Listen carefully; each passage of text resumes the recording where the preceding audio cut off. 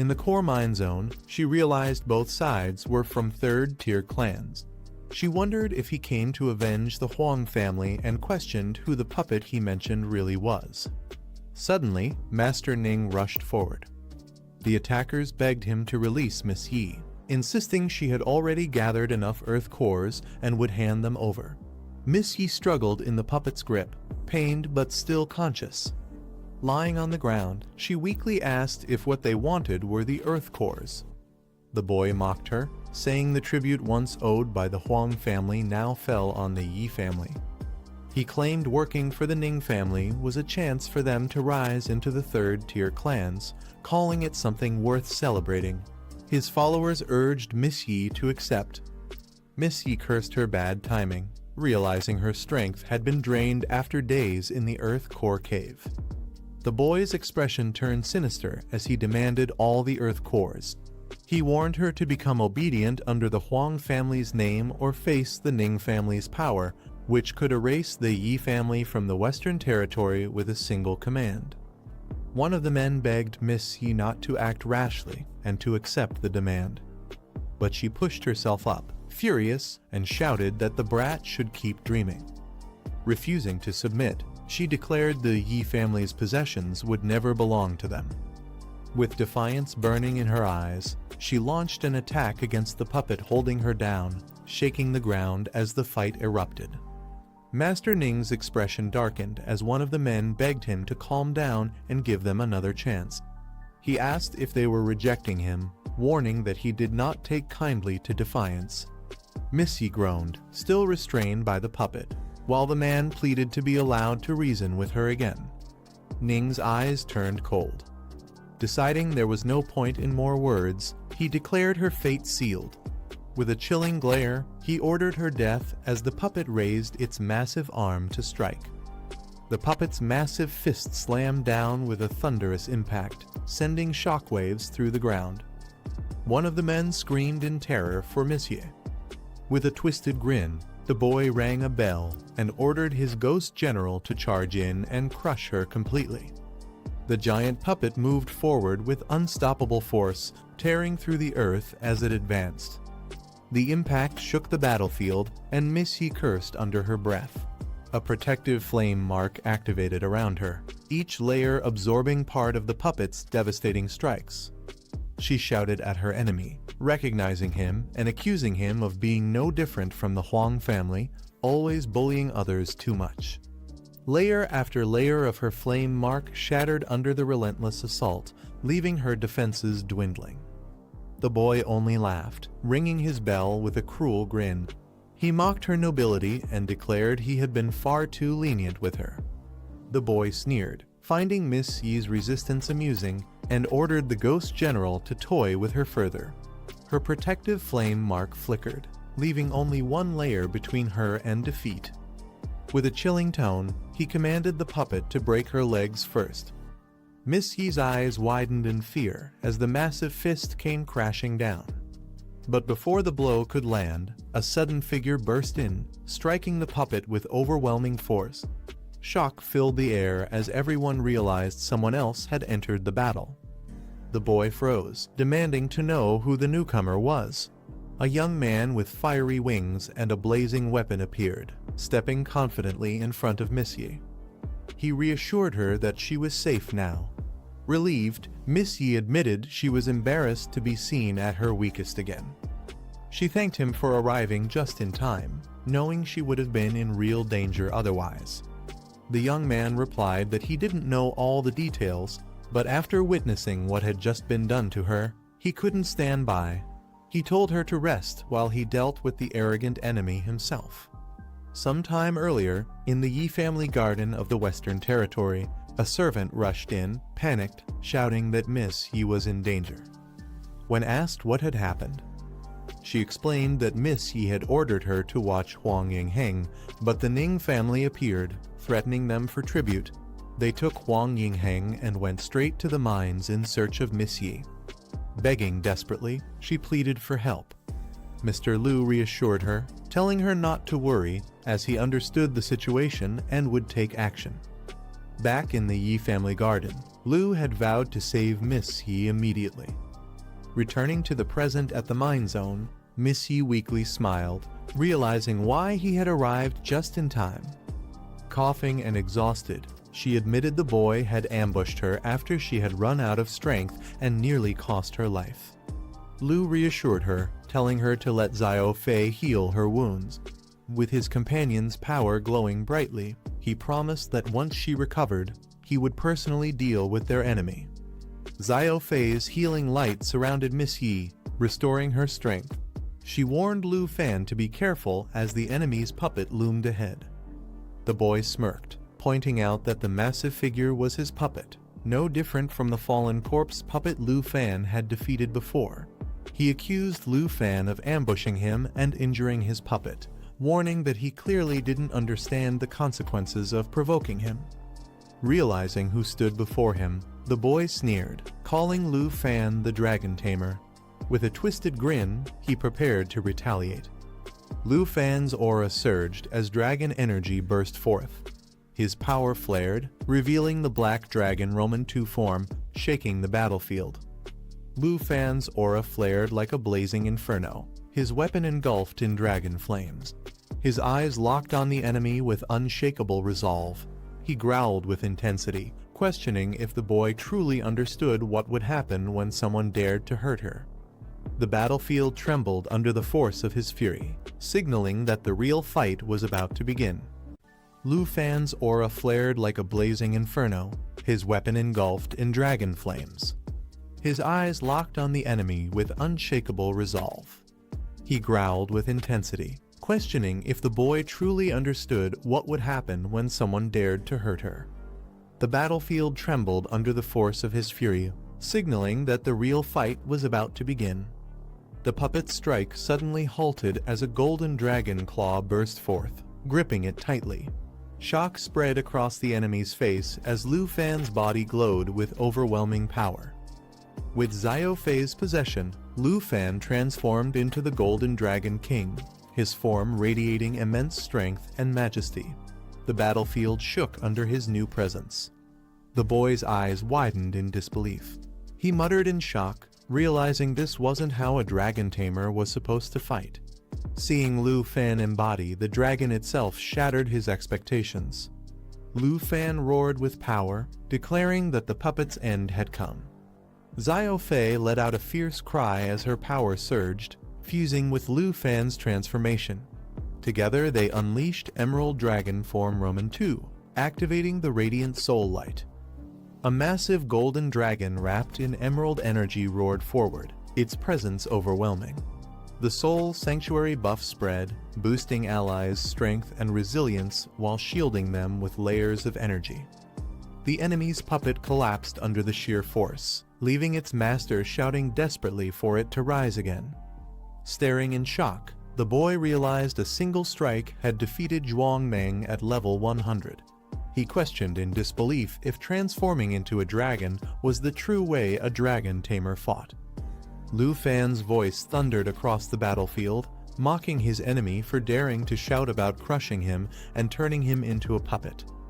Golden flames surged as he activated dragon language replication, copying his dragon's magic and unleashing a devastating lava burst. A blazing sphere of molten energy formed, its power scaling with his strength, ready to consume everything. The fiery explosion ignited the battlefield, creating a magma pool that threatened to drag enemies down and deal relentless damage. Instead of fear, the boy's eyes lit up with excitement. Laughing maniacally, he rang his bell, declaring that this was far too fun and interesting to stop.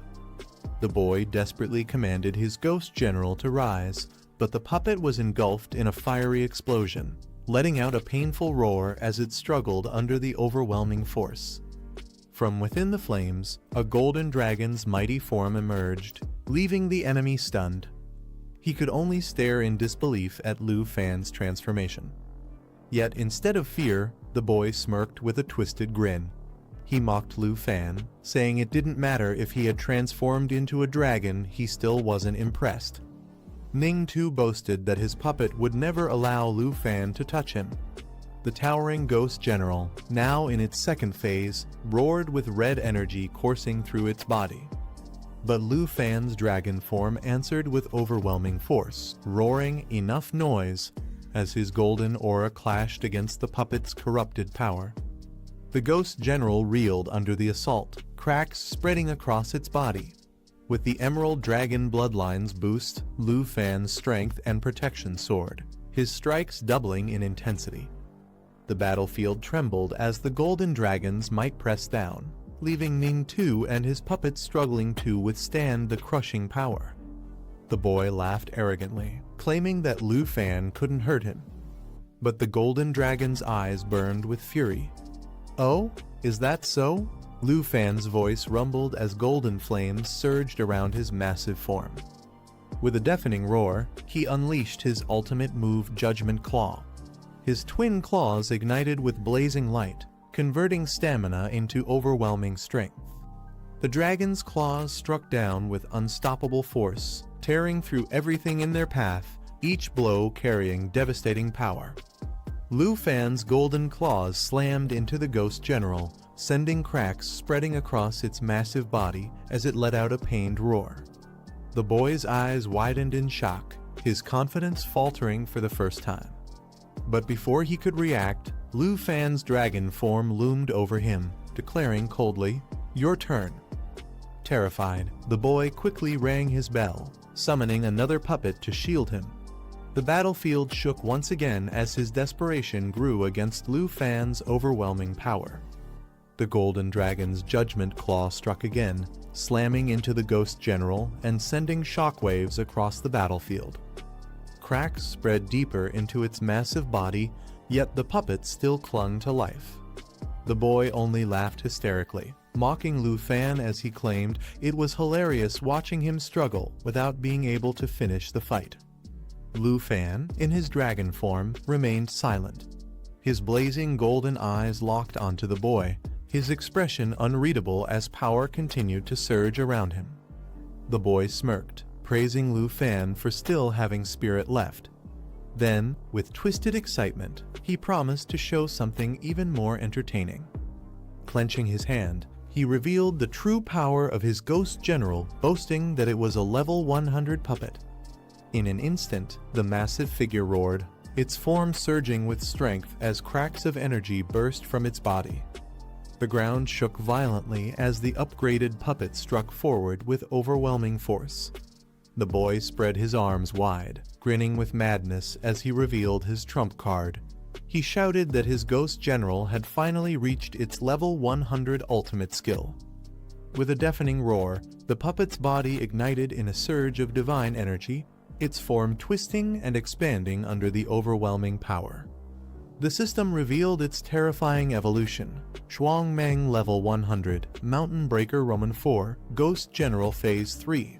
It now possessed the mountain god's might, its strength and stamina increased by an incredible 300%. The battlefield trembled under its monstrous aura as the boy laughed in triumph.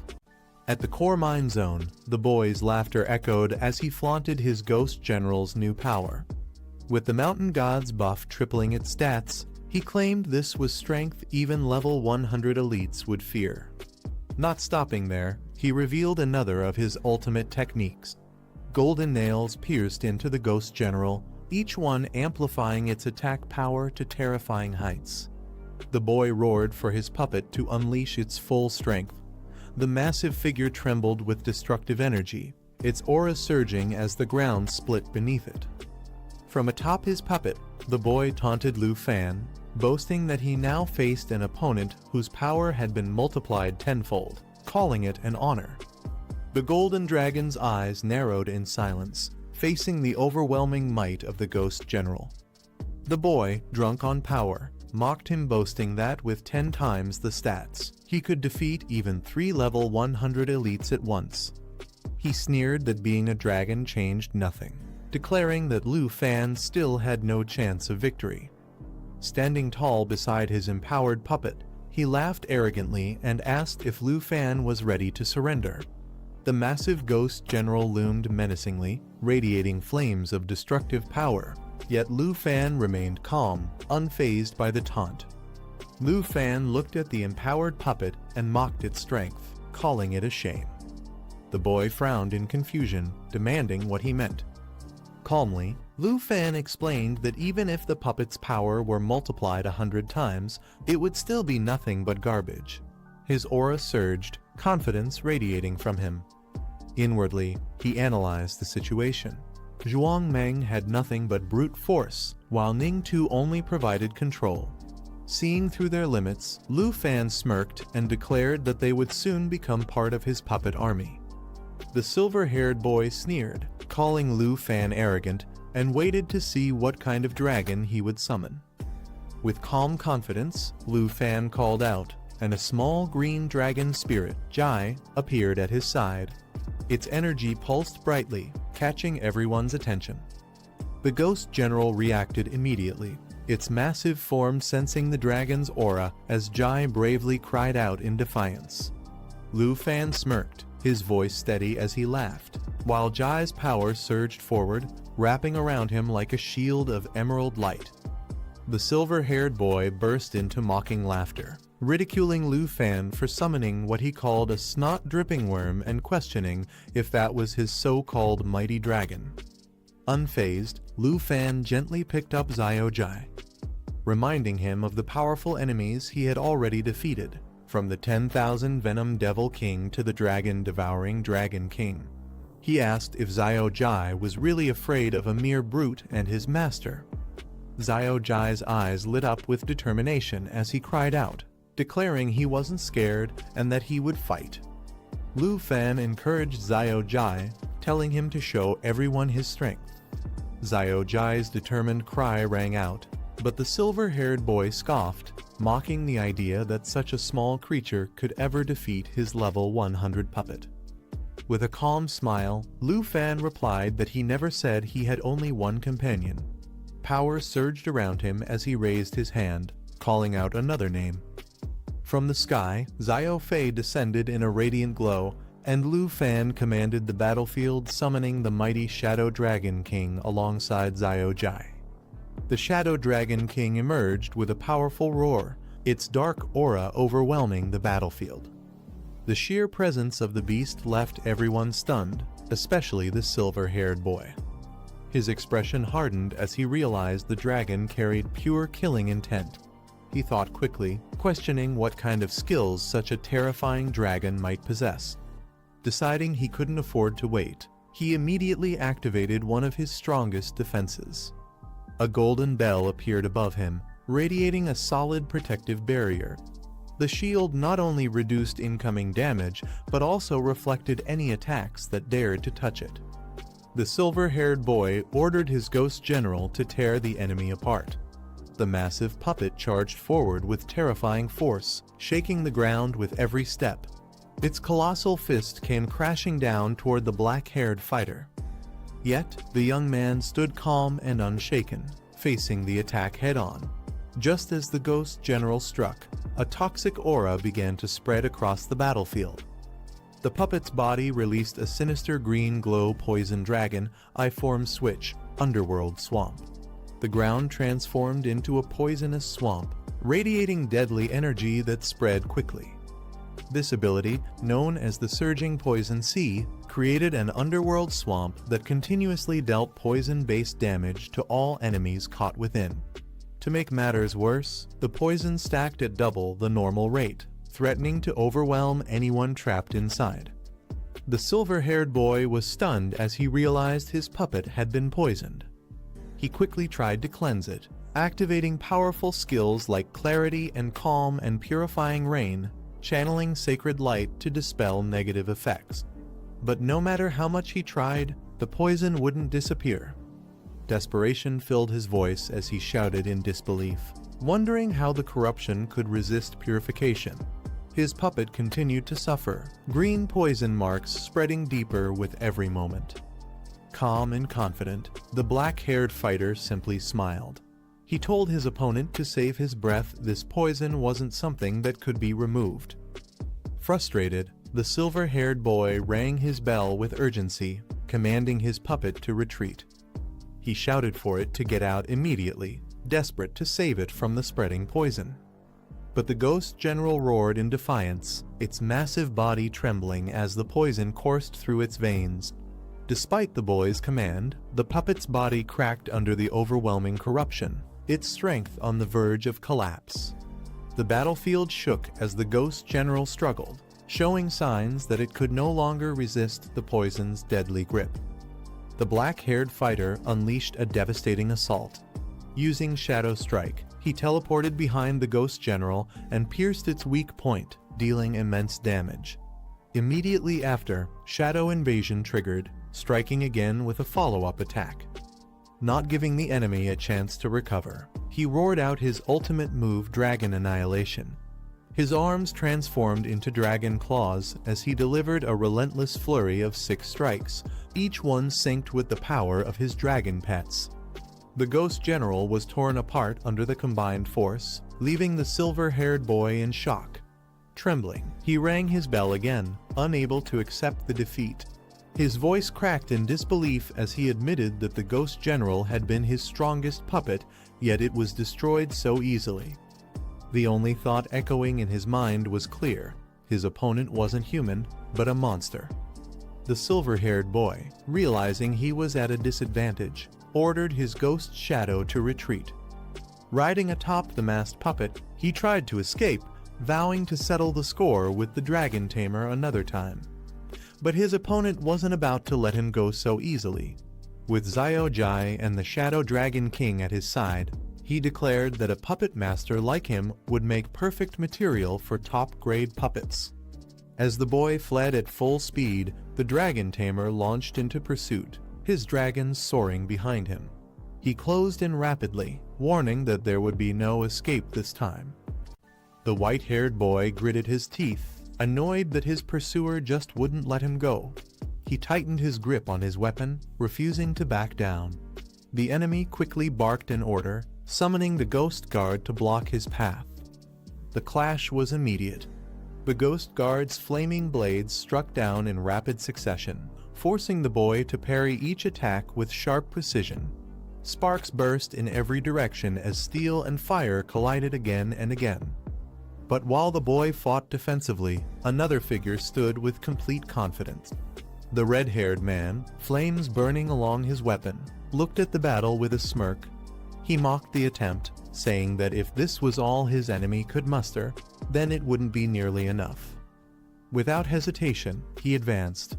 Fire swirled around his arm as he channeled his power into a devastating technique. In the next instant, his aura expanded, fusing with the energy of his dragon pet. Together, they unleashed a strike called Cut the Sky, a coordinated double blow wrapped in dragon aura. The force of the combined attack tore through the Ghost Guard's defenses in a brilliant explosion of light and shadow, shaking the battlefield.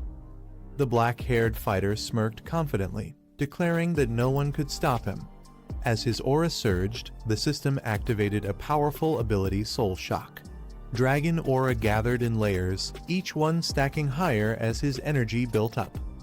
A blinding green light spread across the battlefield as the skill charged. His dragon, Xiao Fei, roared in sync with him. Without hesitation, he gave the command for complete elimination. The dragon responded instantly, releasing waves of destructive energy that shattered everything in its path. The system reported the progress 8 layers had already formed, and the aura was still building. The brilliance of the attack overwhelmed the battlefield, making escape nearly impossible for anyone caught in its range. Meanwhile, the white-haired boy watched in frustration as his summon guard collapsed under the force of the attack. He cursed its weakness, furious that it hadn't lasted even a second against such overwhelming power. The white-haired boy was caught off guard as a dark shadow suddenly appeared behind him. The system revealed the skill Shadow Strike, a stealth ability that teleports to the enemy's weak point and delivers a devastating blow. Before he could react, the attack pierced through him with crushing force. The onslaught didn't end there. Another system prompt triggered Shadow Invasion. After the first strike, an additional attack followed, delivering even more damage. The boy's body trembled as he realized he had no chance to resist. Wounded and desperate, he collapsed to the ground.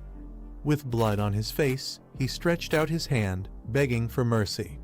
His voice shook as he pleaded to be saved, admitting that he didn't want to die. Standing tall before him, the black-haired man remained silent, his dragon looming menacingly behind him. His cold gaze made it clear who held the power now, while the boy's desperate cries echoed hopelessly in the dust-filled air. The black-haired man clicked his tongue, mocking his opponent's pitiful state. He remarked how much more entertaining the boy had been back when he was arrogant and full of pride. Now, watching him crawl and beg was nothing but pathetic.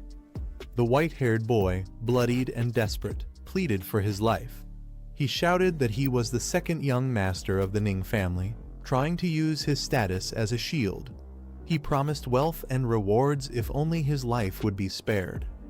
But the black-haired man showed no interest in his bargaining. Instead, he calmly turned to his dragon. With a cold command, he ordered Xiao Fei to summon the fallen corpse holy dragon. Light burst from the summoning as the mighty dragon appeared, its aura shaking the ground. The white-haired boy's eyes widened in shock, unable to believe what he was seeing. As the dragon's power filled the air, he trembled, realizing that escape was no longer possible. The black-haired man's expression turned cold as he gave his command he would turn the white-haired boy into nothing more than a new puppet. The boy's eyes widened in horror. He screamed that killing him would bring disaster, warning that the Ning family would tear his enemy apart for this. In desperation, he even invoked his sister's name, vowing she would never forgive such an act. But his pleas went unheard. Dark energy coiled around his body as the system activated corpse manipulation, a technique that could control and transform fallen corpses into puppets. His resistance was crushed as the shadows consumed him, forcing his body into submission. The boy let out a final, agonized scream, but the outcome was already decided. His fate was sealed, his life stripped away, and his existence reshaped into a puppet bound to the fallen corpse holy dragon. Dark shadows coiled tightly around the boy's body until his screams were drowned out. When the energy settled, he no longer looked human. His eyes glowed faintly, his movements stiff, transformed into a puppet under complete control.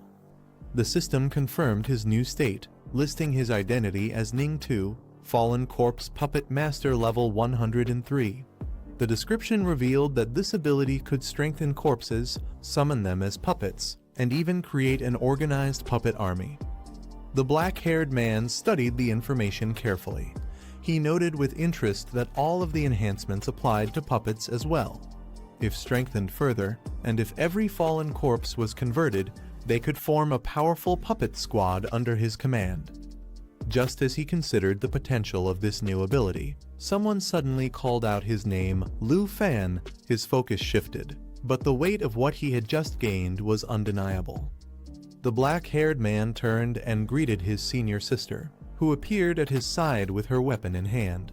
She glanced at the scene and noted how decisive and ruthless he had been, killing the Ning family's young master without hesitation. Looking at the puppet, she remarked that he was a level 100 expert, and letting someone like that go to waste would have been foolish. She acknowledged the choice as practical, though brutal. The man then considered the potential of his new ability, explaining that buffs could also be applied to puppets.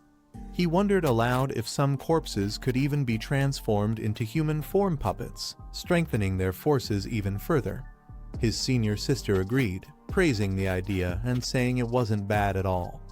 With a smile, she added that crushing a so-called noble family like this had been something she had wanted to do for a long time. When he asked about her condition, she responded confidently that she was perfectly fine, her tone full of assurance. The two stood side by side, their partnership stronger than ever in the aftermath of their ruthless victory.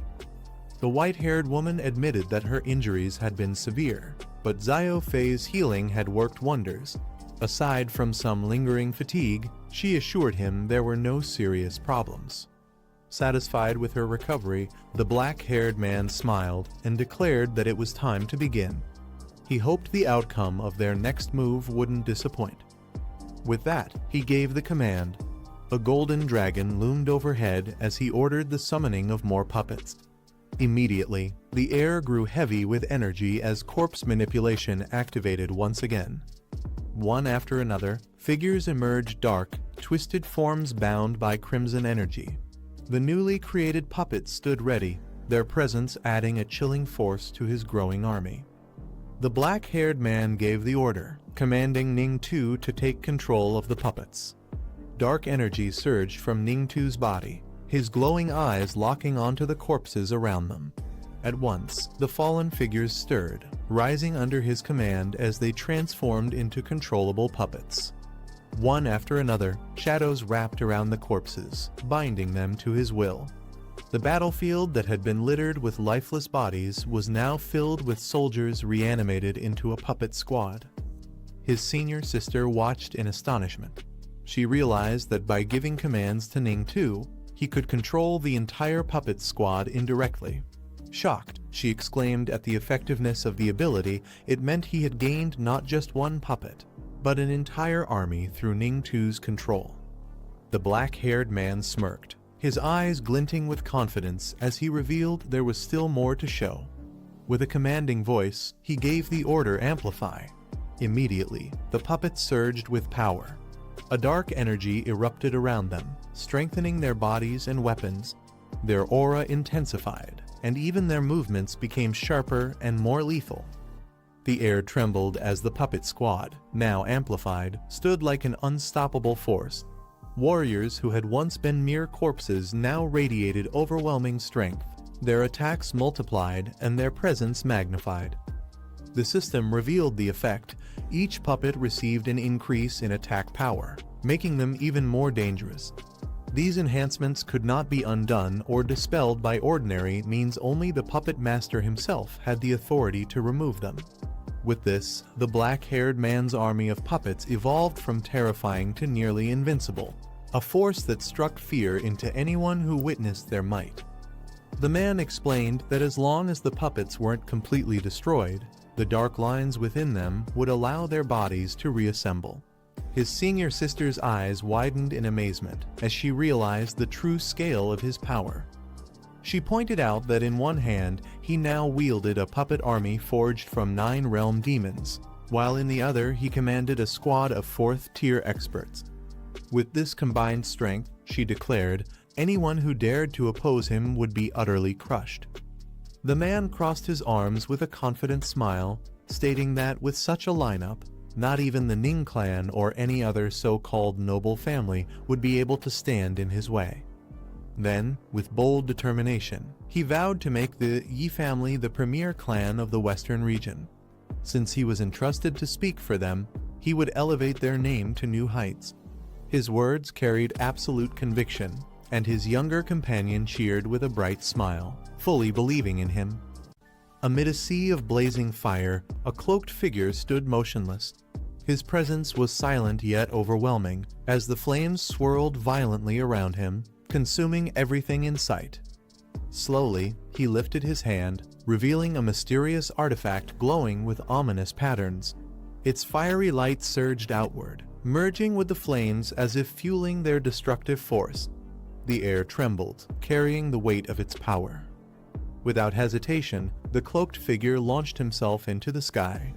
In an instant, his gaze sharpened as he caught sight of a massive shadow moving within the inferno.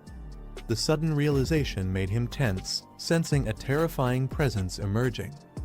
From within the fiery vortex, monstrous beasts burst forth, one cloaked in dark energy, wings stretched wide, while others followed with savage roars. The battlefield erupted in chaos as these overwhelming forces clashed violently against the blazing storm. The cloaked man attempted to teleport away, but the young fighter surged forward with blazing speed, cutting him off before he could escape. With a sharp strike, the youth shouted for him to stop, forcing the cloaked figure back. The clash of their powers echoed through the sky. As the dust settled, the young man narrowed his eyes, realizing something about his opponent. His voice trembled as he questioned the stranger's identity. From the shadows, an older man stepped forward. Recognition flashed. He was one of the teachers who had once stood alongside the headmaster. Outside the battlefield, people looked on in shock. A girl pointed toward the chaos, explaining that the cloaked man had secretly slipped into the abyss and brought disaster with him. Realizing his identity had been exposed, the older man's face twisted with tension. He quickly began forming a seal, channeling a dangerous power. Chains of red energy shot forward, binding tightly. The young fighter was caught off guard, his eyes widening as the trap locked around him. With a roar, the old man unleashed his true form. His cloak tore apart, muscles expanding as a glowing crimson crystal emerged from his chest, radiating overwhelming strength. The young fighter recognized the terrifying technique Flame Core, the most extreme skill of a fire mage. His expression hardened as he realized the danger. The old man's eyes burned with madness as he shouted his intent, determined to drag his opponent into destruction with him. Before the explosion could erupt, allies rushed in. A girl raised her staff, unleashing magic alongside others, calling for him to hold on. Elsewhere, a woman cried out his name in shock as a countdown continued, signaling the critical moment was rapidly approaching. The old man's crimson chains tightened around his foe, declaring that escape was impossible. The young fighter struggled as the energy pulled him down. With madness in his eyes, the old man shouted that death was the only outcome. His power surged, veins glowing with destructive force. The young fighter roared back, commanding his allies to prepare their strongest defenses. He ordered one companion to cast Eternal Guard and another to protect everyone else. At his call, a radiant shield of green light formed, enveloping his allies. The great beast's power clashed against the protective barrier as the countdown to destruction drew even closer. The old man laughed maniacally, declaring that only death awaited them all. Chains of energy tightened as he prepared to trigger the Flame Core's devastating explosion. The young fighter shouted back, calling him a madman, and lunged forward in a desperate attempt to stop him. In the chaos, the old man's hand revealed a powerful artifact glowing with crimson light. The energy surged violently, and a warning flashed that the core had been activated. The young man's eyes widened as he recognized it instantly. This was the forbidden relic once wielded by the headmaster's strongest mage. The old man roared with bloodshot eyes, his body trembling as he forced the burning artifact deeper into his chest, determined to unleash its final power. But his strength faltered. Blood spilled from his mouth as his eyes widened in disbelief. He gasped out the young fighter's name, his voice breaking. Unable to withstand the flames, his body was consumed. He fell, engulfed in fire, his last words echoing as he declared only death remained. The young fighter stood still, watching silently as the enemy was swallowed by the blaze, his expression calm but resolute. As the fiery clash ended, another figure suddenly appeared, wielding a powerful staff.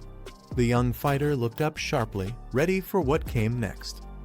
A mysterious man cloaked in white hovered in the sky, his presence radiating authority. His red eyes glowed beneath the helmet, silently observing. The young fighter met his gaze with calm determination, unshaken by the newcomer's intimidating aura. Meanwhile, on the ground, flames raged as students regrouped. A woman rushed forward, asking if he was hurt. He reassured her calmly, telling her not to worry. The group gathered, still shaken from the battle. One of the girls recalled seeing the mysterious mage before during the envoy's trial and questioned his identity. All eyes turned toward the cloaked figure. Someone whispered that he had once stood alongside the headmaster, raising doubts about his true allegiance. An elder stepped forward, explaining with a heavy tone that none of them expected such betrayal within the academy. He revealed that the man was not only a teacher, but also an honorary professor of the Dragon Capital Academy, an elite fire mage of level 81. Anger and confusion spread among the group. They demanded answers, questioning why someone of such high standing would act this way. If not for their quick resistance, they admitted, they would have all perished together under his deadly attack. As tension rose, the academy staff urged everyone to calm down. He promised that the matter would be thoroughly investigated and answers given soon. The next morning at the headmaster's office, the white-robed figure spoke gravely. He warned that assassination attempts like this would not stop here. Failure this time only meant greater danger next time. He admitted that even though the entire Dragon Capital Academy was under his control, a single step too late could have led to disaster. The betrayal of a professor who had hidden within the academy for years left him uneasy. Across from him, a bearded man lounged casually with a drink in hand, dismissing the tension.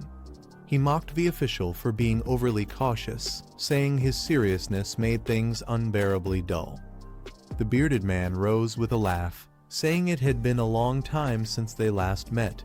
He asked what business had brought him all the way here this time. His expression then turned sharp. He noted that if the boy remained at the academy, danger would continue to follow. Since the vice principal still had to investigate the incident, he suggested this was the perfect chance to lighten the burden.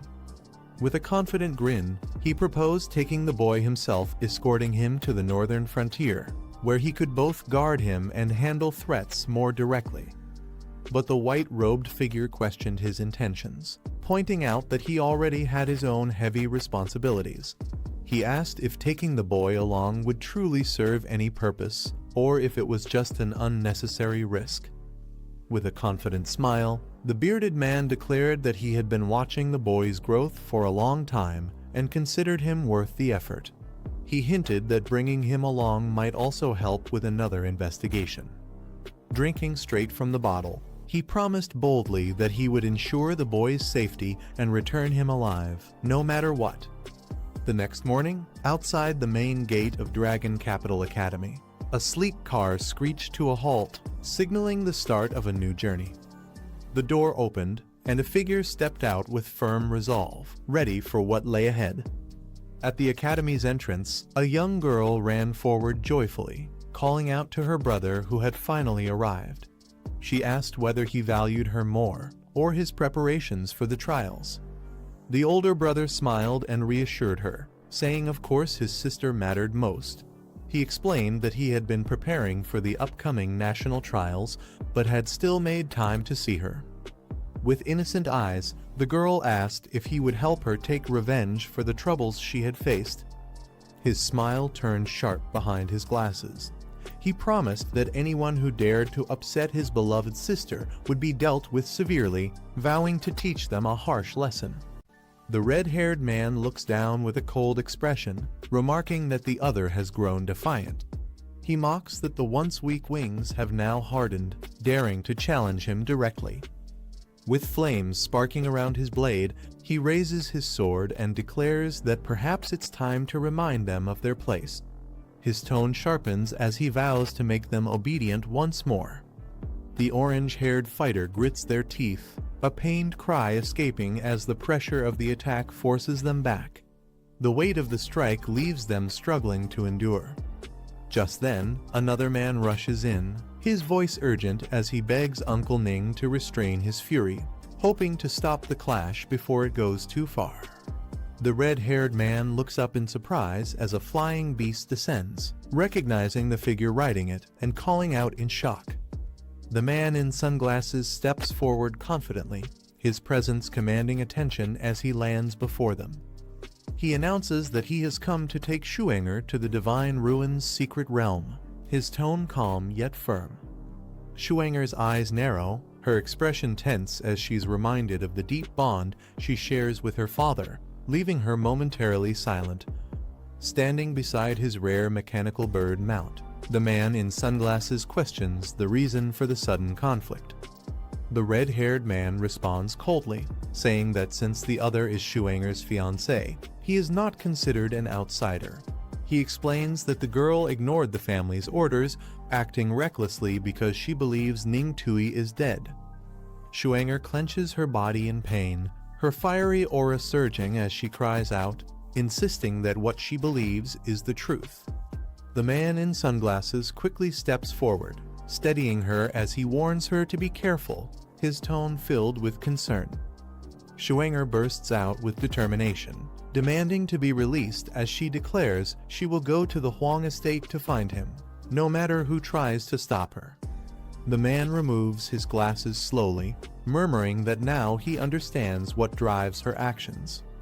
With a heavy tone, he admits that he already knew about Ningtu's death, explaining he had planned to tell her only after she achieved her breakthrough. Shuenger's eyes widen in shock, her voice trembling as she demands to know if her brother truly died at the hands of the Huang family. He gently steadies her, urging her to calm down first. Holding Shuenger close, the man tells her that Ningtu was indeed murdered, but it had nothing to do with the Huang family. Shuenger demands to know who was truly responsible. Adjusting his glasses, he reveals that their Luo family's intelligence network traced it back to the Yi family, led by the dragon tamer, Lu Fan. Shuenger is stunned, asking who that person is, while another man angrily interrupts, warning Luo not to spread baseless claims. Luo folds his arms and firmly explains that their intelligence is reliable, stating that this dragon tamer even aided the Yi family in defeating the Huang and Long clans. He adds that their investigation suggests he may command as many as 8 dragon pets. Luo narrows his gaze, revealing that the dragon tamer only needed 3 of his dragons to kill Ningtu. Shuenger's eyes widen in disbelief as she exclaims that it's impossible, demanding to know where he could have obtained 8 dragons.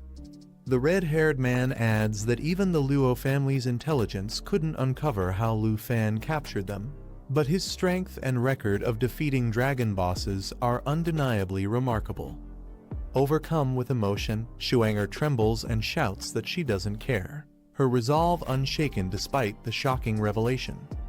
Shuenger's body ignites with raging flames as she cries out that since her brother was killed, she will claim the killer's life in return. She demands to know where the culprit is. The red-haired man orders her to calm down, declaring she is not allowed to go anywhere except the Divine Ruin's secret realm. He insists that he will handle Ningtu's matter himself, but she snaps back, accusing him of not caring about her brother at all. Overwhelmed, Shuenger bends forward, her fiery energy flickering out of control as the man in sunglasses urgently begs both her and Uncle Ning to calm down. As tensions rise, a powerful figure suddenly appears against the backdrop of a blazing eruption, calmly announcing that he has an idea. A fiery silhouette stands against the erupting volcano, acknowledging that Luo's proposal is indeed a good plan. The red-haired man agrees, explaining that it would not delay Shuenger's journey to the Divine Ruin's secret realm and would also give them a chance to avenge Ningtu. He then asks Shuenger for her opinion. Shuenger lowers her head, finally agreeing to the plan. She adds that she will provide the secret realm's teleportation stone to ensure their passage. Meanwhile, a young man steps out of the shadows with determination, declaring that before anything else, he will personally meet this dragon tamer. 2 days later in the Yi family garden, a young boy asks his senior if he will return to Dragon Capital with him. The dark-haired man shakes his head, explaining that he was close to reaching level 97 when he left the Earth Core Cave, so he intends to level up first. He adds that with the Ning family watching, he cannot leave for at least a month. The silver-haired woman hands him a scroll, telling him to use it to find the Quan family, assuring him that she has already paid for it. He frowns, noting that the Quan family is far away. A single trip from the western borderlands to Dragon Capital takes 2 days, and a teleportation scroll cannot cover such a long distance. The silver-haired woman explains that the Quan family has an enhancement master who can modify the scroll to open a 2-way portal leading to a fixed location. She remarks that if only Starlight's portal could cover such long distances, she could have saved the money spent. Still, she reminds him that even with the portal, he must remain here for a month before leaving. Her words leave her silent for a moment, her expression calm yet thoughtful as she glances aside. The dark-haired man stiffens, his eyes widening in surprise as he reacts strongly to her statement. The dark-haired man thinks about the responsibility weighing on him, declaring he can't afford to remain idle. The silver-haired woman reassures him that a month will pass quickly. She adds with a smile that it's fine if he isn't in Dragon Capital, since she plans to visit his hometown anyway, perhaps returning to Zhonghai City with her aunt. At the Yi family garden in the western borderlands, peace lingers as the young man and the silver-haired woman share a quiet moment together. Suddenly, a glowing feather shoots into the sky, swirling with fiery energy as it activates a strange force. Far away, another figure notices the disturbance, his eyes narrowing as he senses the feather's power. The feather erupts into flames, transforming into a blazing phoenix that lets out a powerful cry, leaving the two onlookers stunned by its overwhelming presence. The silver-haired woman panics, wondering if a fierce beast has broken into the area, but the young man quickly clarifies that this is no beast, it's a class changer, and only an avatar at that. The fiery phoenix looms overhead, radiating immense power that leaves both of them tense and alert. The woman tilts her head upward, acknowledging the overwhelming aura. Even as just an avatar, its presence is undeniably powerful. The phoenix lets out a commanding cry, calling out for Lu Fan, the dragon tamer of the Yi family, demanding that he show himself. The silver-haired woman realizes that the phoenix must belong to the Ning family, likely here seeking revenge. She warns that if he rushes into battle recklessly, the consequences could be dangerous.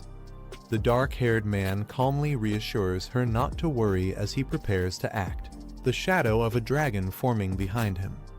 Unfazed, he tells her to stay behind and guard the Yi estate, ensuring the servants don't get involved, while he steps forward to meet the intruder directly. As he soars into the sky with his dragon's wings unfurled, she calls out for him to be careful, but he confidently replies that she has nothing to worry about. From within the blazing phoenix, a woman's voice calls out, confirming if he is Lu Fan. She introduces herself as Ning Shuang, eldest daughter of the Ning family, demanding to know if he was the one who killed her brother Ning too. Lu Fan replies bluntly that he did, asking if she has a problem with that. Enraged, Shuanger's phoenix avatar roars, accusing him of arrogance and claiming his attitude is courting death.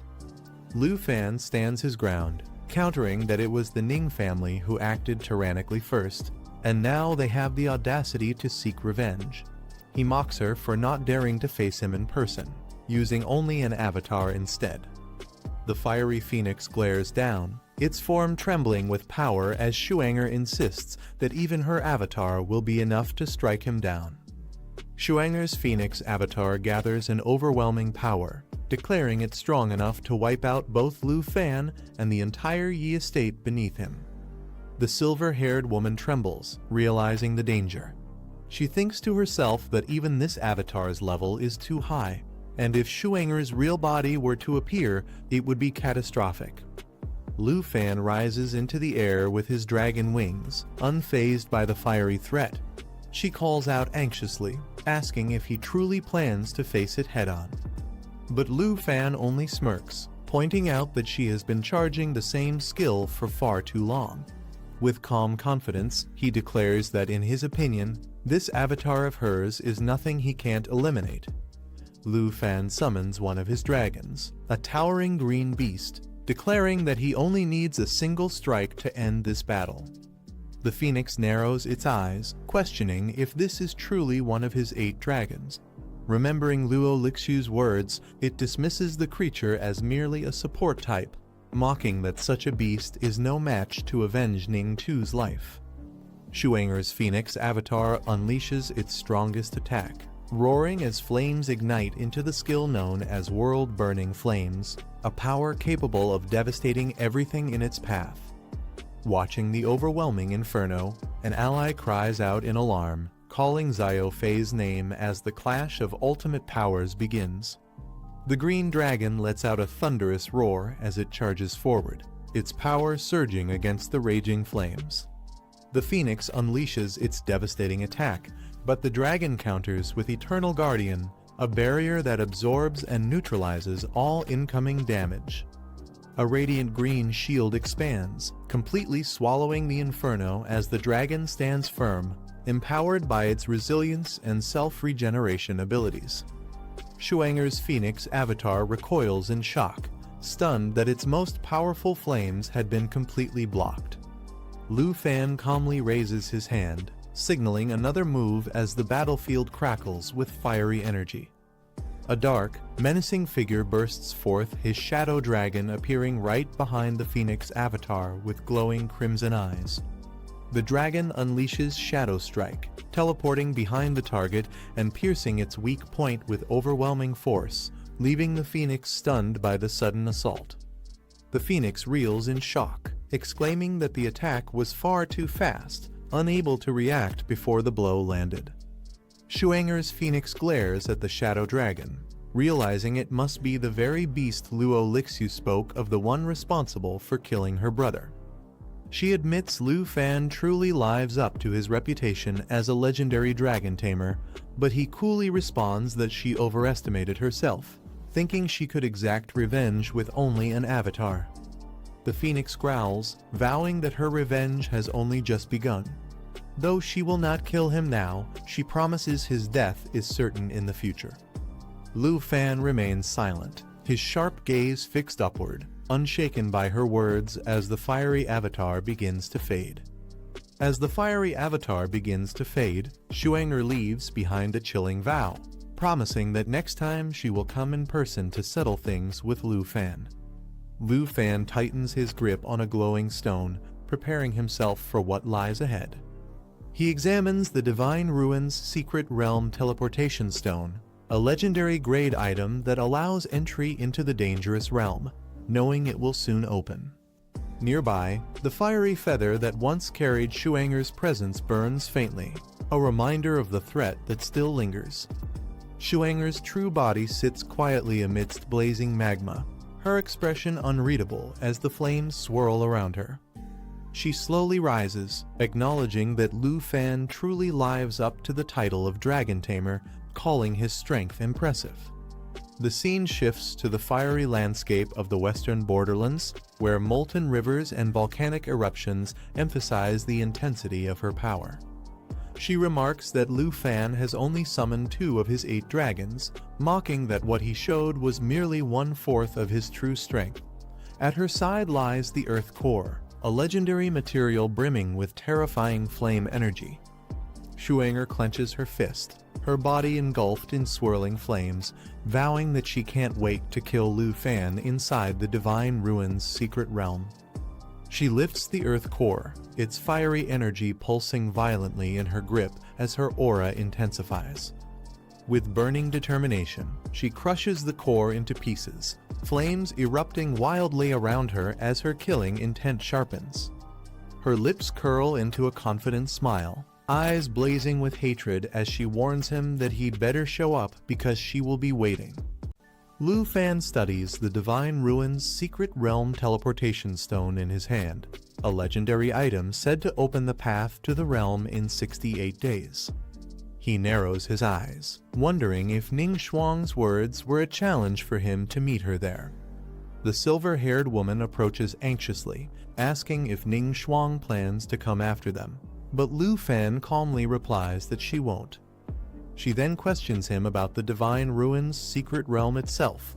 He explains that it's an ultra-rare secret opportunity that only appears once every 50 years, with teleportation stones obtainable only as rare drops from Western Borderlands monsters. Lu Fan holds up the glowing teleportation stone, remarking that it could easily be sold for a sky-high price, yet Ning Shuang used it as nothing more than a dual challenge. The silver-haired woman warns him not to accept. She explains that by the time the Divine Ruins Secret Realm opens, many powerful clans aiming for their 5th advancement will also be present, making it far too dangerous. Suddenly, a shadowy figure with a sinister smile appears behind Lu Fan, whispering that he must ignore her advice and go to the realm. Lu Fan stiffens, his eyes narrowing sharply as the command echoes in his mind, leaving him in deep thought. The demon girl's voice echoes, commanding him to enter the Divine Ruins Secret Realm and retrieve something called the spirit-quenching liquid. With a sly smile, she promises that once he reaches his third advancement, she will reveal the location of the legendary myriad armor dragon egg. He questions her sudden appearance, asking when she awoke and if she had witnessed everything. From within his pet space, another voice remarks that it feels comfortable there, and she'll likely recover fully in a month or two. Unfazed, he presses her with questions why she wants him to risk entering the Divine Ruin's secret realm and what purpose the mysterious spirit-quenching liquid truly serves. The demon girl explains that the Divine Ruin's secret realm was once the place where a legendary god fell, leaving behind countless treasures. Among them, the spirit-quenching liquid is the most valuable, capable of greatly boosting a person's attributes, sometimes even doubling them. Hearing this, he recalls the Fountain of Blessed Light, realizing that if it works as she says, combining both could skyrocket his stats. He thinks to himself that his attributes might rise through the roof. Amused, the demon girl smirks, noting that his expression already shows temptation. She warns that the spirit-quenching liquid won't be easy to obtain, but its worth is so great she is even willing to trade the location of a myriad armor dragon egg for it.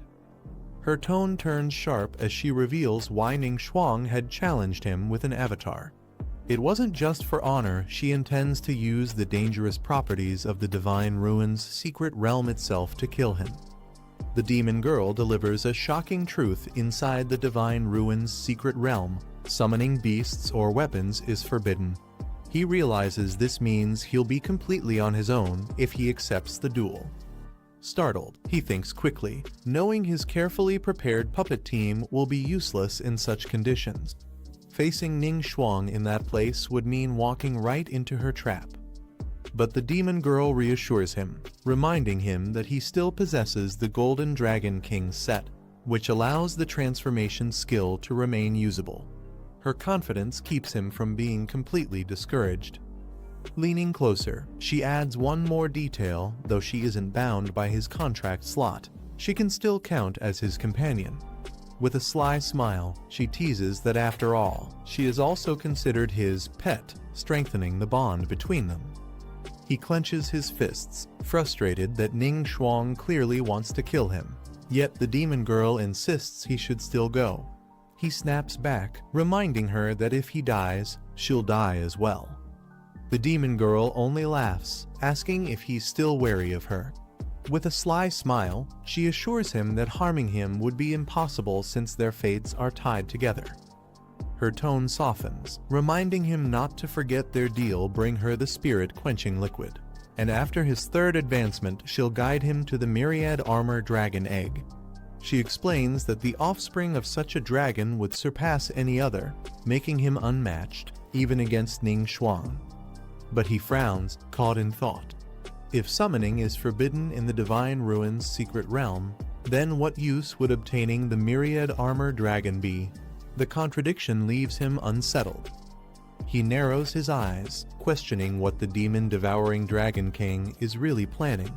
The thought lingers heavily in his mind. Snapping him out of his daze, the girl calls his name sharply and asks why he's spacing out. Startled, he quickly responds. She reminds him that if Ning Shuang isn't coming, they need to hurry or risk missing the final exam. He nods and agrees to move at once. As they walk forward, he thinks to himself that instead of overthinking, he should focus on leveling up quickly. Only then will he be prepared to obtain the spirit-quenching liquid and possibly claim the myriad armor dragon before the Divine Ruin's secret realm opens. He steels his resolve, thinking that if everything goes smoothly, he might finally have a chance to defeat Ning Shuang. The next day at noon, the scene shifts to Dragon Capital Academy, where the final exam is about to take place. Students gather in front of the academy building. Running through the crowd, he curses under his breath, realizing he was delayed by Ning Shuang and has completely missed the exam assembly. Nearby, students complain about the exam format being the same as the new student assessment battles. This time it's a 5v5 match, and one student grumbles about how hard it is to even find teammates. He considers the rules, noting that the final exam will be done in 5-person teams. With arena rankings as a reference, he thinks about who he can potentially team up with. As he enters, he nearly bumps into a teacher carrying a stack of books. She stumbles slightly, and he quickly steadies her. The teacher looks at him in surprise, asking why he's here since she thought he wouldn't return for the final exam. He apologizes respectfully, addressing her as Teacher Gu. Another teacher asks about Gu's health. She smiles, saying she has fully recovered thanks to their efforts in the Taegi Kingdom, though she admits she would have died in the line of duty otherwise. Embarrassed, she waves it off when reminded not to say such unlucky things. The teacher reminds him that since he has returned for the assessment, he must first form a 5-person team to qualify. A student introduces himself confidently, boasting about his level and asking to team up for the final exam. Without hesitation, he rejects the offer. Nearby, the same student tries to pester other girls into joining him, only to be harshly rejected and called out for his persistence. Amid the noise, someone notices him and shouts in surprise. Soon, more students turn their attention, recognizing that Lu Fan has finally returned. Calmly, he greets them. As he reunites with his classmates, they greet him warmly, teasing that they thought he wouldn't show up for the final exam. They point out their current levels and classes, clearly stronger than before. He apologizes, saying he wanted to surprise them by returning at the last moment. With him back, they realize they now have a complete 5-person team. One jokes that they can slack off and still pass easily, while he reacts wryly to being treated like a free pass. The teachers quietly step aside, leaving the group to their reunion. His classmates assure him they've grown stronger too, having trained and challenged dungeons while he was away. Their confidence shows, claiming they're no longer afraid of facing difficult opponents. Hearing this, he feels relieved, knowing they can now stand on their own. One of them quickly notices where his gaze is drifting and guesses he must be looking for 2 other familiar names, Jinju and Chen Tianjai. He remains silent, his expression unreadable, as the thought lingers. When asked about Jinju and Chen Tianjai, his classmate explains they've been missing since the group returned from the Taegi Kingdom. No one knows their current whereabouts. Hearing this, he clenches his resolve. Though he lets it go for now, he silently vows that one day he will personally deal with her. The group decides not to dwell on it. With the assessment only 3 days away, they suggest heading back to rest, reminding him he must be exhausted after rushing all the way here. As he walks with them, he reflects. Most of the students in his year are still in their 20s, with only a handful already in their 30s. Even without Jinju and Chen Tianjai, his team is strong enough to secure good results in the upcoming assessment. As the student gathering continues, the question arises if anyone else wants to join a team. A group steps forward, announcing they are only taking top 10 ranked members and still need one more. Their confident display immediately draws attention, and he recognizes 2 faces that seem oddly familiar. It's revealed to be the Fenion Pavilion group. After being silenced for spreading false rumors, they had stayed low for a long time. Now, to everyone's surprise, they were making a bold return. Seeing their reappearance, he and his companions remain calm. They decide not to be bothered, noting that this group is not a threat they need to concern themselves with for the upcoming assessment. Just as the Fenion Pavilion group announced they were looking for a final member, a loud voice suddenly broke the silence. A determined student stepped forward, shouting that he would join their team, his expression full of eagerness and resolve. The sound of armored footsteps echoed as a tall warrior stepped forward, his presence heavy and commanding. He glanced at the group with sharp eyes and questioned if they had the strength to claim first place. Resting his massive weapon on his shoulder, he added that he would only consider joining them if they could truly reach that level. His tone carried confidence, as if victory was the only condition worth his time. He continued firmly, saying he had no interest in teaming with the weak. What he wanted above all else was the top position in the upcoming assessment. His words left a heavy silence between them. One of the men, calm but direct, reminded him that an invitation to join the Fengyan Pavilion had already been offered in the past, yet he had turned it down without hesitation. The armored warrior admitted he normally wouldn't ask anyone for help, but the strict rules of the assessment left him no choice. He added that he was willing to join them temporarily, but only for the duration of the test. The crowd began whispering, curious about his identity. Someone explained that his name was Mangjia, a transfer student who had arrived not long ago. Others revealed more details. Mangjia came from a military family, raised under discipline and training from a young age. Since transferring, he quickly gained a reputation, with many believing he was the strongest among them. More whispers spread about his accomplishments. Mangjia had built an impressive record in ranked matches, boasting a 132-win streak. He had even defeated a top contender, ranked number 3, which meant his next opponent would likely be one of the strongest challengers left. A boy admitted he had never fought in ranked matches, but he saw the upcoming assessment as the perfect chance to test himself against stronger opponents. The others whispered that for him to replace Zhang Fengyan's rank, he must truly be the real deal. Some guessed Zhang Fengyan would likely team up with Mangjia, while another added that if the group proved strong enough, there would be no need for them to step in. Their expressions carried both doubt and curiosity about what was coming. Suddenly, a cloaked figure rushed in, shouting in excitement that he had just seen Wu Fan return.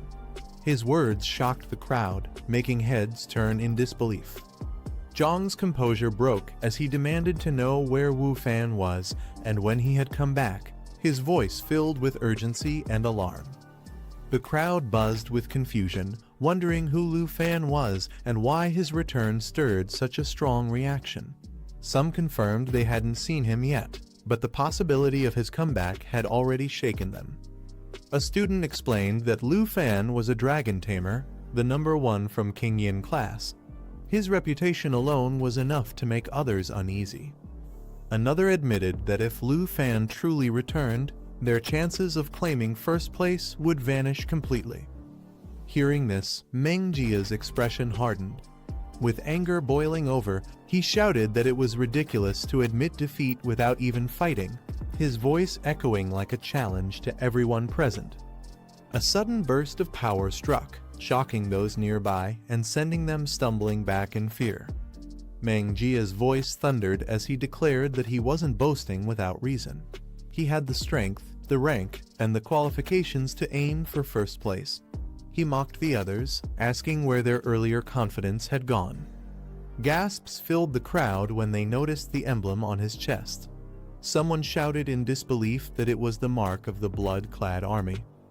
Whispers spread quickly. This army was one of the strongest organizations in the Dark Iron Country, directly serving under the Great Axe King. The onlookers wondered if Mangjia truly had military honors despite being only a little older than them. Another confirmed it was no exaggeration. With his blood medal, he had the authority to command hundreds of soldiers from the blood-clad army. Mangjia raised his voice proudly, revealing that since childhood he had been trained in the blood-clad army. He awakened his combat profession amidst corpses and blood, vowing to become the youngest great general who would protect the nation. Gasps rippled through the crowd as they realized he truly was part of the blood-clad army. Some could hardly believe it. He had spent his student years not in classrooms, but on the battlefield, fighting and killing to survive. Mangjia then explained why he demanded first place in every assessment. His goal was to graduate early so he could return to the blood-clad army with honor. With a commanding gesture, he asked directly if the others had the confidence to defeat Lu Fan. The tension thickened as a hesitant reply came. Faced with Mangjia's overwhelming aura, one of them struggled to respond, their voice faltering as they admitted their uncertainty. One of the onlookers thought to himself that if Mangjia, a warrior hardened by life and death battles, chose to join them, then perhaps the Fengyan Pavilion would finally have a real chance at redemption. The tension broke as hands were clasped firmly, sealing an alliance. Mangjia was welcomed into the team with respect. His confident reply carried pride, showing he was more than ready to take the lead.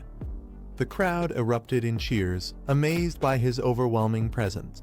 They whispered that they were about to witness the rise of a new number one, while one voice hesitated, realizing something important might still be missing. As the crowd celebrated, one cautious voice reminded Boss Zhong that it might be too early. After all, Lu Fan was no ordinary opponent. He was a dragon tamer who had even participated in the national trials. Zhong dismissed the concern coldly, saying it didn't matter. He claimed Mangjia's achievements alone were enough to overshadow Lu Fan and even make him feel ashamed of his own record. Mangjia acknowledged the mention of the national trials but brushed it aside. He stated that while Lu Fan might have dragon pets, true strength came from real experience. With a confident smirk, Mangjia declared that Lu Fan had never faced the chaos of the front lines. He admitted he was eager to see just how strong Lu Fan truly was. At Dragon Capital Academy's Villa No. 2, excitement filled the air. Someone exclaimed that the equipment laid out before them was far too powerful. A girl marveled at the items, shocked that their senior had given so much to them. Another pointed out that the gear was so valuable and strong, it could be used even at level 57. The group admired how their senior had prepared skill books and protective equipment for everyone, even thinking about Miss Yi's safety. Grateful, they reminded Little Fan to properly thank her on everyone's behalf. Overwhelmed with joy, the girl raised a glowing sword high, shouting in delight that it was her very first legendary weapon. The brilliance of the blade marked a new step forward for her. One girl held a radiant staff in awe, stunned that it was far more valuable than anything her wealthy father could ever buy. She admitted she couldn't believe such a treasure was now hers. Another girl admired her weapon, explaining that the enchantment effects alone were something she could never have afforded on her own. With gratitude, she thanked her senior sincerely. The group's excitement grew as they tested their new gear. They encouraged each other to perform well in the upcoming exam, thrilled that their stats had skyrocketed, with some even doubling in strength. Amidst the celebration, they reminded Lu Fan to properly invite their senior as a guest, so they could thank her personally for her generosity. Lu Fan agreed, knowing they couldn't afford to seem ungrateful. Lu Fan explained that certain family matters would take about a month to resolve, smiling as he reassured the group. Suddenly, a knock at the door interrupted the conversation. Someone called out that a visitor had arrived. The girls speculated that the evening's events would soon be over, leaving them wondering who it could be. Lu Fan stepped forward to answer the door, meeting an older man in a black suit and sunglasses. He cautiously asked the stranger who he was. The man removed his glasses with a respectful gesture and formally asked if he was speaking to Mr. Lu Fan. The older man stepped forward respectfully and introduced himself as Morozov, a representative from the Snow Country. He explained that young Master Andre had entrusted him with overseeing the renovation project for Lu Fan's territory, making his purpose for the visit clear. Andre moved faster than expected. In a short time, he brought the famous Snow Country designer, Morozov, and asked for the construction blueprints for his island. The blueprints revealed something unexpected. Epic-grade Shadow Demon crystal cannons were deployed around the island. Their firing range covered both the entire island and its surroundings, strong enough to eliminate even a 4th rank advancement master. What was planned as a resort island had now been transformed into a heavily fortified war fortress. Surprisingly, this drastic change didn't seem bad, it was a useful upgrade. Morozov also promised to complete a teleportation formation linking Dragon Capital Academy's dungeon hall to Shadow Island within 3 days. That deadline coincided with the beginning of the final exam. Tao Xiaoman and the others volunteered for the task.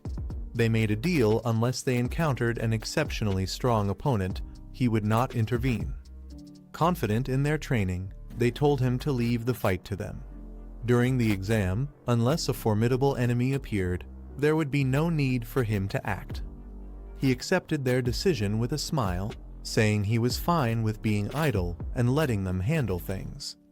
To give his team a final boost before the exam, he activated a special skill that temporarily enhanced their abilities and reduced their resistance. He took the group for training, giving them a chance to fight and level up. Tao Xiaoman's strength improved significantly, reaching level 38.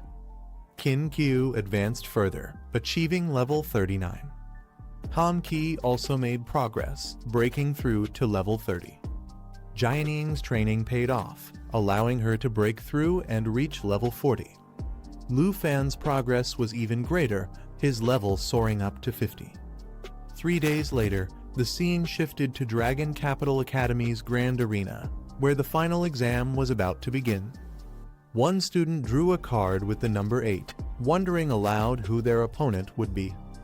The team stood together with confidence, declaring that they would defeat whoever appeared as their opponent. As Lu Fan walked forward, his presence drew attention and admiration. A nervous student approached, asking if he could take a photo with Lu Fan. Excited, he explained that he had watched Lu Fan's trial of the nation live stream and thought it was incredible, proudly declaring himself as a fan. Lu Fan agreed with a smile, allowing the student to take a photo with him. The student happily snapped the picture, thrilled to stand beside him. However, the mood quickly shifted when the student nervously admitted that his team had drawn number 8, making them Lu Fan's opponents. Overwhelmed, he panicked and immediately forfeited, running away while the others looked on in surprise. Tao Xiaoman reminded him that the exam wasn't only about rank, but also about combat performance. Running away would only result in a makeup exam. The nervous student admitted he knew, but argued that even if 50 or 500 of them faced Lu Fan's team, they wouldn't last a single hit. Tao Xiaoman reassured him, promising not to let the fight end instantly and guaranteeing he'd still have a chance to perform. Despite his hesitation, the student joined his team on the field, preparing to face the overwhelming challenge. Tao Xiaoman cut off the hesitation, telling them to stop wasting time. The opposing team charged forward with determination, declaring the start of the battle. Qin Qiu rallied her team, urging everyone to join the fight, and they responded with confidence. As the clash began, Yudo Rinai swiftly moved into action, casting a spell to trap their opponents. The opponents were caught inside a powerful holy light barrier, leaving them trapped with no escape. Tao Xiaoman charged in, mocking them for missing their only chance to strike. She unleashed a devastating water attribute attack, overwhelming the trapped enemies from all directions. With their defenses shattered, Qin Qiu stepped forward and declared the fight over, ending the battle. With dazzling magic, Yudo Rinai unleashed a holy light ability that devastated all enemies within range. Spectators were left stunned, unable to understand what had just happened. Some complained they had only looked away for a second, yet the battle was already over. The crowd marveled at the instant victory, shocked that 2 girls on Lu Fan's team could overpower so many opponents so easily. Lu Fan admitted he hadn't expected everyone to become so strong, while others credited Jianing's guidance. Jianing humbly responded that the credit belonged to the whole team, the result of their persistent training. Elsewhere, a group of students eagerly suggested forming a permanent team, showing their excitement. They admired Brother Meng's strength, declaring him their role model and vowing to follow in his footsteps after graduation. Brother Meng told his followers that if they could defeat Lu Fan in the finals, he would personally recommend them for the blood-clad army. Others praised Lu Fan's team, amazed that the 2 girls had managed a clean one on 5 sweep. Some even joked that Lu Fan could win the competition without lifting a finger. On the battlefield, Tao Xiaoman and Qin Qiu unleashed another powerful combined attack, drawing admiration from the crowd. Brother Meng's expression hardened as he watched, realizing just how formidable Lu Fan's team truly was. Lu Fan stood calmly, drawing the attention of his rival.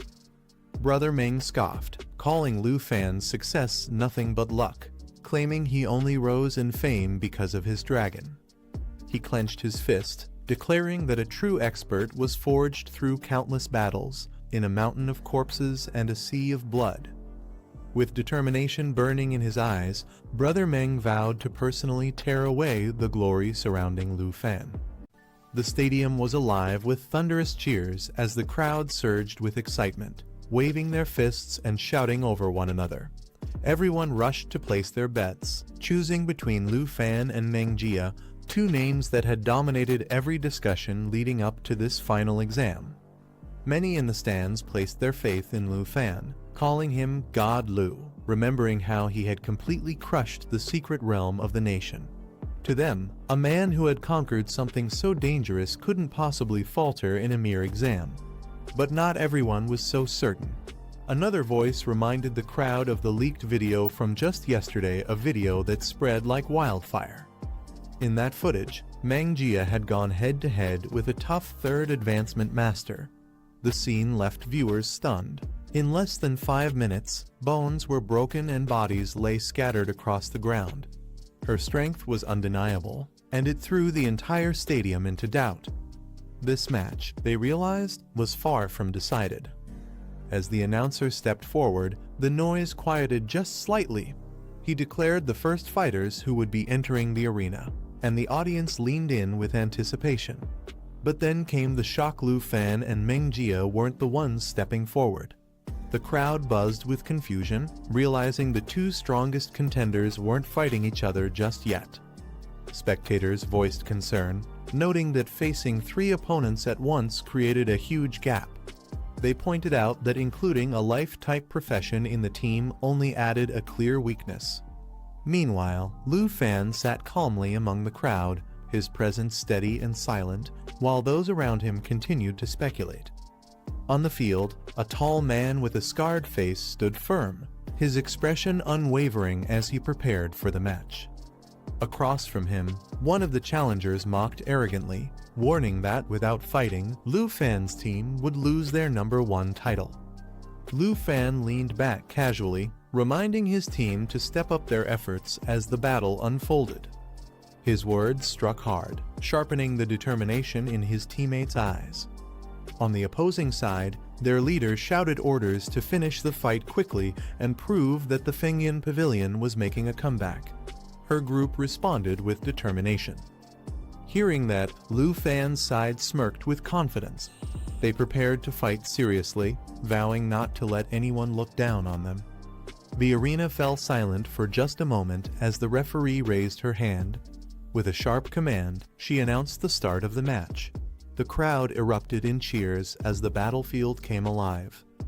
Without hesitation, Lu Fan's team unleashed their opening moves. The pink-haired warrior summoned swirling torrents of water, her skill creating countless blades that shot out in every direction. The attack carried crushing force, piercing targets while slowing their movements and weakening their defenses. At the same time, the silver-haired priestess raised her staff high, summoning a blazing radiance. With a cry, she called forth starlight annihilation, flooding the field with divine light. The holy power burned through enemies, dealing continuous damage and reducing their resistance, leaving them vulnerable under the relentless glow. In an instant, the battlefield was engulfed by waves of water and searing light. The fight had only just begun, but the overwhelming power of Lu Fan's side left the stadium roaring in shock and awe. The atmosphere grew heavier as the black-haired swordswoman stepped forward, her hands glowing with power. With a sharp command, she unleashed her skill, mountain shaking. Massive blades of energy appeared in the air, carrying devastating force that spread its damage to every enemy within reach. Across the field, Fengyan Pavilion's fighters braced themselves. Their leader shouted for them to prepare, rallying the group as they surged forward with weapons drawn and magic blazing. The clash erupted instantly. Waves of power collided mid-air, water, light, and steel crashing against the incoming assault. The shockwaves lit up the entire arena, forcing even the spectators to lean back from the sheer pressure of the collision. Realizing the overwhelming impact, one of the enemy mages barked an urgent command to scatter. Their formation broke apart as they scrambled to avoid the combined barrage, struggling to withstand the crushing momentum of Lu Fan's team. The battlefield shook as explosions erupted across the arena, sending smoke and fire billowing into the air. The impact blinded the spectators for a moment, hiding the enemy's movements within the chaos. Through the settling haze, Lu Fan's teammates scanned the field carefully. One of them warned the others to stay alert, suspecting a trap. The thought of their opponents retreating so easily didn't sit right. Their instincts proved correct. From the smoke, a sudden spell struck out, binding Jianying in glowing chains of magic. Her body was instantly restrained, lifted into the air as she struggled against the imprisoning force. Shock rippled through the team. The enemy's plan was clear. Their target wasn't the group as a whole, but Jianying specifically. The sorcery locked her completely, leaving her unable to move or use her abilities for several critical seconds. The battle split into chaos as opponents clashed on all sides. The pink-haired warrior intercepted an incoming strike, while another declared with confidence that their fight was against her, not anyone else. Meanwhile, Jianying remained bound by the glowing chains, facing an enemy who sneered at her helplessness. He mocked that with her restrained, the match would be decided once she fell. But the enemy wasn't finished. Dark energy surged as his skill activated. In an instant, his body split into countless shadowy clones, each one preparing to strike with high-speed slashes aimed at her defense. For the next few seconds, their combined assault could reduce even the toughest opponent's strength. Yet, Jianying's expression didn't falter. With calm eyes, she looked at them and spoke lightly, asking if that was truly all they had. Her words unsettled her enemies, who couldn't understand her composure despite the trap closing in. The battle raged on as radiant light burst across the arena. The priestess raised her staff and unleashed starlight annihilation. Holy flames engulfed the field, burning enemies with continuous light damage while stripping away their resistance. The brilliance forced several opponents onto the defensive, their movements slowed by the overwhelming force. At the same time, the pink-haired warrior struck with her blade, casting water prison. 4 chains of water lashed out, binding one of the enemy fighters.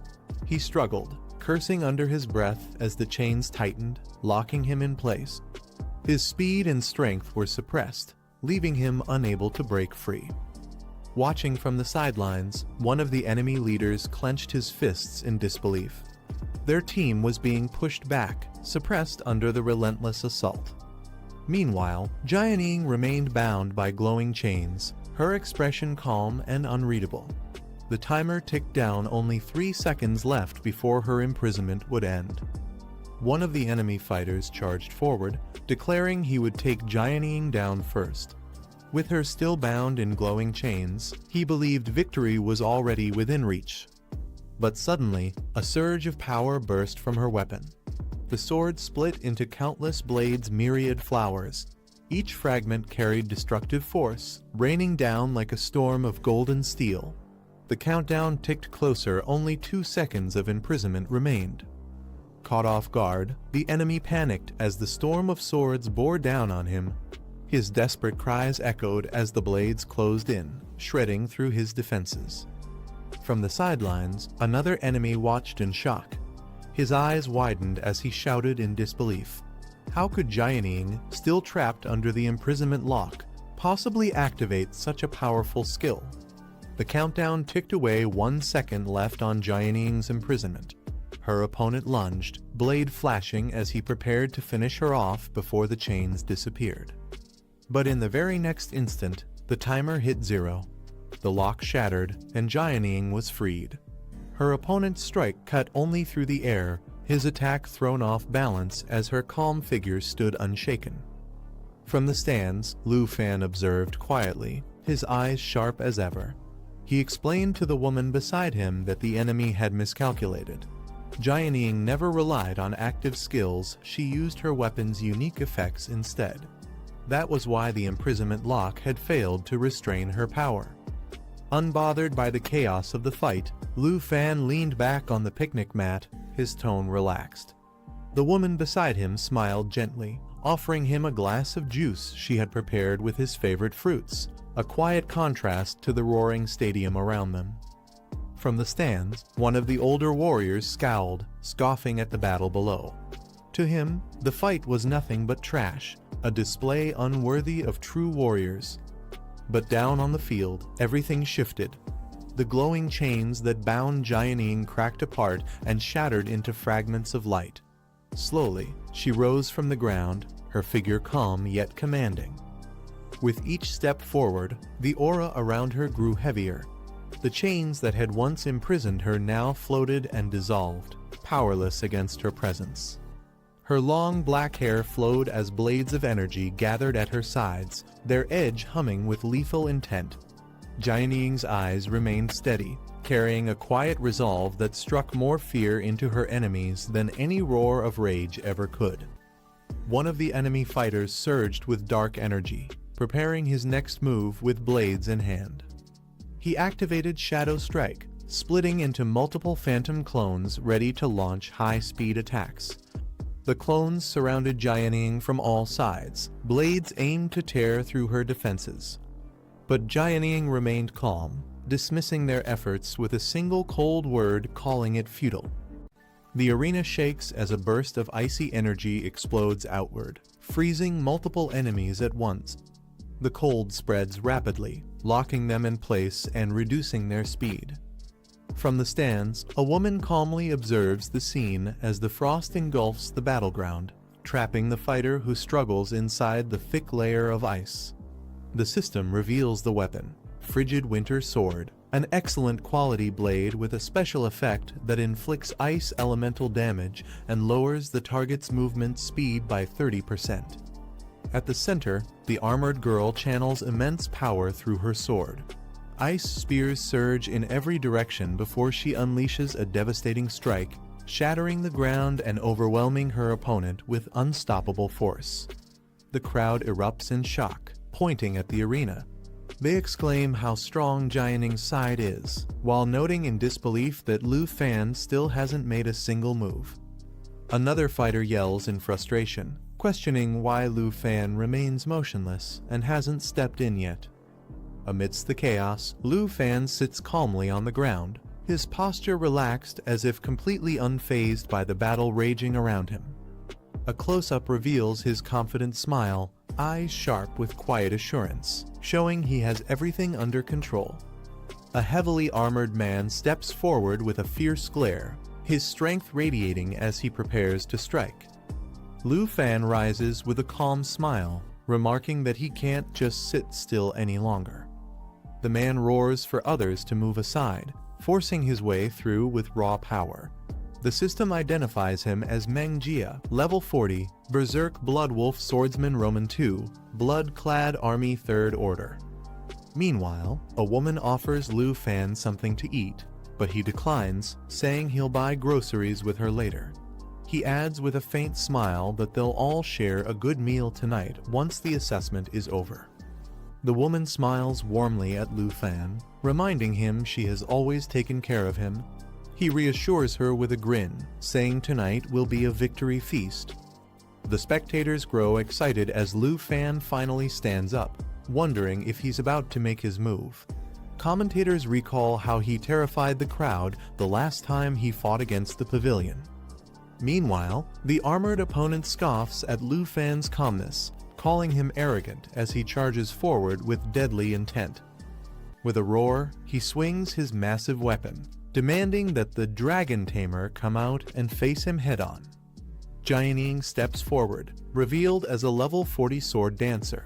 She blocks the path with her glowing blade, declaring that anyone who wants to advance must first get through her.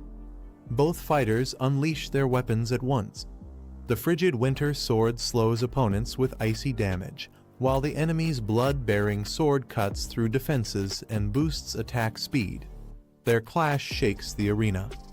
The armored man roars that he has no interest in Jianing, striking with explosive force.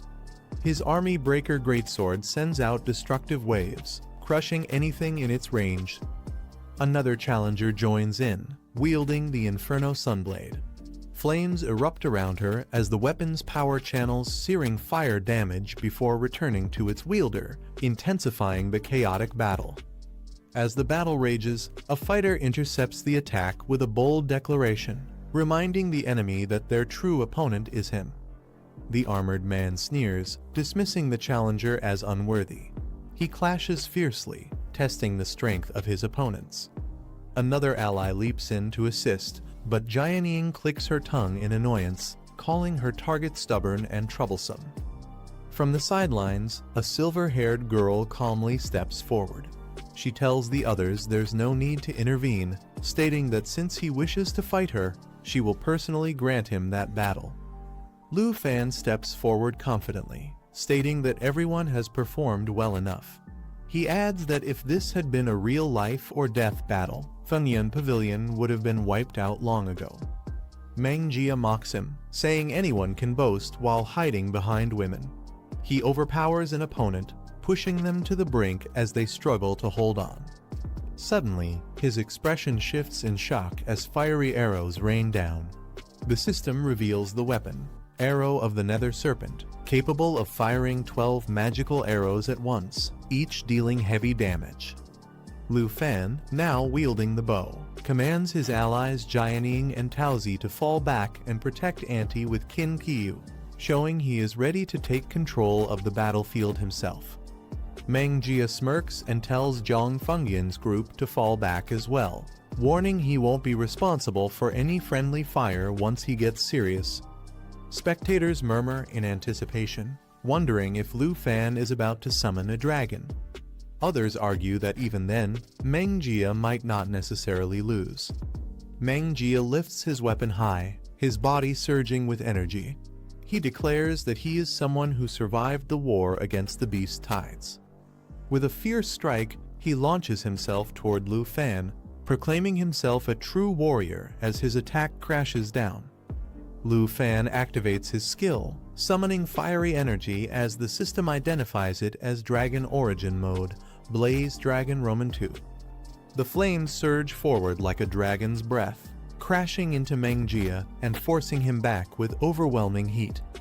Meng Jia grits his teeth, barely holding against the scorching waves of fire as the clash intensifies. Frustrated, he shouts at Lu Fan, demanding why a dragon tamer isn't summoning his dragon pets to fight instead. Lu Fan stands surrounded by blazing flames, asking his opponent if he truly wants to see a dragon. With a calm expression, he adds that before that happens, his enemy will first have to land a real hit on him. Meng Jia grits his teeth in frustration, his body straining as his rage builds. He lets out a thunderous roar, his body transforming into a monstrous, red glowing beast form as raw power bursts outward. Meng Jia's body twists as he fully unleashes his werewolf form, shocking the crowd. His allies cheer, while Lu Fan watches calmly. The system reveals the transformation, Werewolf Metamorphosis, granting immense power and regeneration, but leaving the user reckless and vulnerable if not controlled. Meng Jia roars that he'll tear Lu Fan to shreds. Lu Fan clashes with him head-on, noting that Meng Jia had been hiding his true strength all along. Their strikes shake the arena with violent force.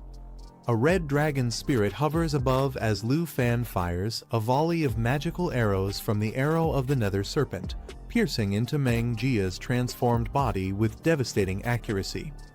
Meng Jia, in his full werewolf form, glares fiercely with glowing red eyes. His breath grows heavy, each growl echoing across the arena. The beastly aura around him intensifies, shaking the ground beneath his feet. With a savage snarl, he prepares to launch his next ferocious attack. At the Dragon Capital Academy arena, the boy's body surged with power as he roared that he would tear his opponent apart. His energy flared violently, signaling the start of a dangerous transformation. Observers noticed the rage consuming him, warning that his draconic bloodline was forcing him to lose his sanity. In this berserk form, he could no longer distinguish friend from foe. The system began charging, marking the first second of his transformation. With wings blazing and fire enveloping him, he clashed fiercely with the monstrous beast. The creature roared and struck back, their battle shaking the ground as power exploded between them. The system counted into the second charge as he kept pressing forward. Yet the warning grew louder. If he continued in this draconic form, he would completely lose himself and turn into a mindless beast that killed on sight. The berserk fighter's attack smashed his opponent to the ground, leaving him bloodied and helpless. Even in his battered state, the victim cried out for the rampage to stop, but the strikes only grew fiercer. Nearby students panicked, calling for help as protective barriers were raised in desperation. They shouted apologies and begged for stronger figures like the instructors and leaders to intervene before things spiraled further. The crowd erupted in fear, realizing that the berserk boy had lost all sense of control and was even attacking his own people. Some screamed that they had to escape, while others questioned why the teachers had not stepped in yet, worried that Zhang Fang would be beaten to death. From the stands, a woman urgently pleaded with the vice principal to halt the fight, pointing out that the boy had completely lost control. The vice principal remained tense, noting in shock that despite everything, Lu Fan was still making his move. As the berserk transformation worsened, another fighter stepped forward, declaring that this was the only way to stop him before he fully turned into a beast. The system displayed 3 seconds charged, the tension rising with each moment. With determination, he clashed directly against the rampaging foe, shouting that he would be the one to end this madness. Their blades and powers collided violently, shaking the arena. Unleashing a powerful skill, he activated dragon language replication, leaping thunder. Lightning crackled around him, charging the atmosphere as the ability prepared to strike. Bolts of thunder rained down, chaining from target to target with overwhelming force.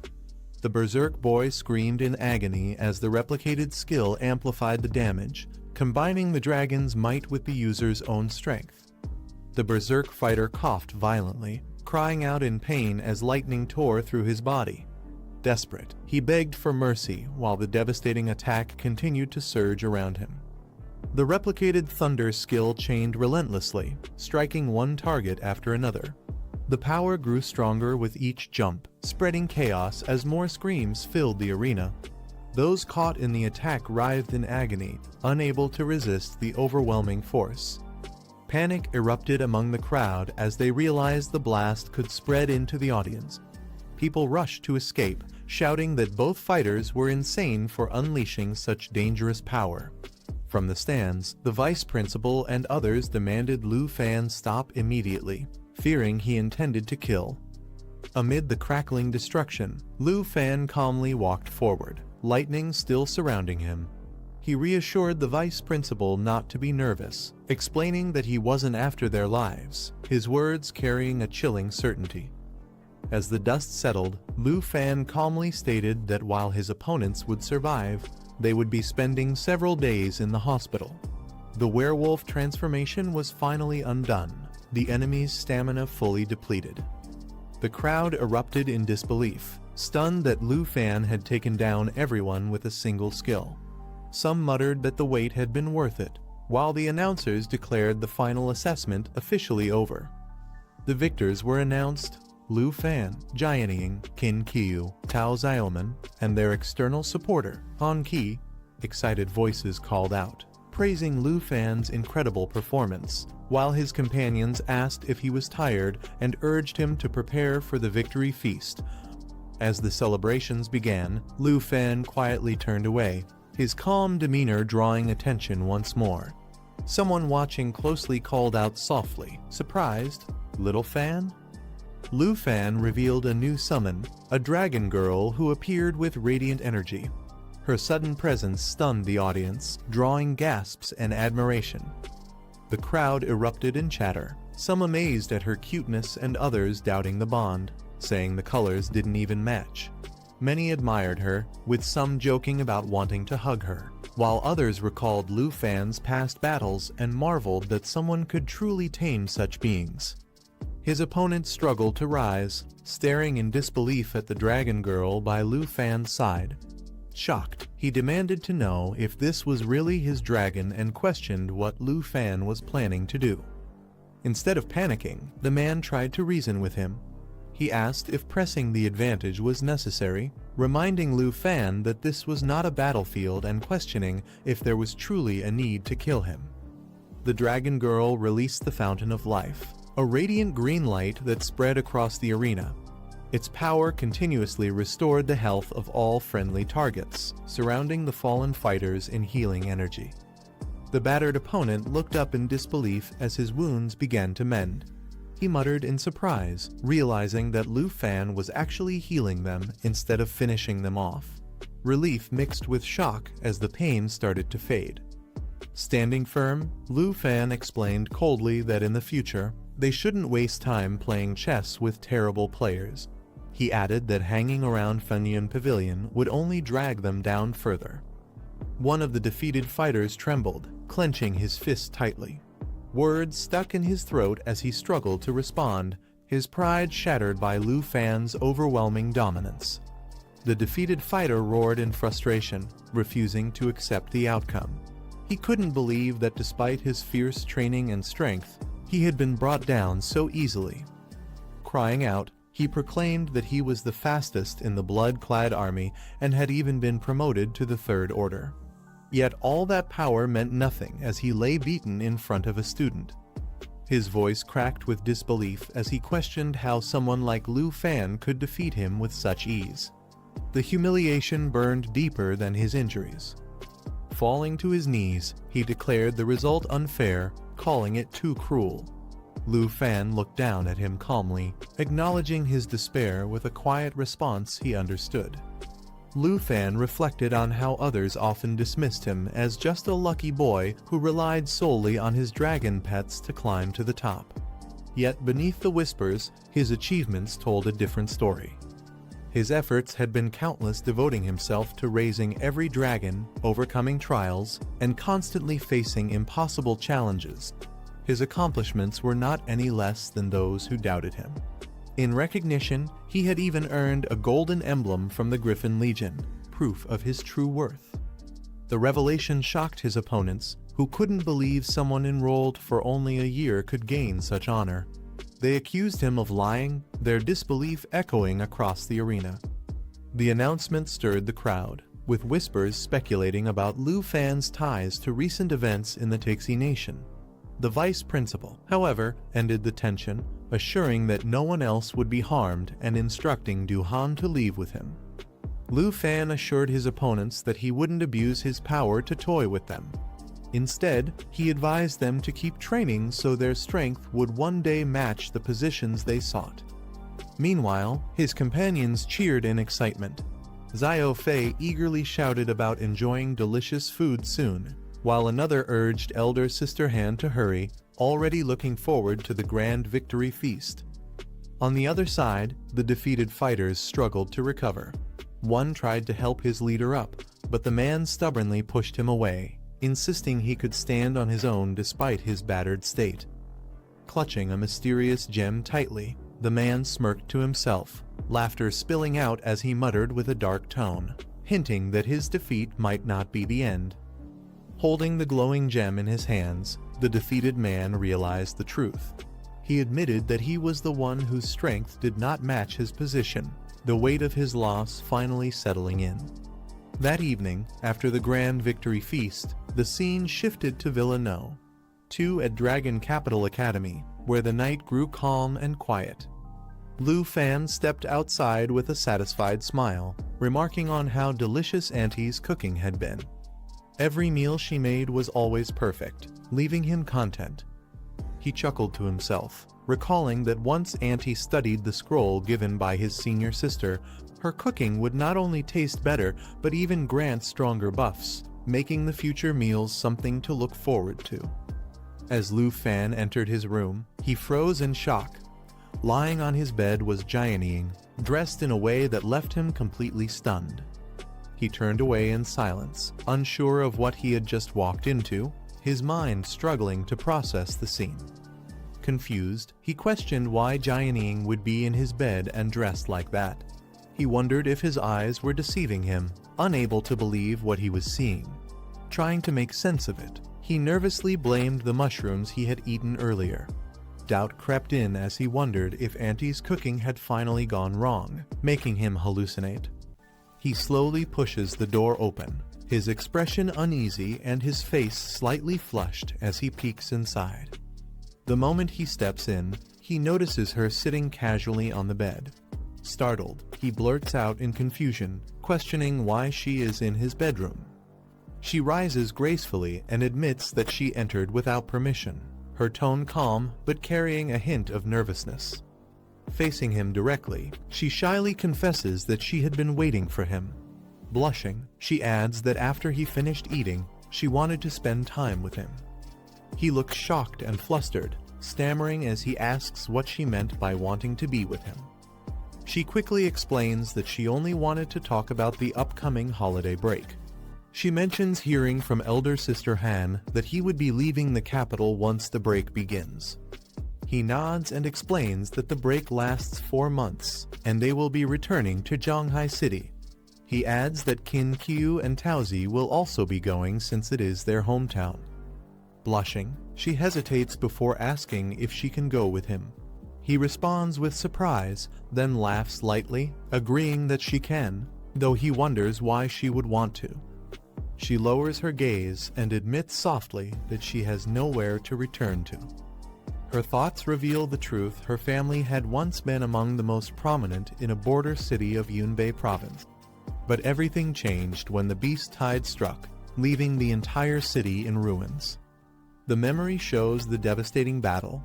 Her family and the city's defenders fought desperately until the very last moment, but in the end, none of them survived.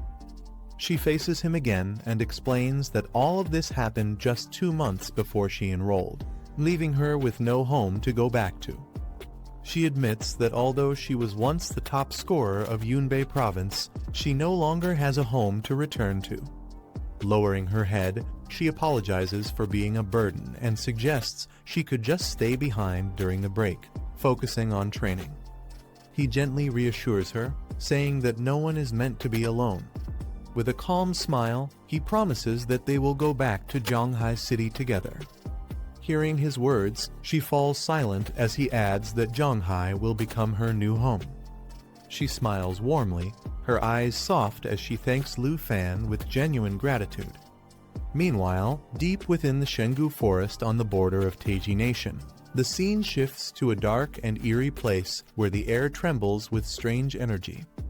A massive crack splits through the ground, releasing ominous purple light as the surroundings shake violently. From within the destruction, a colossal figure begins to emerge, its body radiating overwhelming power as it steps into the world. A massive skeletal hand rises from the darkness, radiating terrifying purple energy as ominous voices echo about awakening power and vengeance. News spreads quickly. An urgent broadcast announces that Taiji Nation has been struck by a large-scale snow tide attack. All flights to the nation are suspended indefinitely.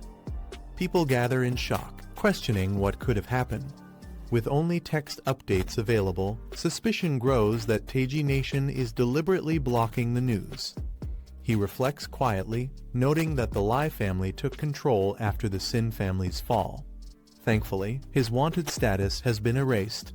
Still, he wonders if the powerful figure's senior sister once mentioned, who secretly supported Taiji Nation, will finally make their move. As they sit together, one of the girls says it's none of their concern. She cheerfully adds that once they return to Zhanghai City, she'll show everyone around and let them see their new home. He closes his eyes and reflects silently, deciding not to dwell on the recent troubles. Instead, he tells himself the wiser choice is to enjoy the holiday. Meanwhile, in Tianshu City, chaos unfolds as flames and destruction consume the streets, the city reduced to ruins. From above, skeletal dragons with glowing eyes descend upon the city, spreading terror as people scream and flee in despair. Guards escort an older man as they announce they have brought the person he requested. Above them, a massive skeletal dragon looms, its eyes glowing with a terrifying light. The man pleads desperately, begging the creature for mercy and to spare them. Sweating nervously, he thinks to himself that the one sent to help them has clearly abandoned them. If they fail to satisfy the beast today, the Liu family will be completely destroyed. In panic, he shouts at the guards to hurry and bring the person forward, hoping to appease the monstrous creature. The older man watches with a tense smile as guards escort two bound captives forward. Among them is a young man with white hair and a girl beside him, both restrained and forced to their knees. As the skeletal dragon looms overhead, the girl shouts in fear, asking what more it wants since the Jin family is already imprisoned. The older man steps up, presenting the white-haired boy and declaring that he is the one they are looking for, the only dragon tamer in the entire Taiji nation. Shocked, the boy realizes they are seeking a dragon tamer and wonders why. The skeletal dragon towers menacingly, its crimson eyes locking onto the white-haired boy. He freezes, unable to move, admitting to himself that he can't even muster the will to resist. Determined, he gathers his thoughts and realizes he must escape. He watches carefully, waiting for the right moment to make his move. His eyes sharpen with resolve. Gritting his teeth, he seizes the opportunity and shouts to himself that the time is now. With explosive force, he breaks free from his restraints, his body surging with energy as he charges forward, leaving his captors stunned. As chaos erupts, the white-haired boy grabs the girl and shouts for her to run, trying to shield her from the monstrous attack. The skeletal beast strikes with overwhelming force, its energy blasting through everything in its path. The boy pushes forward with determination, his body glowing with power as he tries to break free from the encroaching destruction. The girl is thrown off balance, her eyes wide with fear as she reaches out, terrified by the sudden surge of power surrounding them. The ground shakes violently, sending guards and the older man stumbling back in fear as the dragon's power surges. The skeletal dragon glares down, declaring that the captive before it is nothing more than a lowly sub-dragon species, unworthy of being called a true dragon. With a violent strike, its tail pierces the ground, blood splattering as it rejects the offering, claiming this is not the one it seeks. Rising above the destruction, the dragon roars in fury, vowing that the true person it searches for must appear, or the entire area will be annihilated. Amidst the chaos, the guards panic and shout that they are retreating, dragging Lord Liu away from the collapsing battlefield. On the ground, the white-haired boy struggles to move, his body weak as he forces himself to rise despite the crushing pressure. The girl cries out his name, Chen Tianzhai, her voice filled with desperation as she reaches toward him. Overhead, skeletal dragons descend with terrifying force. Gritting his teeth, Chen Tianzhai yells for someone to get him out of there before it's too late. The white-haired boy looks up in frustration, questioning why, even though both he and another are dragon tamers, he is the only one left broken in this state. His anger burns as he calls himself useless, unable to accept his current weakness compared to the other. He grits his teeth, his thoughts circling back to the one person who always seems to overshadow him. With a heavy voice, he mutters in disbelief, wondering if it could really be him again, Lu Fan. The girl freezes in place as the monstrous beast lunges forward with its gaping jaws. She clenches her fists tightly, bracing for impact, but the overwhelming pressure makes her body tremble. Nearby, another person notices the sudden shift. Sweat rolls down their face as they squint in confusion, clearly sensing something unusual happening. In the next moment, a violent burst of purple energy erupts. The power surges wildly, wrapping around the figure who steps forward, unleashing a force strong enough to shake the ground. The massive creature roars in fury, its body igniting with dark flames. With a menacing glare, it spreads its claws wide, while the glowing figure confronts it without hesitation. The restrained man trembles, shouting desperately as he reveals a name, Lu Fan, a student of Dragon City Academy. He insists that at this time, Lu Fan should either be at school or at home. The monstrous figure listens with a sinister laugh, its burning eyes filled with malice. It acknowledges the information and orders to be taken directly to him. The man cries out in agony as the dark energy around him tightens, draining his strength further. Suddenly, he is hurled violently into the ground, crashing with a powerful impact that shatters the earth beneath him. The dark creature looms over the man, declaring that it will grant him the power of the ancient gods. The offer radiates with ominous energy. A voice warns him of the danger, showing the corpse of another who had once accepted such power. The warning is clear acceptance means sharing the same fate. Despite the risk, the man clenches his fists and demands strength, willing to take any power necessary to kill his target. With determination burning in his eyes, he shouts his promise, vowing to use this power no matter the cost. The monstrous being forms a sphere of dark energy, sensing the man's hatred and desperation as proof of his resolve. The sphere is unleashed, surging toward him with overwhelming force, engulfing his entire body in a torrent of violet flames. The man screams in agony as the power tears into him, burning through his veins like fire. His eyes widen in shock, glowing faintly as the corrupt energy seeps deeper, changing him from within. The man's body convulses as the corrupt energy spreads further, his form trembling violently under the immense pressure. A massive explosion of purple light erupts, shaking the ground as the energy consumes the surrounding area. The blast continues to expand, splitting rocks and shattering the earth in a storm of destructive force. From within the blinding light, a new figure emerges armored and engulfed in dark flames, roaring as its transformation is complete. The man rises in a transformed state, clad in skeletal armor, his power skyrocketing to level 110. He realizes this strength is the gift of the ancient gods. The dark entity declares its control, warning that his life now depends on its will. If he fails to find the one it seeks, his death will come as easily as a flick of its hand. With glowing eyes, the man kneels in gratitude, thanking the being for granting him new life. He swears loyalty and promises to lead it directly to Lu Fan. Watching in shock, another person realizes the truth. The man has become favored by the ancient god, and the situation has grown far more dangerous. The girl watches in shock, realizing she once ordered him around so casually. Now, with his terrifying new strength, she fears he will kill her. Dark energy surges around his body as the transformation completes, his voice echoing that from this day forward, everything has changed. Clad in skeletal armor, he declares himself the strongest in the world, vowing that no one will ever dare look down on him again. Another man approaches cautiously, demanding to know what he had said to the ancient god that led to this overwhelming transformation. Confusion spreads among the group as the beast tide suddenly vanishes. An elder demands an explanation for why it disappeared so abruptly.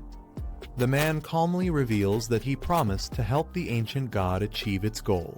By entering into a contract, the being has merged with him, resolving the crisis of Taxi State. Shocked, the elder presses further, asking if this means he can now wield the power of the ancient god. The man confirms it without hesitation. Alarmed, the elder warns him that the ancient god nearly destroyed Taxi Kingdom. Since its power now resides in his body, he cannot be allowed to leave and must remain under watch. The young man confronts the elder head-on, questioning if he alone is worthy enough to stand in his way. Blue energy surges around him as he charges forward, declaring that it's time to settle their debt once and for all. The elder shouts angrily, calling him arrogant, but the young man doesn't falter and pushes through the counterattack. With unwavering resolve, he advances fearlessly, demanding to know who dares try and stop him now. A masked man steps forward, introducing himself as a member of the Tan family, claiming responsibility for assisting Lord Lu. His sudden appearance shocks those around him. Whispers spread in disbelief. The Tan family was thought to have vanished 100 years ago, yet it seems they have been hiding in the shadows, still pulling strings from the top. The masked man admits he is merely a mouthpiece for the Tan family. He tempts the young man with an offer to follow them and allow the family to study the power of the ancient gods in exchange for the throne of Taxi Kingdom. The young man scoffs at the proposal. Angered, the masked figure calls him ungrateful, warning that refusal comes with a price, and crimson energy begins to swirl menacingly around him. The masked man lunges with crimson energy, declaring that the power within his opponent will belong to the Tan family. However, his expression twists in shock as he is suddenly struck, blood spraying from his body. The young man counters with overwhelming force, piercing through the attack and lifting the masked figure into the air. Staggering, the masked man gasps in disbelief, unable to comprehend how he was defeated so easily. The elder looks on in disbelief as the masked warrior is struck down instantly, blood spilling from his body. The girl is shocked, realizing that a level 100 warrior was killed with a single blow. The young man glares coldly, mocking the Tan family's so-called strength. He calls them mere ants, unworthy of being labeled powerful. Holding the glowing energy in his palm, he marvels at the sensation, realizing how incredible it feels to truly possess such overwhelming power. Standing over the fallen bodies, the young man declares the Tan family finished, their people all dead. He then turns his fury toward the next target. He reminds the elder of the Jin family's downfall, the imprisonment, and the torment he endured, accusing him of offering others as sacrifices to the ancient gods. Terrified, the elder protests desperately, claiming it was never his doing but the Tan family's orders. He insists he is only a mouthpiece, begging to be spared. Unmoved, the young man summons a colossal skeletal hand of energy, reaching toward the elder as he demands to know what fate should befall him next. The old man's face twists in fear as he realizes his fate. Trembling, he blurts out that without his involvement, Chen Tianjai would never have gained this power. Desperate to survive, he pleads for mercy, promising to never interfere again if only his life is spared. But Chen does not hesitate. His strike descends with unstoppable might, tearing through the ground as a surge of energy explodes outward. The scene shatters under his power, leaving no chance for escape. The soldiers watch in horror as the dust clears. Their voices crack with fear, shouting that their lord has fallen. Panic spreads instantly, and their faces show nothing but despair. Amid the chaos, Chen stands firm. His white hair flows with the rising energy, and his red eyes pierce through the battlefield. The cries of fear echo around him, but his expression remains cold and unshaken. The battlefield falls silent as Chen Tianjai stands tall, his weapon glowing with power. Before him, a terrified woman collapses to the ground, her eyes wide with fear. She bows deeply, her voice trembling. She admits her mistakes, begging for forgiveness, pleading desperately for Chen to let her live. His silence makes the moment heavier, his presence alone crushing her hope. But mercy never comes. In an instant, she is struck down, her body flung back with lifeless eyes staring into the void. Chen rises high into the air, his weapon crackling with destructive energy. With a swift motion, he prepares his next devastating strike, the storm around him spiraling out of control. As the storm clears, the woman slowly rises, staring at the sky in silence. A dark shadow passes overhead, wings slicing through the clouds, leaving her lost in thought. The scene shifts to Zhanghai City that afternoon. A car speeds down the road, carrying new stories with it. Inside, voices break the quiet. A cheerful man greets Lu Fan warmly, saying it has been a long time and praising how much he has grown. He recalls never missing any of Lu Fan's matches, boasting about how he crushed players and collected legendary dragons. His laughter fills the space as he expresses admiration. Lu Fan responds with a smile, thanking him for the kind words. He then adds that the first time he cleared a secret realm, it was this very man who led the team. Meeting him again feels like reconnecting with someone familiar. Two women share a lighthearted moment. One invites Jianning to live with her in Zhongshan Garden, but another calmly reminds her that the place was only a prize and never truly their home. The mood shifts as another girl sighs. She admits she hasn't seen her parents in a long time, wondering if they miss her, while her companion scolds her playfully for being heartless, saying she even planned a feast to welcome her. Meanwhile, the car radio breaks the chatter with breaking news. The large-scale beast-tide crisis in Taiki country has finally been declared settled. A somber note follows. Lord Liu died heroically, sacrificing himself to protect the people. Shock spreads through the group. One girl leans forward in disbelief, asking if it's really over. With a disappointed frown, she adds that she expected the beast tide to be catastrophic enough to destroy the country. Inside the car, a woman remarks that the rulers of Taiki country change too often, calling the land unlucky. Lu Fan gazes out the window, lost in thought. He wonders if he might have triggered some kind of curse. He reflects that even a wave of beasts could destroy a country, and Taiki wouldn't stand a chance. His expression sharpens as he recalls what his senior once said, that a powerful 5th-level expert was secretly hiding within Taiki. The car finally slows to a stop in front of the Qin family villa. The driver announces warmly that they have arrived home. Excitement fills the car as one of the girls exclaims she has spotted her father and Uncle Tao waiting ahead. Outside the villa, several figures stand warmly at the entrance, their smiles showing anticipation as they wait for the family's arrival. The girl rushes forward with tears of joy, calling out to her father. He opens his arms with a gentle smile, welcoming her back as his beloved daughter. Emotions overflow as he pats her head, remarking how much she has changed in just 6 months, almost to the point of being unrecognizable. She blushes, protesting playfully, while the family embraces in heartfelt reunion. At the villa entrance, Qin Shankai greets Lu Fan and Miss Han warmly, saying it's been a long time since they last met. With a polite smile, he apologizes for the trouble of arranging Mr. Qin's special car to pick them up. Qin Shankai brushes it off casually, calling it a minor matter. He then introduces Uncle Taoshan, the father of Taozi, standing proudly among the welcoming group. Uncle Tao is revealed to be the richest man in Shanghai City, holding a monopoly over its properties and resources. Despite the praise, he laughs it off, insisting it's just an exaggeration, though his reputation speaks otherwise. Lu Fan steps forward respectfully, greeting Uncle Tao with a firm handshake. The older man smiles broadly, calling him a truly talented young man, while admiration fills the atmosphere.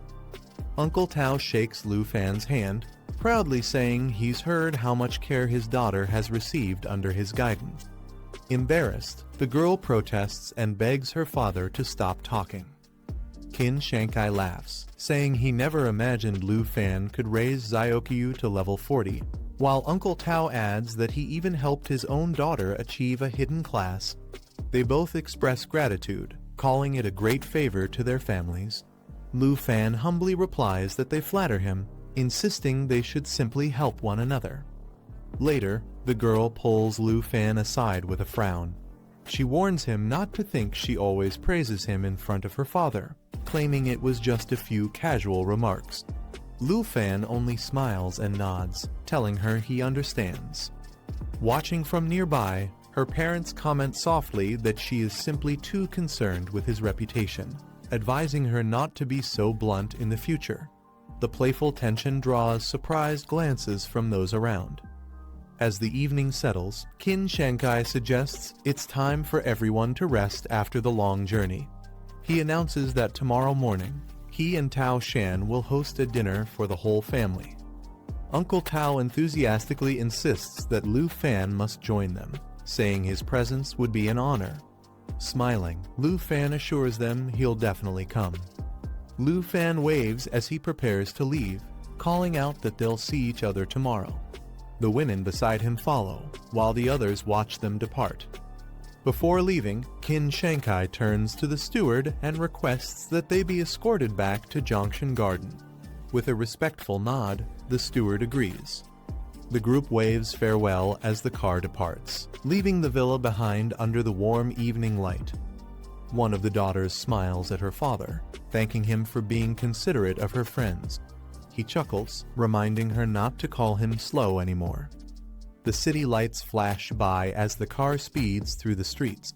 Inside, someone apologizes to Jianing for not introducing her sooner, but she gently replies that it's fine, she's still new to this place anyway.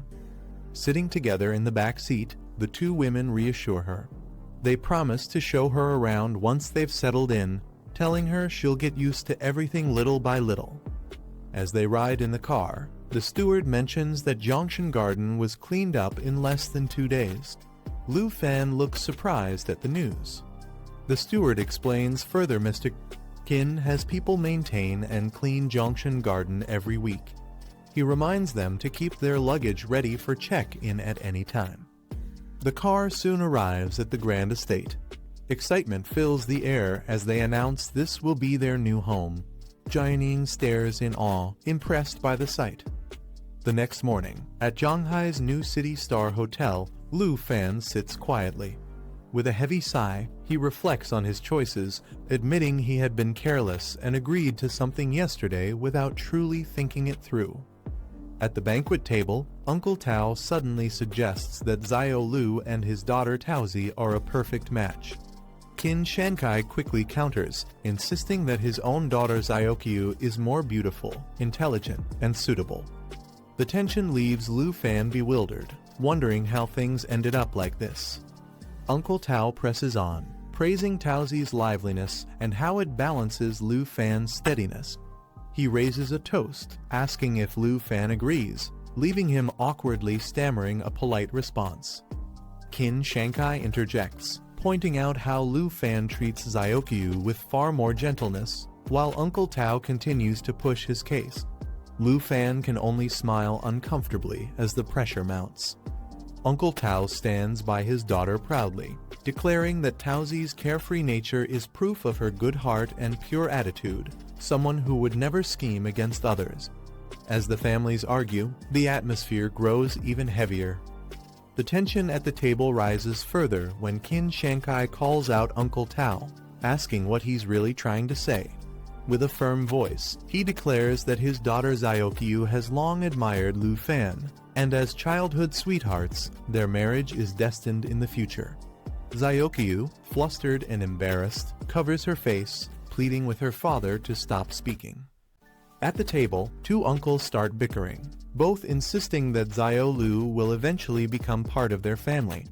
Their playful argument grows heated, and the young man quickly tries to ease the tension, asking them to calm down before it escalates further. On the other side, two women watch with amusement. One laughs warmly, saying how happy Xiao often must be, while the other hides a smile as she quietly serves food. Their relaxed demeanor contrasts sharply with the uncle's competitive banter. Amid the lively chatter, a hand sets down a bowl on the table, the simple motion cutting through the noise and drawing attention back to the meal. The atmosphere shifts, bringing a brief pause to the playful quarrel. The uncles, flushed from the drinks, lock eyes in silence. Both faces turn serious, their earlier laughter giving way to quiet rivalry, leaving the room heavy with unspoken tension. The elegant woman wipes her lips gently, drawing attention with her calm demeanor. A thought rises: this mysterious beauty, living with Jian Ying and Lu Fan, could she be a hidden competitor? Meanwhile, the two uncles realize the situation is more complicated than they expected. With so many rivals, they reluctantly agree to call a truce, knowing the competition is far from over. After the banquet, the group strolls through Junction Garden. One of them asks Xiaofen to slow down, noticing his unusual hurry. They wonder if his pace is because of the comments made earlier at the table, teasing that he might actually be pleased. Embarrassed, Xiaofen brushes it off, asking them to drop the subject. Lu Fan is greeted by an unexpected voice. A classmate warmly says it has been a long time since they last met. To his surprise, it's Dean Bai and Teacher Lai. They joke that they were worried he might forget them, but quickly reassure each other that Lu Fan, the top student of No. 3 Middle School, would never forget his roots. Back at Junction Garden, Lu Fan's aunt welcomes them into the living room. He hadn't expected such important guests to visit, but he listens as they explain the reason for their arrival. Dean Bai speaks about the upcoming transfer ceremony, hoping that students from their school can inspire the younger generation. Though Lu Fan realizes they want him to serve as a symbol of pride, he agrees out of respect for the kindness they've always shown him. Lu Fan sets a condition: his upcoming speech must be brief, as he needs to focus on reaching level 60 and completing his third job within 2 months. The teachers are astonished, noting that most graduates only reach level 30. Lu Fan politely thanks them for their praise, but reminds them to keep his goal a secret. They reassure him with laughter, promising confidentiality. As they part ways, Lu Fan promises to see them again at school No. 3 in 3 days. None of them expected such determination from him, leaving a strong impression. The next morning, Lu Fan's phone vibrates, showing a call from Wang Tai. Still half asleep, Lu Fan answers. On the other end, Wang Tai exclaims, shocked that Lu Fan had hidden something so important, scolding him for being too polite. Still half awake, Lu Fan listens as Uncle Qin tells him not to worry, only to use something once he receives it later. Confused, Lu Fan questions what exactly he is supposed to receive. Before he can think further, the call ends, leaving him puzzled. Almost immediately, his phone rings again. This time, it's Uncle Qin once more. Answering in irritation, Lu Fan asks why he's calling so early. Uncle Qin explains that experience crystals will soon be delivered, assuring him not to stress about upgrading since the Qin family will provide support. Lu Fan thinks about the experience crystals, realizing they're costly and provide only a small amount of experience compared to clearing secret realms. Still, he listens carefully as the explanation continues. He suddenly asks if both Uncle Qin and Uncle Tao know about his leveling. On the other side, the reply confirms it, leaving him momentarily speechless. Uncle Qin quickly adds that Tao Shan got ahead of him, urging Lu Fan not to waste time and to prepare for what's coming. The call ends abruptly. Annoyed yet thoughtful, Lu Fan reaches to switch something on, the sound breaking the morning silence. A delivery man arrives, announcing he has 2 large pieces of crystal for Lu Fan to sign. The crates shine brightly, filled with glowing crystals. Lu Fan realizes the news of his leveling plans must have spread quickly, joking that his old school clearly wasn't a place that kept secrets. It turns out both Uncle Qin and Uncle Tao had rushed to buy every experience crystal available in the city and sent them directly to him. Although grateful, Lu Fan knows he cannot accept them for free. Aware that their generosity is tied to hopes of connecting him with their daughters, he instead gives back the Bahinia card, treating the crystals as if he had purchased them himself. In the following days, Lu Fan continuously used the experience crystals while his companions battled monsters, pushing their training further. At the same time, they returned to Shadow Island to clear the newly refreshed monsters. With every fight, Lu Fan's strength grew, his level climbing to 53. Finally, just before speech day, he absorbed the last of the crystals. Exhausted, he collapsed to the floor, realizing the massive stockpile had only pushed him halfway. His level had increased to 65. At school No. 3, excitement filled the air. Students whispered about a big guest speaker. When they discovered it was none other than Lu Fan, the Dragon Country's rising hero and legendary dragon tamer, the crowd erupted in anticipation. Dean Bai quiets the crowd, announcing that before the transfer ceremony begins, the school has invited distinguished alumni. He proudly introduces Lu Fan, their senior, who steps forward to deliver a speech as the students greet him with warm applause. Excitement spreads through the crowd. Students cheer in amazement, chanting "Dragon Tamer," as they celebrate his return. Meanwhile, in Zhanghai City, a silver-haired figure walks the streets, observing the city's atmosphere. He compares it to Qingzhou, noting it lacks the prosperity of Dragon City. The silver-haired man asks if his target is really in the city. The skeletal being beside him replies that destroying everything will surely force the target to appear. A warning follows: if the man fails, he will be buried alongside the Ankylosaurus. Success will bring him power. Accepting this, the man promises to remember the risk. The skeletal entity, called Lord Godbone, grows even more intrigued by him. It commands him to answer one last question, to which the man humbly agrees. Godbone asks if he should spare the humans of this city or unleash destruction. Its chilling words echo the fate of the city depends on his choice. The silver-haired man shows no hesitation, declaring he doesn't care about casualties. Killing more people would only draw Lu Fan out faster. Godbone bursts into laughter, pleased with the response. With excitement, it commands that the slaughter begin. A terrifying aura fills the sky. Civilians panic, confused by the sudden heat and strange phenomenon, fleeing in fear as the air grows scorching. The silver-haired man steps forward coldly, dismissing everyone around him as nothing more than ants, ordering their deaths as chaos engulfs the city. A monstrous dragon skull looms in the sky. The enemy declares that as long as he receives more power from Godbone, nothing else matters. Dark wings spread wide as he continues, saying it no longer makes a difference who stands against him. On the ground, terrified civilians recognize the threat. Someone shouts that it's Taki, the one who has betrayed Dragon Country. The declaration follows: whether dragon race or humans, all will be crushed under his wrath.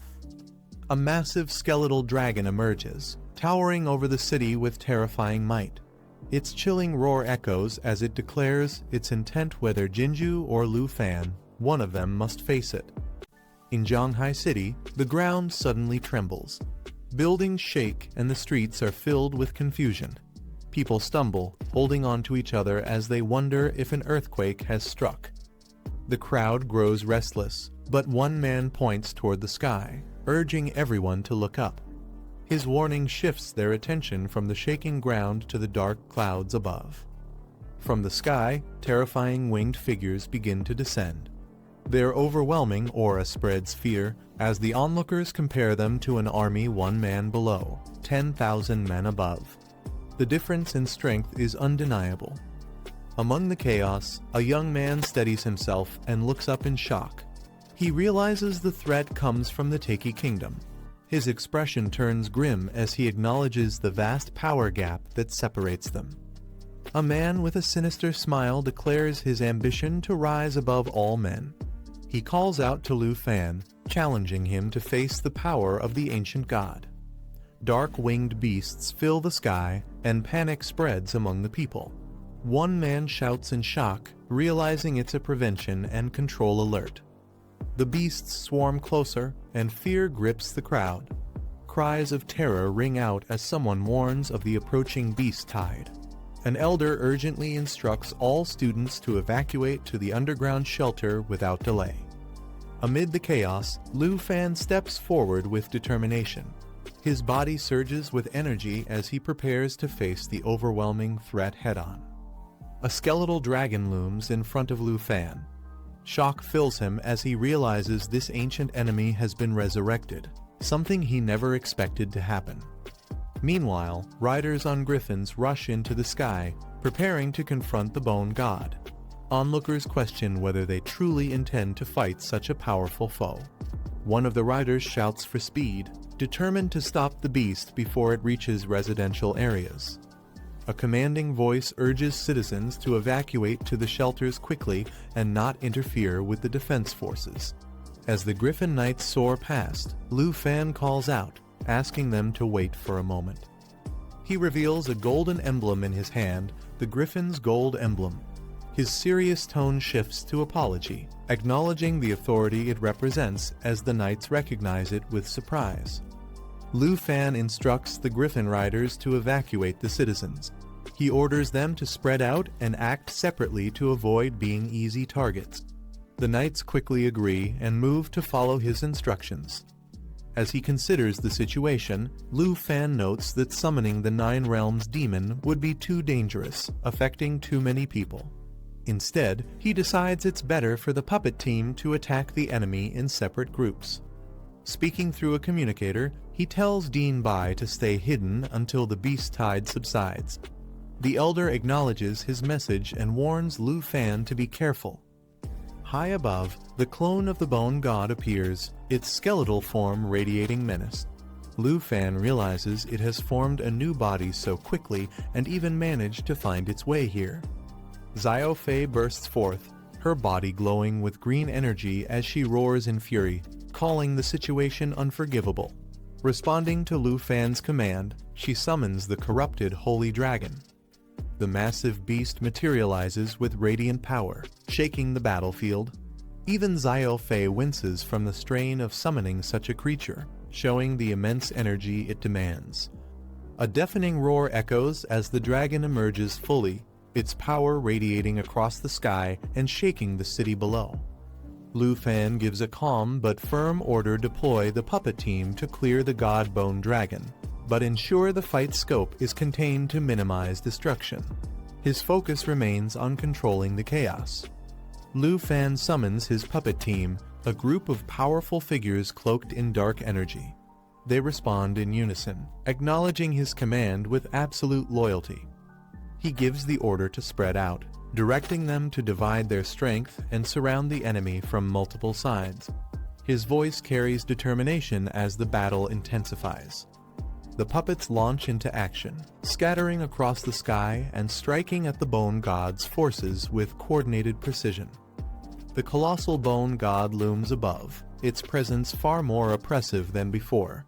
Multiple spheres of energy swirl around it, and Lu Fan realizes with dread that this time, the true body of the ancient bone god has arrived.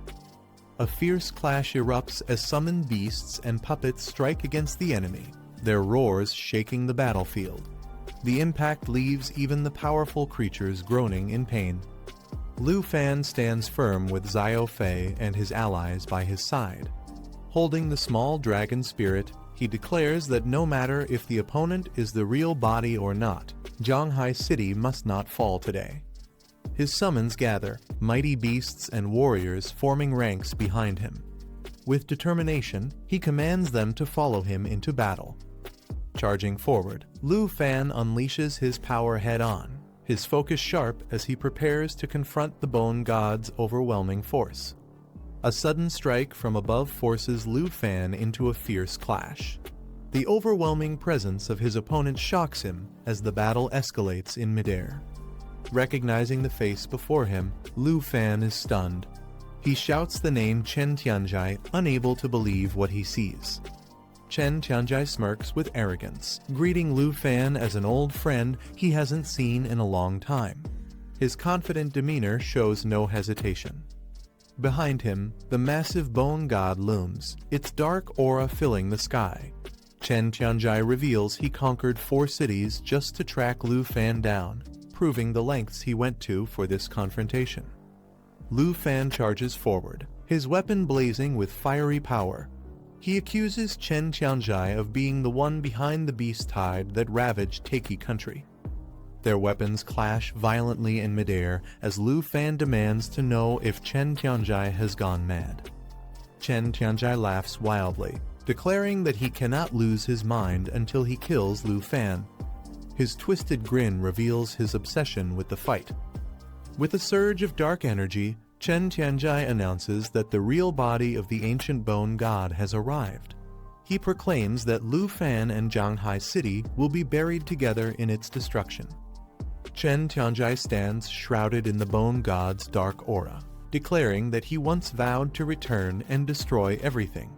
Now, he demands repayment 100-fold. Lu Fan confronts him, reminding Tianjai of the dragon country blood in his veins. No matter their conflicts, he argues, killing innocent people should never be the answer.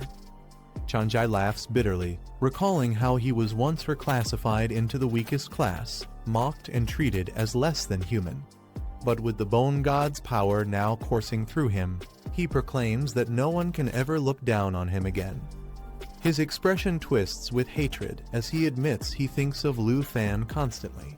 He remembers the humiliation, the destruction of the Jin family who once supported him, and snarls that all he's ever wanted is to kill Lu Fan. Lu Fan steadies himself, questioning if Chen Tianjai has truly become a slave to the ancient Bone God. He warns that Tianjai has chosen the wrong path, insisting his goal was always to make him realize the truth. Tianjai snaps back angrily, claiming Lu Fan isn't worthy of the privileges of a dragon tamer. His fury rises as he accuses Lu Fan of enjoying those benefits while looking down on him. The two clash in a violent strike, Tianjai shouting that he was belittled all along. Their weapons crash together, filling the battlefield with explosive energy.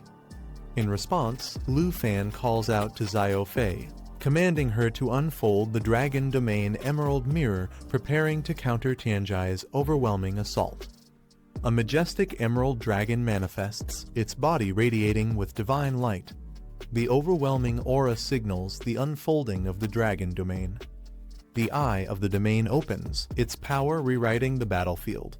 Allies within the domain gain enhanced strength, while enemies suffer weakened attributes and suppressed abilities. The Emerald Mirror activates, casting a protective radiance. Its power reduces the effectiveness of enemy skills, cutting their strength in half while boosting allies' resistance. As the dragon spreads its wings, the sky trembles. The sudden surge of power leaves even the enemy shocked, unable to comprehend the force that now dominates the battlefield.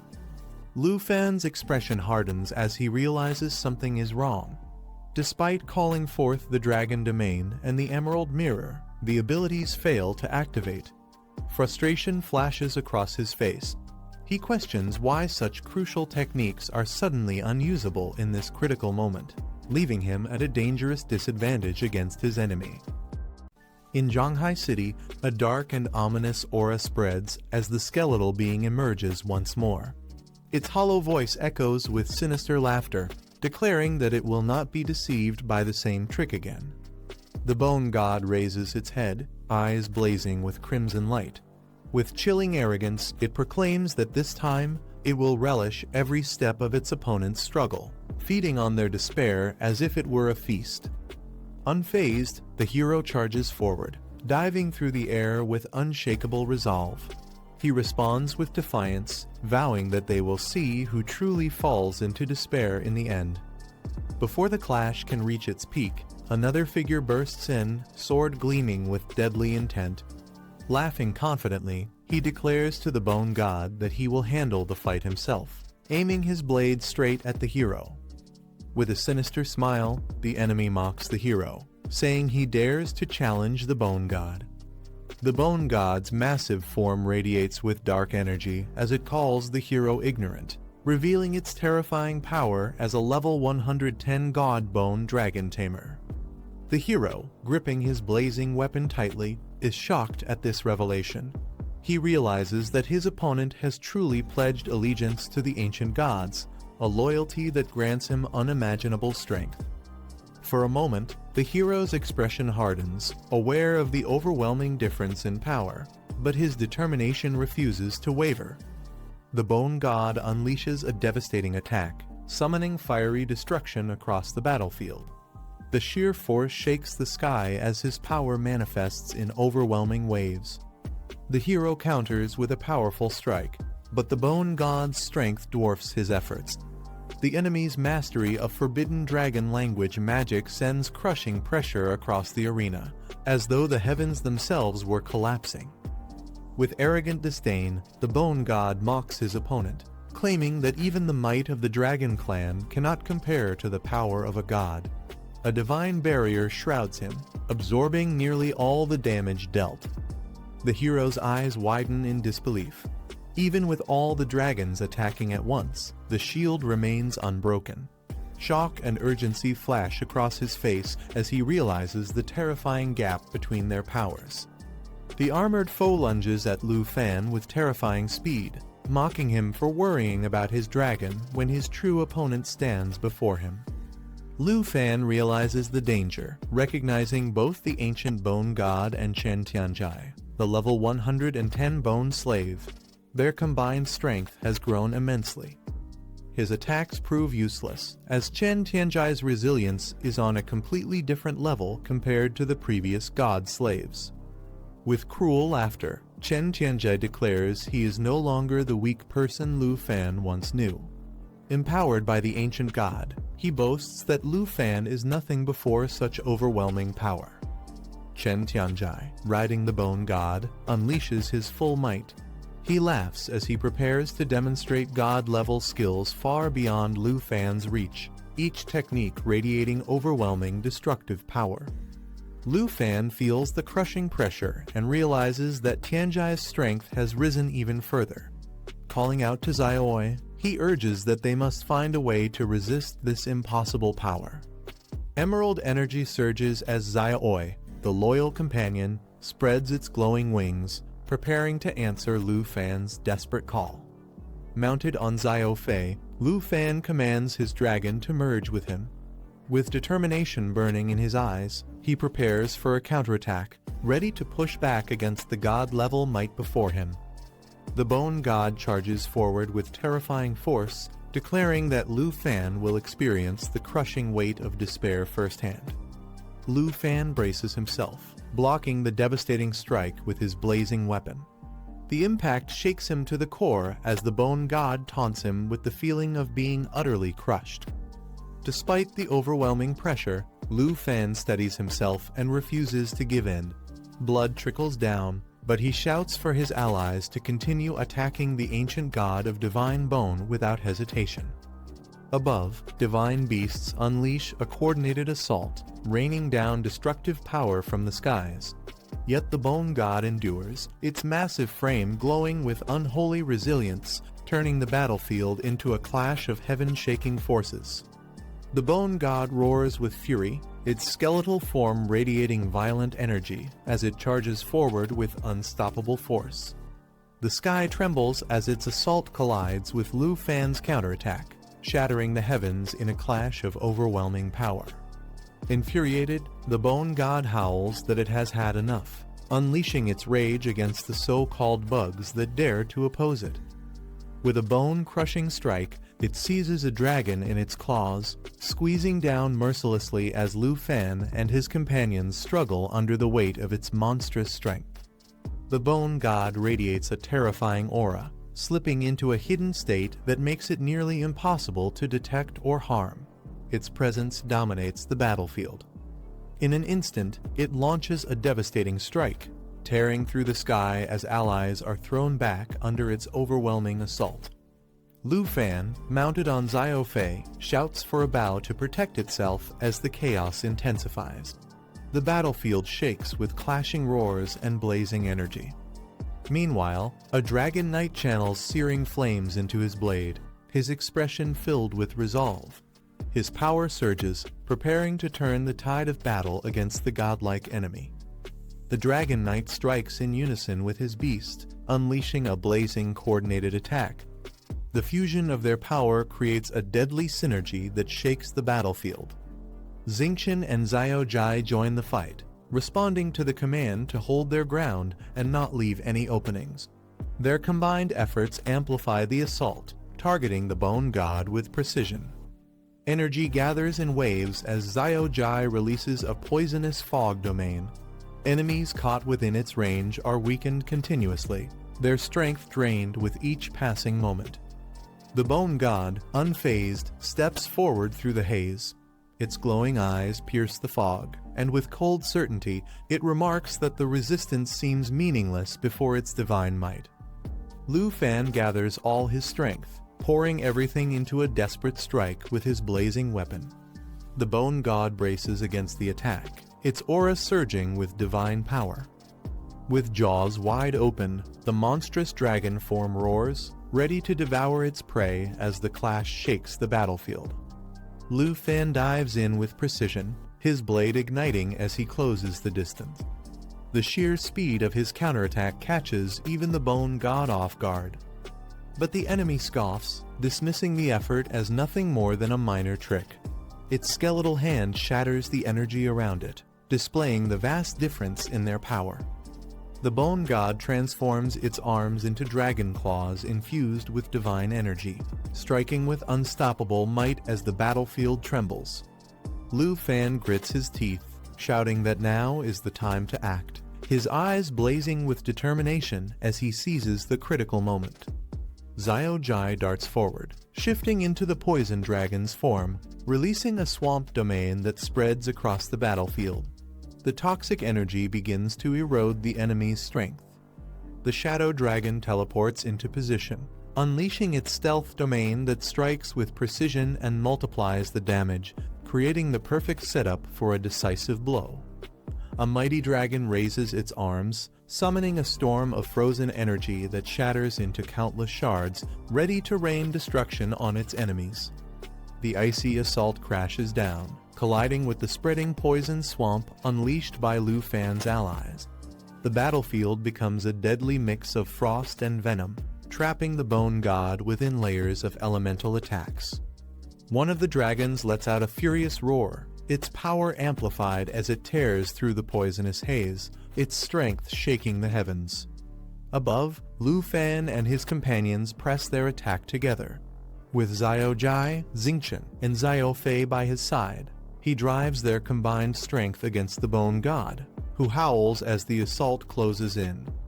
A mighty dragon releases its stored energy in one devastating strike, unleashing a massive counterattack that sends the bone god reeling backward. Green corrosive energy spreads across its skeletal body, eating away at its frame as the poison domain begins to take effect. The bone god roars in fury, its chest glowing as currents of lightning surge through its form, resisting the corrosive force while preparing a retaliatory strike. From above, another dragon descends, calling down a barrage of divine lightning. Thunderous bolts rain upon the bone god, causing explosive damage that lights up the entire battlefield. A dragon wrapped in golden lightning unleashes a thunderous strike, its power surging across the battlefield with unstoppable force. The attack shatters defenses, tearing through the bone god's barrier with sheer destructive might. The bone god roars in fury, its crimson eyes blazing as purple energy erupts from its body. With a chilling voice, it curses its enemies, swearing that it will crush them all for daring to defy a god. From the center of the battlefield, a towering skeletal figure erupts in a storm of purple flames. Its hollow ribcage glows with power as it bellows that it will crush everyone, shaking the ground with its sinister aura. The energy spreads violently, distorting the air. Xiao Jai, caught in the blast, lets out frantic cries as his small body trembles against the overwhelming pressure. The clash of forces makes the entire scene unstable, threatening to collapse at any moment. Lu Fan's eyes widen as he sees Xiao Jai struggling inside the raging energy. With a sharp cry, he calls out Xiao Jai's name, his voice carrying both urgency and desperation. His focus narrows completely on saving his companion. The skeletal enemy bursts into wild laughter, mocking Lu Fan's reaction. It acknowledges his unexpected strength, but sneers at the expression on his face. With a chilling tone, it taunts him further, saying that if he is already shaken, then this is only the beginning of his suffering. Lu Fan looks toward Xiao Jai with calm resolve, telling him he has already done enough. He instructs him to head to the ground and regroup with the puppet team for safety. Xiao Jai glows with a soft green light, slowly drifting downward through the sky as sparkling fragments surround him.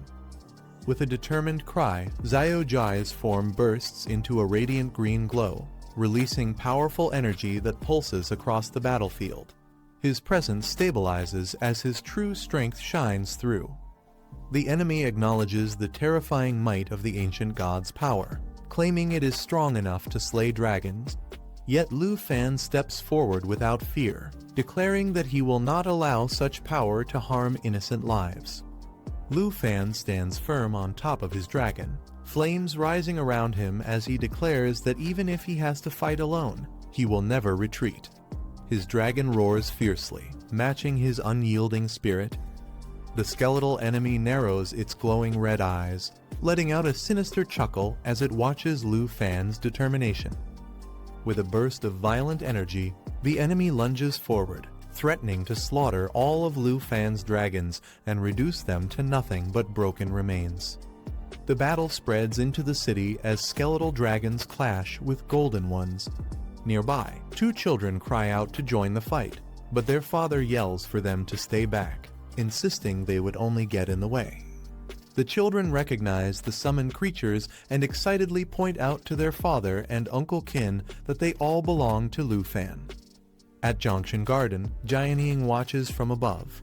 When asked if she is sure, she confirms that within the city lies the same god bone they once saw in Tegi country, meaning Lu Fan must be battling it now.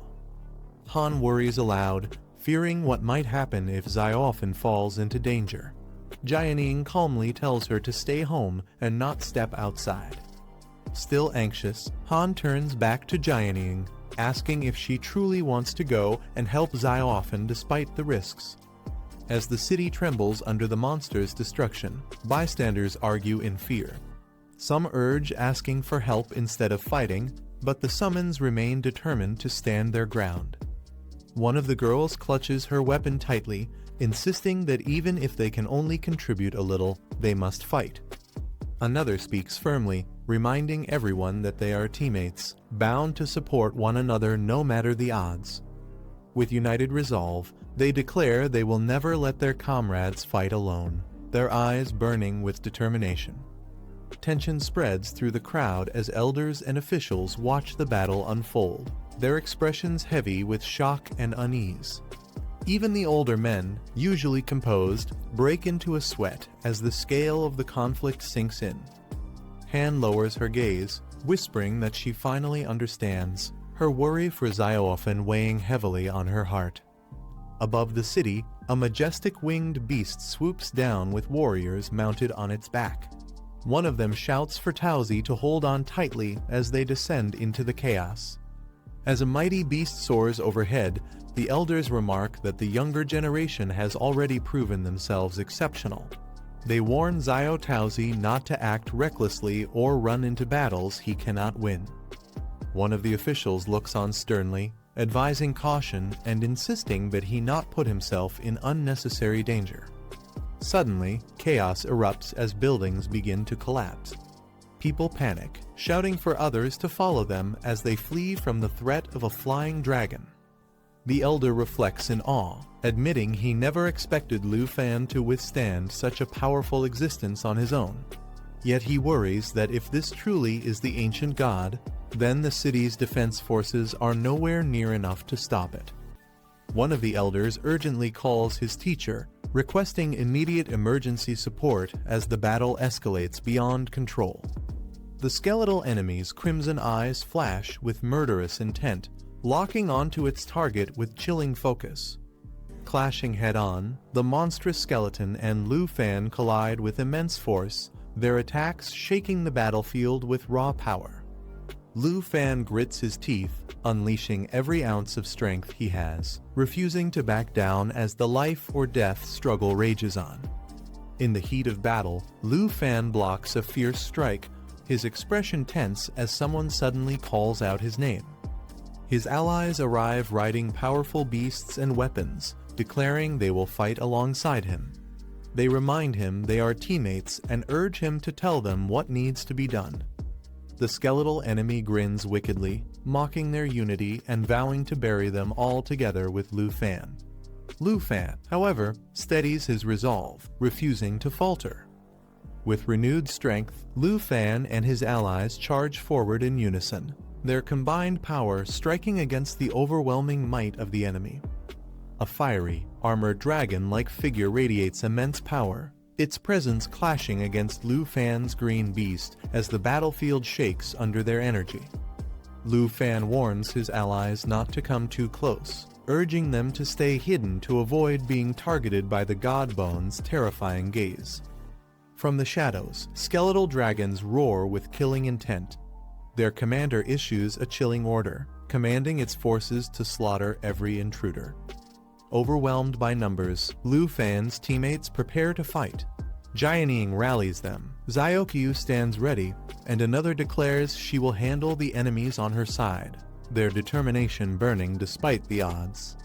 The skeletal enemy sneers, declaring that even the god bone itself demands the lives of Lu Fan and his companions. The golden dragon collides fiercely with the monstrous figure, their clash shaking the skies with explosive force. The golden dragon roars a warning, telling the others it's too dangerous to stay close. It orders them to retreat to the ground quickly and join Xiao Jai in fighting the Godbone's flying dragon. The allies rally together in midair.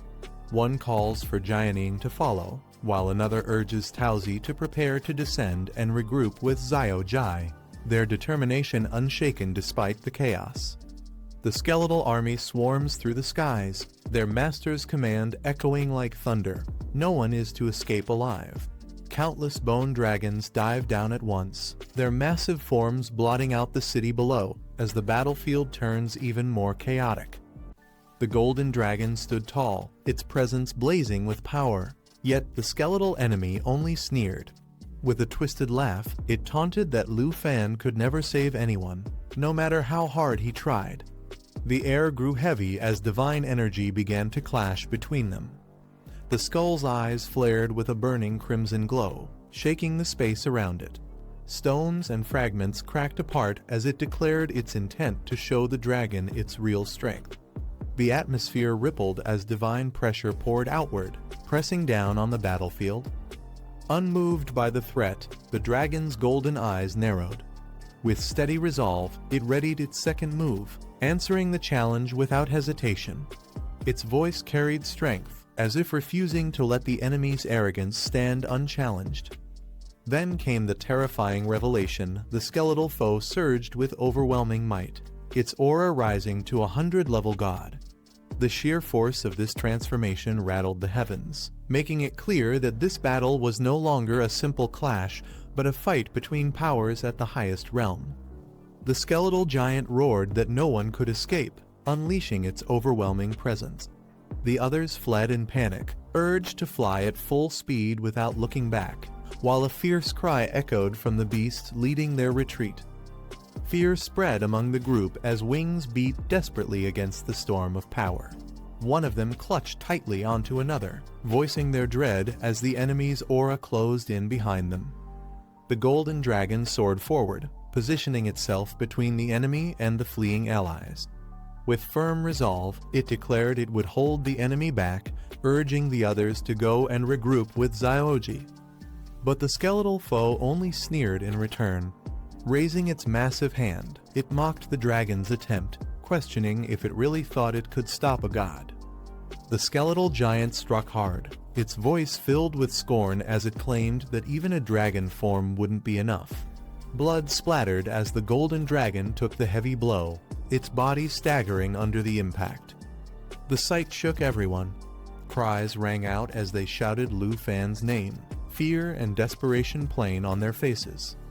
Amid the chaos, one fighter clenched his fist, energy surging violently around him as he forced his power to awaken. His body trembled, but determination burned through the pain. Another voice cut through the battlefield, shouting the names of Xingqian, Xiaoi, and Abao. The call carried urgency, rallying allies as the fight reached a breaking point. The call to attack echoed, everyone combined their power at once.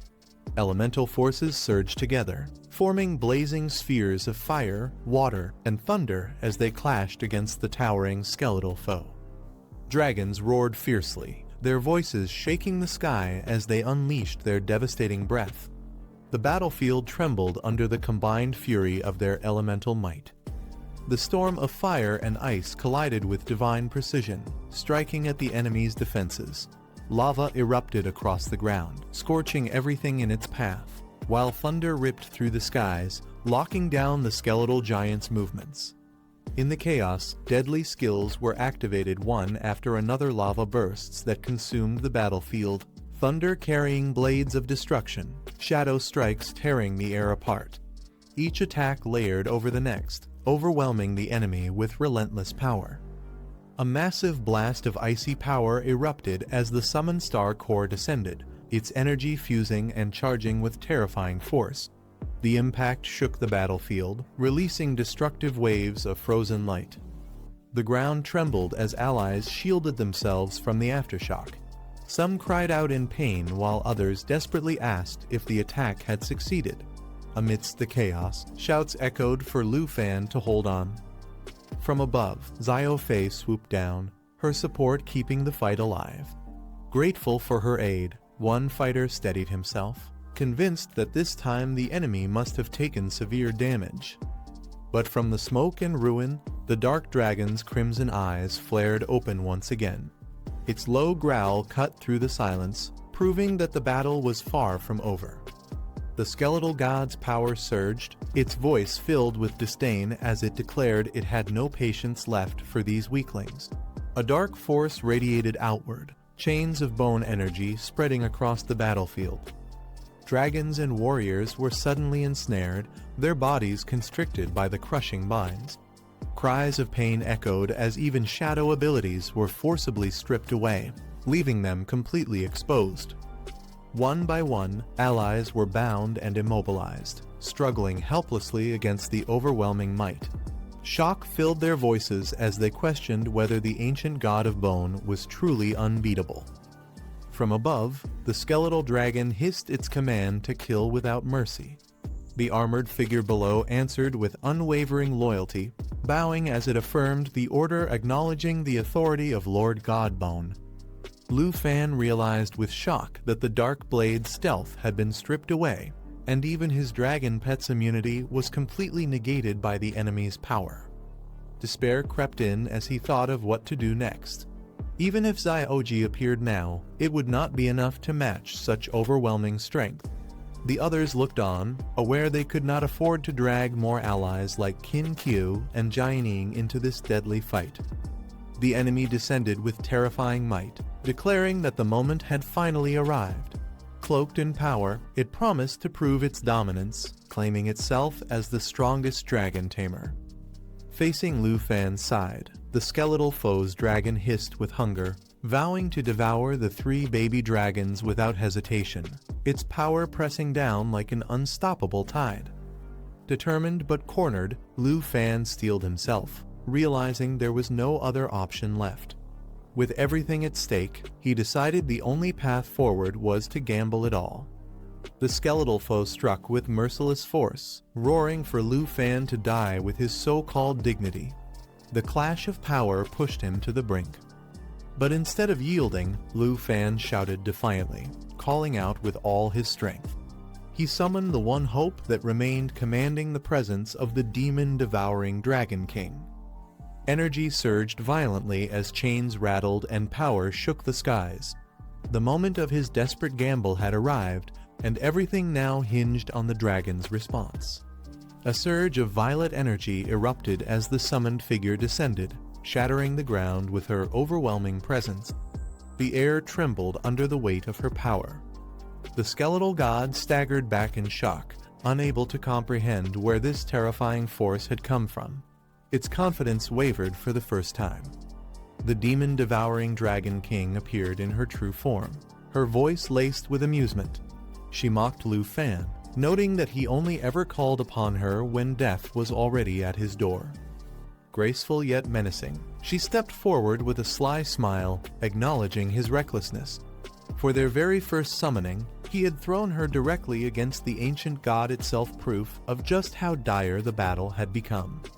As Lu Fan struggled within his restraints, he turned to the demon-devouring Dragon King with desperation, asking if she could truly stand against the ancient god. She smirked, reminding him that after today, he could summon her only 2 more times. Her eyes gleamed with confidence, yet her words carried weight. She warned it might take time, but urged him not to forget the truth of her strength. Dark energy swirled violently as her power expanded, forcing everyone present to recognize just how overwhelming the Dragon King truly was. Onlookers watched in shock, struggling to comprehend the sight before them. Staring at the demonic dragon's aura, they questioned what kind of creature it was, astonished that Lu Fan had managed to summon such a being. The demon-devouring dragon king hovered above, her aura expanding like a storm. Onlookers questioned if there were still dragons they had yet to witness, as her presence overshadowed the battlefield. The skeletal foe snarled with disdain, calling her power filthy, yet even its confidence wavered in the face of her overwhelming force. Unable to withstand her dominance, the enemy's minions faltered, retreating under the crushing weight of her dark energy. The ancient god itself was shaken, its eyes blazing as it admitted in disbelief that its power had been dispelled. For the first time, cracks appeared in its unshakable pride. Back in Zhanghai City, the dark sky finally clears, returning to its usual calm blue. The people look up in relief as the heat vanishes and the air cools down again. One of them remarks that the temperature is back to normal, and another smiles, saying this must mean Lu Fan is turning the tide of the battle. Their hope grows. This sudden change in the sky can only be a good sign. At the center of the battlefield, Lu Fan stands firmly beside his dragon. The chains that once bound divine energy, the god bone chains, crumble and fade into nothing. Spectators gasp as they realize what just happened. The demon-devouring dragon king had effortlessly dispelled the power of the ancient god, something no ordinary creature could ever do. Lu Fan's calm expression contrasts with the overwhelming force around him, showing that he's still in control. But before anyone can react, an enormous fiery skeleton rises in front of them, flames twisting across its body like molten armor. Its voice booms, demanding to know who will face it next. It's a being shaped like a dragon, but without a soul, a hollow shell burning with destructive power. As it gathers energy, the ground trembles. The sky once again flares with light as the burning heaven and destroy hell blast begins to charge. Watching from afar, another figure observes the scene, stunned by what they're witnessing. They realize the terrifying truth: Lu Fan's dragon has reached Dragon King level, the very peak of dragon evolution. And even more shocking, she's fighting for Lu Fan, controlling 4 elemental attacks at the same time. A power like that, they think, should be impossible for any ordinary tamer. The fiery skeleton roars in fury, its voice echoing across the battlefield. Flames surge around its body as it declares that the mockery has gone on long enough, it's time to end this. Seeing that, the enemy realizes things have taken a bad turn. The skeletal beast unleashes a devastating surge of power, merging fire and lightning into a blazing inferno. The explosion shakes the sky, and both dragons are engulfed in the shockwave.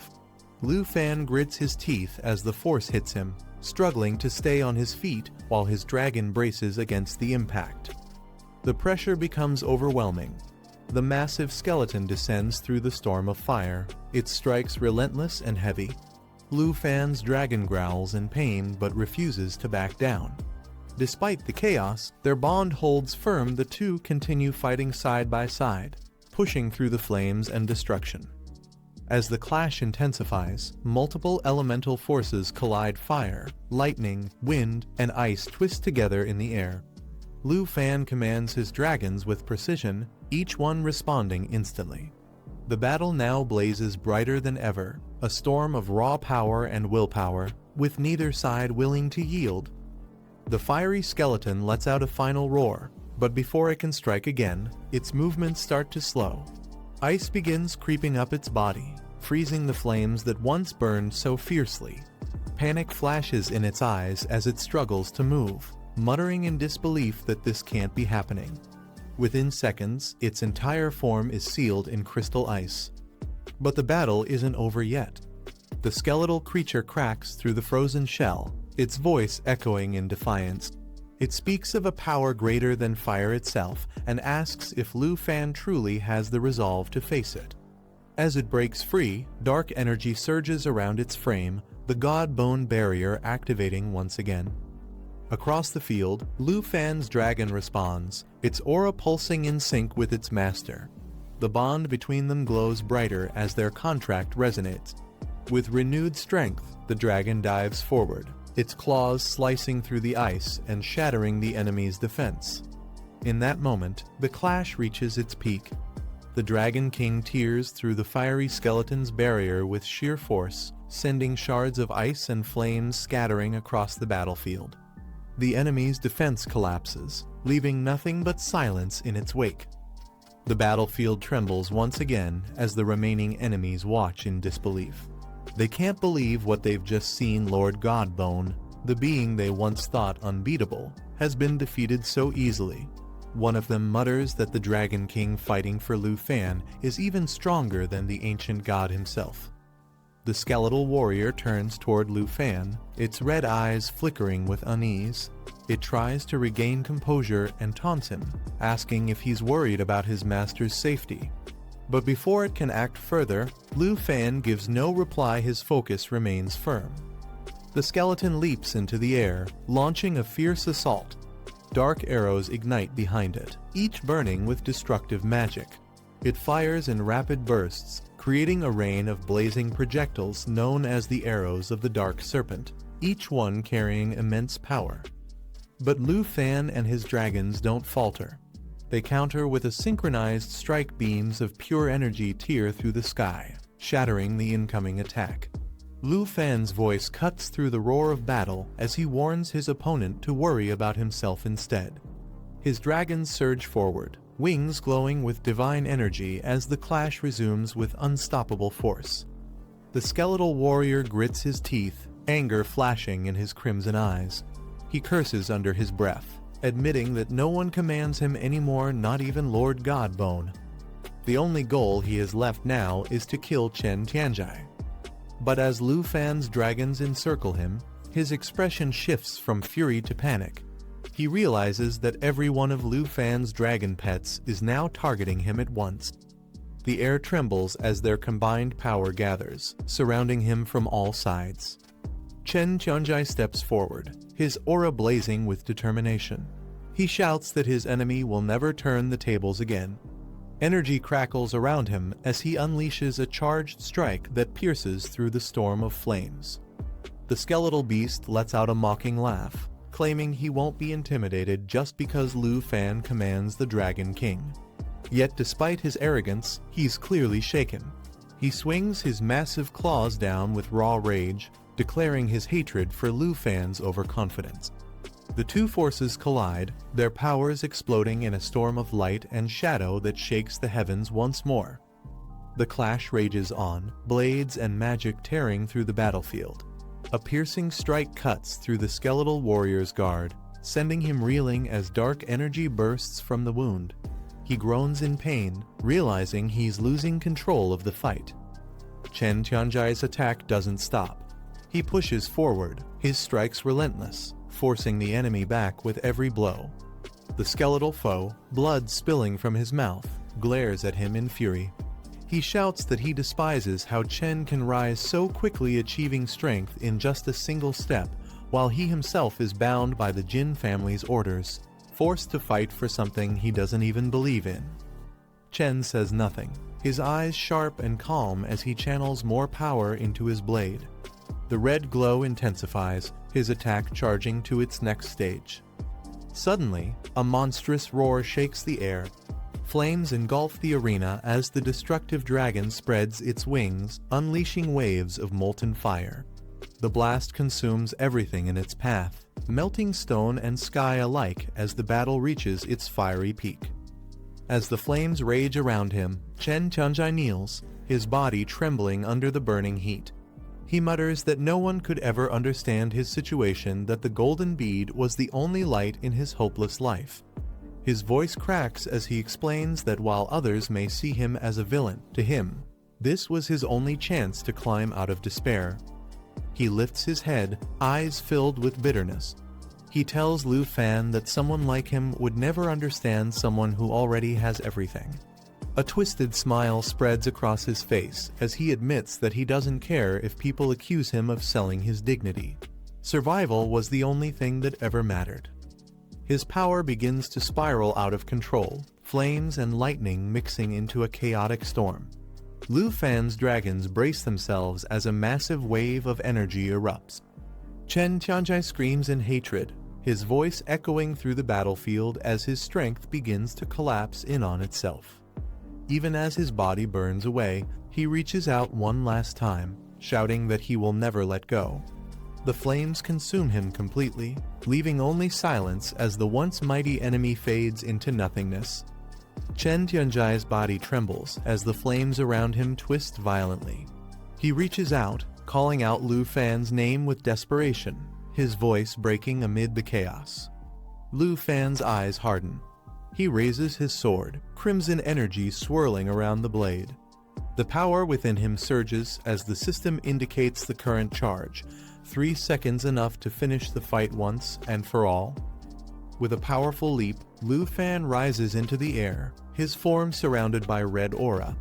The skill activates Snake Shadow Spear, releasing a surge of energy that pierces through the battlefield like a falling comet.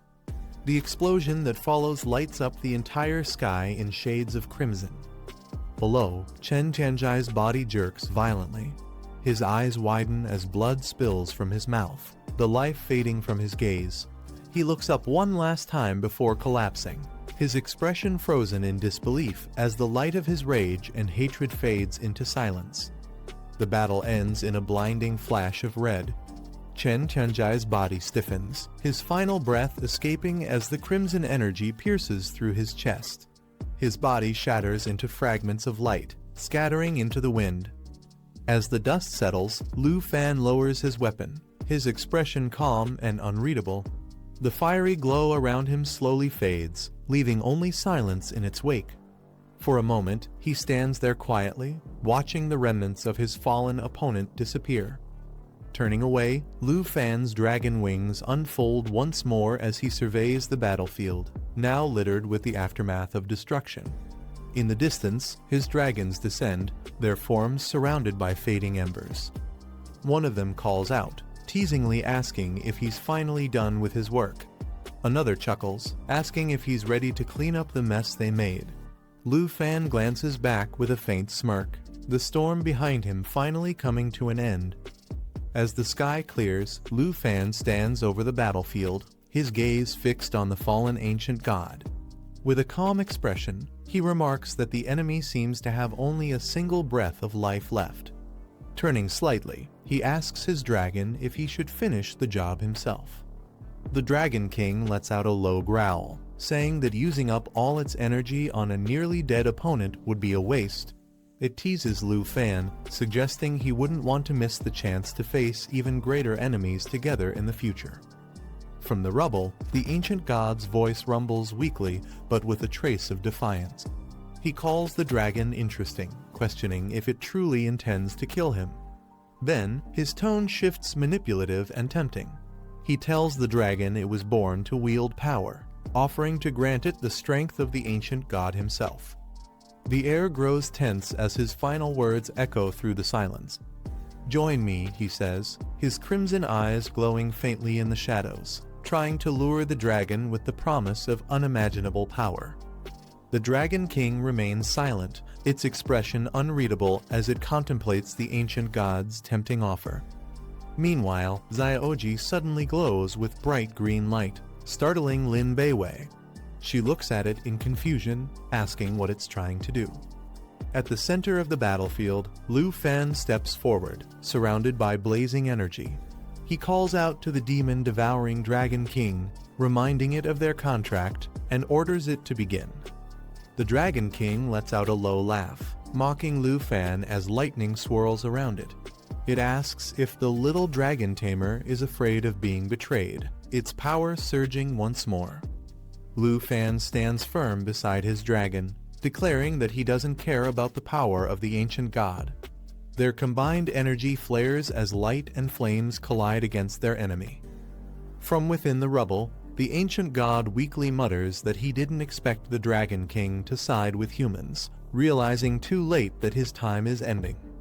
The Dragon King unleashes a powerful strike, its energy bursting into a massive explosion that fills the sky with color. As the smoke clears, the ancient god's voice echoes faintly, warning them not to think his death is the end. His lingering power spreads as dark energy begins to move once more. As the dust settles, the ancient god's voice echoes through the air, mocking them even in defeat. he reveals that he isn't the only one of his kind. He says there are 36 other ancient gods still dormant, waiting to awaken from their slumber. His words send a chill through everyone present. The ancient god's fragmented body begins to glow as flames and lightning swirl around him with his final breath. He warns that when the others awaken, all of them will perish, leaving behind only his fading laughter in the burning air. Dark energy beasts fill the sky, but within moments, they all start disintegrating.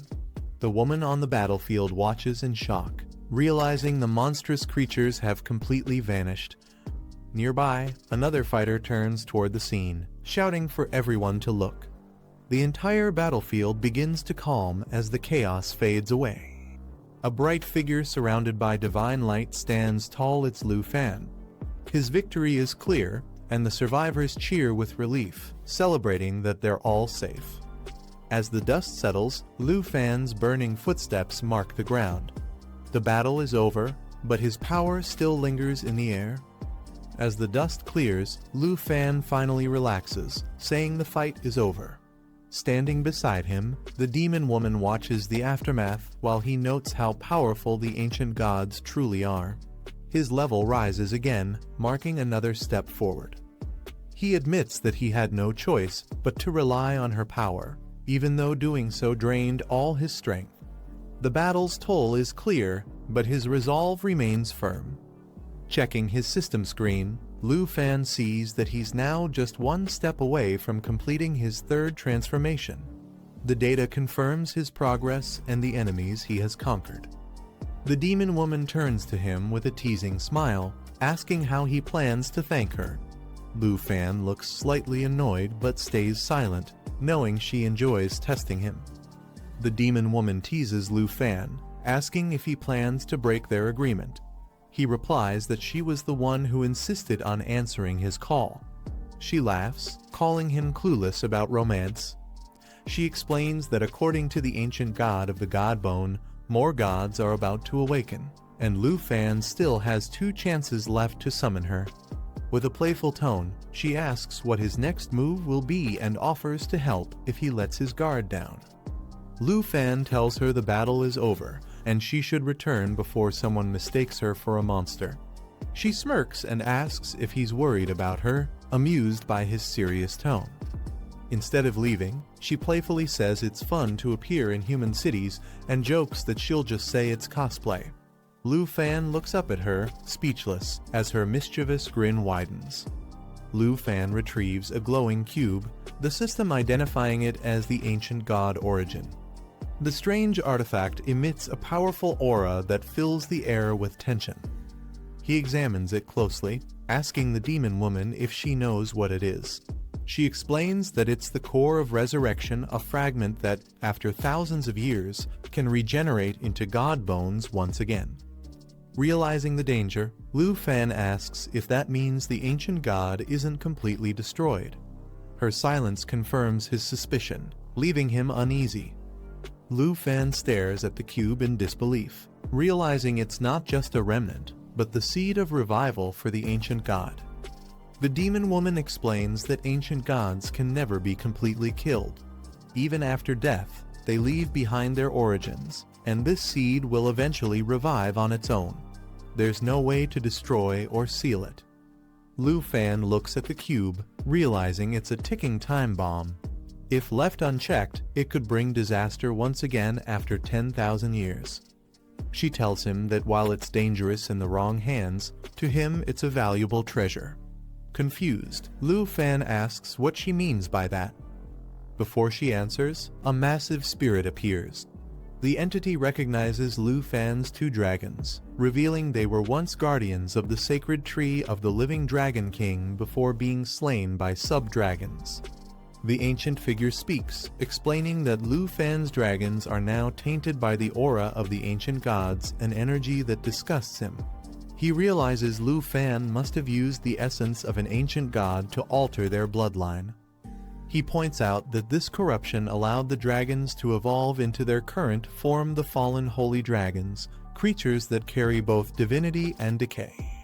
Lu Fan reflects, realizing that the power enabling their evolution comes from crystallization, the very energy that fuses divine strength into living beings. The demon woman smirks, revealing that crystallization itself originates from the ancient gods' origin, the same object now in Lu Fan's possession. The demon woman suggests that Lu Fan can use the same method again by feeding his dragons the essence of the ancient god, allowing them to reach their final form as dragon kings. Lu Fan realizes that with the right essence, they could evolve beyond their limits. The fallen essence once transformed the flying dragon into a demon dragon, and another into a holy dragon. But one god bone failed because it lacked power. He thinks that if the ancient god's origin is used instead, it might succeed. The idea shocks him a chance to create dragons of true divine rank. Still, Lu Fan hesitates. He asks how the ancient god can remain immortal if he uses its origin. The demon woman laughs softly, calling him overly cautious, and assures him there's nothing to worry about. The demon woman explains that if the ancient god's origin is swallowed by another dragon, it will eventually take over their body after thousands of years, rebirthing as a new ancient god. However, she notes that Lu Fan's dragons are different. They're already dead, summoned only through a skill, so they can't be possessed like living creatures. She adds that even far in the future, when Lu Fan's own body turns to bones, this origin will still remain. Understanding her tone, Lu Fan realizes she's hinting at his fear of losing control one day. With a faint smile, she says she's taught him enough and prepares to leave. Before vanishing, she tells him that what he does with the origin no longer concerns her. As the battle's energy fades, Lu Fan hears his name being called from afar. He turns, surprised, wondering who it could be. A group approaches, one riding a massive griffin, others rushing behind. They're relieved to see Lu Fan alive and safe after everything that happened. One of them greets him warmly, saying they've finally found him and hinting that someone special has come along too. Lu Fan looks up, startled as he recognizes the familiar face. A powerful man sitting atop the griffin greets him with a grin, saying it's been a long time. Lu Fan's eyes widen in surprise as he calls out his name, Senior 2. Lu Fan greets Senior 2, who laughs and says he heard a griffin gold badge had stopped the beast tide, realizing it must have been Lu Fan's doing. Lu Fan admits the incident broke out in his hometown, so he had to step in and take responsibility. Senior 2 then asks about the ancient god incident in the Taiki Kingdom. Lu Fan confirms it's true, explaining that the gods' revenge destroyed 4 cities and that 35 more ancient gods are expected to awaken soon. The news shocks everyone, especially Senior 2, who can hardly believe the scale of destruction. Just then, another man interrupts, asking for him to report to the city defense army. Before leaving, Senior 2 notices Lu Fan's injured arm, but Lu Fan reassures him that Xiao Fei has already recovered and asks him not to tell his aunt. As the situation settles, Lu Fan apologizes to Jianying for making her wait. She smiles softly, saying she was just thinking how strong he's become, wishing she could have that same strength. Senior 2 laughs heartily, saying he'll report Lu Fan's accomplishments to the 3 elders of Dragon Country and request a reward for his heroic efforts. Everyone thanks him warmly for his support. A few minutes later, Senior 2 and the others prepare to leave, flying away on their griffins as the sky glows with the evening light. Lu Fan waves goodbye as they take off. Jianying watches them go, then turns to Lu Fan, saying it's time for them to return as well. The battlefield grows quiet, marking the end of another long and eventful day. Jianying looks toward the sunset, wondering if she'll be able to stop the beast tide in Yunbei province and protect her family from what's coming. Lu Fan, standing beside her, quietly believes that fate is on his side. With the super treasure map system, even the weakest can rise to the top in a single step. But his thoughts grow heavy. He questions whether he's truly qualified to change another person's fate, thinking of those he met and the choices that shaped his journey. Memories flash before him Chen Tianjai and Jianing before the beast tide. He wonders if meeting them sooner could have changed their destinies and whether their lives might have turned out differently. Jianing looks at Lu Fan and says she once feared that his strength might change him, but she now knows he'll never lose himself, no matter how powerful he becomes. She tells him that he always stands in front of others, ready to fight and protect everyone even at the cost of his own life. Her words carry both admiration and warmth. Smiling softly, Jianing thanks Lu Fan for changing her life and says she's grateful to have met him. Lu Fan simply nods and replies with a quiet "thank you." As the sun sets behind them, Jianing takes a deep breath and says it's time to go home. Lu Fan watches her walk ahead, a faint smile forming as peace finally returns after the long battle. As the sun sets, Lu Fan suddenly senses something and stops. His eyes fall on the remains of the fallen enemy lying in the rubble. He approaches quietly, staring at the broken core of what was once a powerful foe. A moment of silence hangs in the air. With a faint, reflective smile, Lu Fan murmurs that if he had met them before Jinju, perhaps they could have become friends instead of enemies. Turning away, he whispers a final goodbye to another Gemini as the last fragments of the being crumble into dust beneath the fading light. 3 days later, at Jiangshan Garden, the morning sun fills the peaceful neighborhood. From downstairs, Xiao Fan's family calls out to him, asking him to hurry down for breakfast. The mood feels light and relaxed after everything that has happened. Inside the house, his mother gently knocks on Xiao Fan's door. She mentions that Mr. Qin and Mr. Tao are still occupied with the ongoing reconstruction work, but they were thoughtful enough to send over some snacks. With a smile, she tells Xiao Fan to come try them together with Jianing. Hearing no response from inside, she decides to open the door, announcing softly that she's coming in. The moment her hand turns the knob, a faint hum fills the air. As the door slowly opens, a blinding blue light bursts out from within the room, swirling like a vortex. Shocked, she freezes in place, her eyes widening in disbelief. Confused and speechless, she can only whisper a stunned, "Huh," as the glowing energy engulfs the doorway. At the ruined palace courtyard on Tianfu Island, a mysterious glow emanates from the lake, a source more powerful than any crystal, said to be the core of an immortal god. He recalls that even the demon-devouring dragon kings never dared to touch such overwhelming power. Realizing her fear of being possessed by the ancient god was real, he studies the glowing cube in his hand as it pulses with divine energy. Turning to the fallen corpse holy dragon, he remarks that only they can endure an experiment like this. The dragon roars in response as the power intensifies. Holding the glowing cube tightly, he turns to Xiao Fei and warns her to stay alert. If anything goes wrong, especially if the Divine Bone's ancient god awakens, things could spiral out of control. The energy around him starts to pulse violently, shaking the ground beneath them. Without wasting a moment, he commands her to recall the fallen corpse holy dragons immediately. Xiao Fei nods quickly and begins the summoning spell as bright sigils light up around her.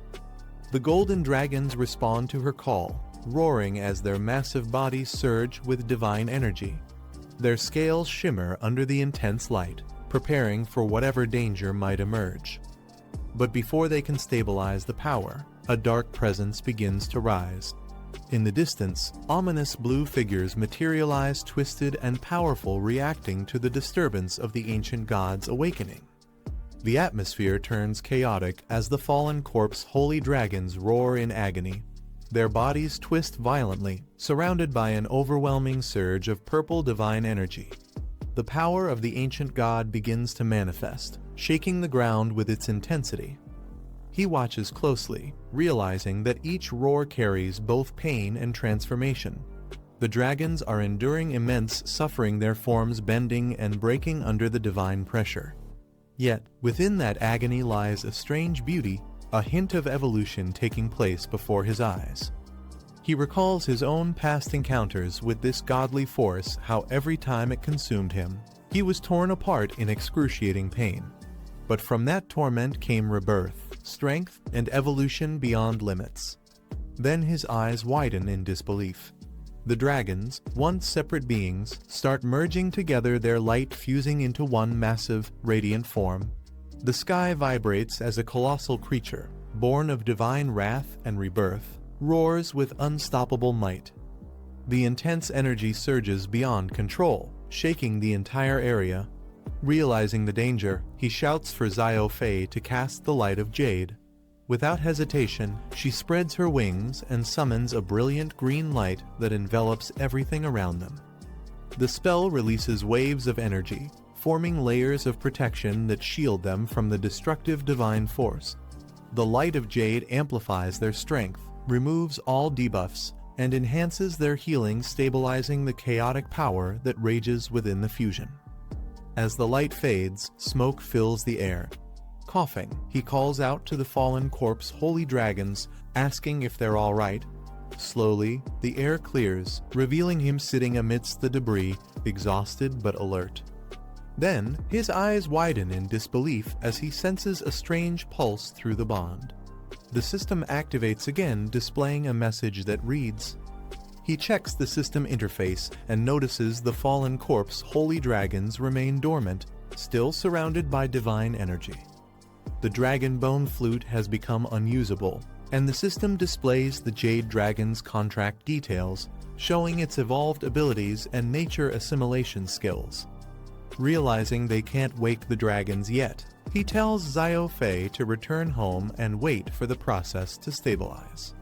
Deep down, he prepares for the worst, ready to use the demon crystal cannons to destroy the newborn divine bones if the evolution fails. Xiao Fan notes that the fallen corpse holy dragons can be resummoned once the evolution completes and hopes to recover the ancient god's source. Knowing the process will take time, he decides to wait 24 hours for the results. Returning home, he's greeted by his mother, who informs him that someone from the city garrison came looking for him. Commander 2 wants to see him.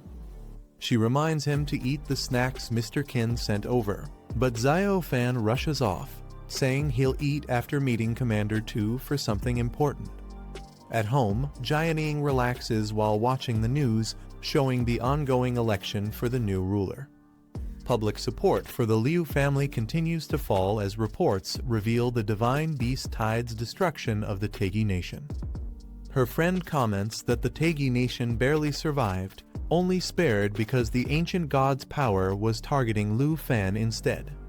Meanwhile, at the Zhanghai City Garrison headquarters, Commander 2 sits in the conference room, waiting as he calls someone to enter.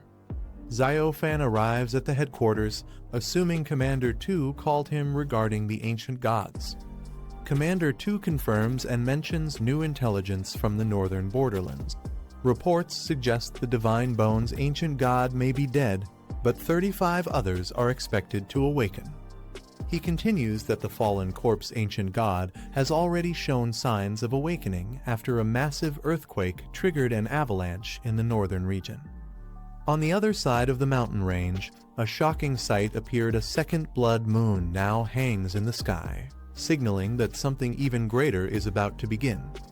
Xiao Fan is shocked to hear that the giant beast buried beneath the snowy mountains of the northern borderlands has opened its second eye. Commander 2 adds that from the barracks, they can hear the entire mountain range vibrating like a living heartbeat. The energy pulsing through the ice sounds like the rhythm of the blood moon beast's heart. Due to the increasing danger, all exploration missions are suspended, and troops are ordered to retreat 50 kilometers from the mountain range.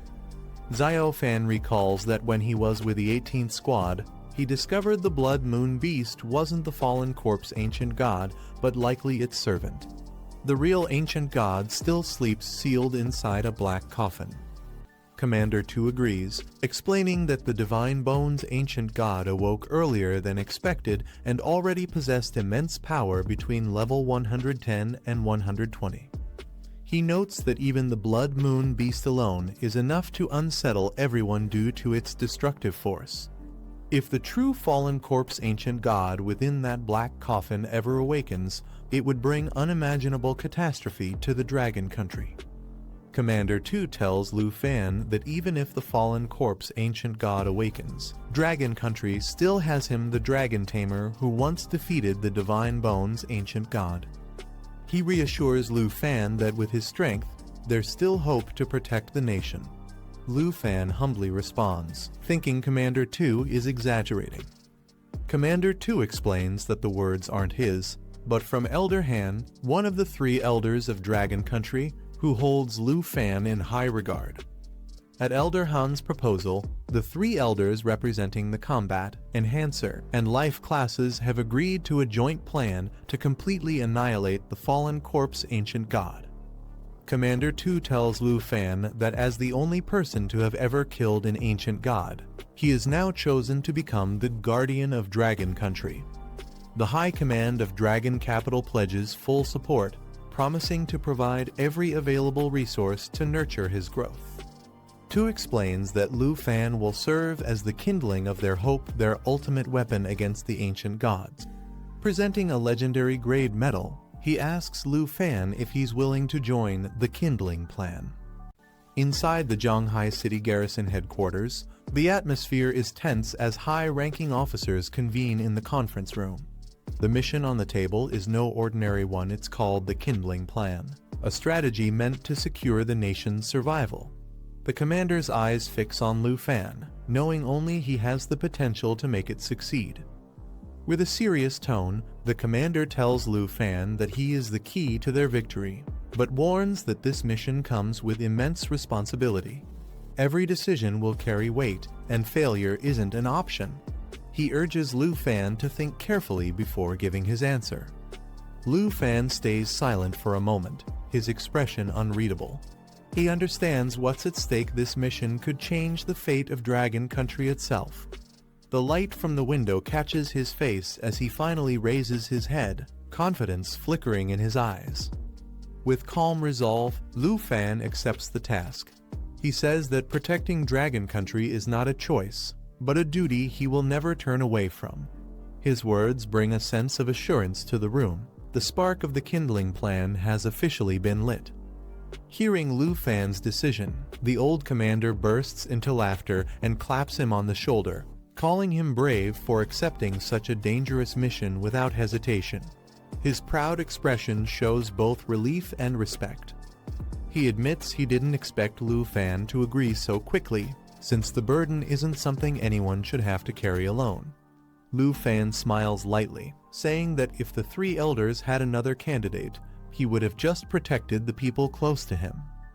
Holding a glowing pendant symbolizing the Guardian's role, Lu Fan explains that with so many lives in Dragon Country depending on him, and the elders' faith in his ability to stop the ancient gods, he has no reason to back down.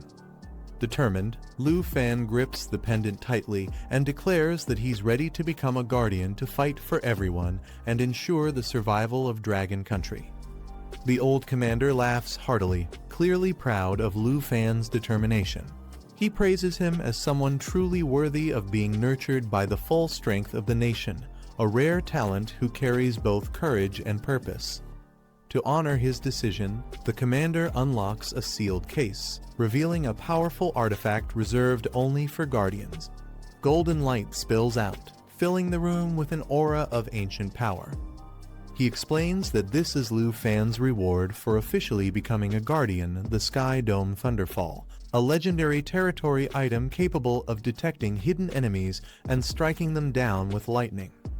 Lu Fan, both surprised and grateful, accepts the artifact from Senior 2.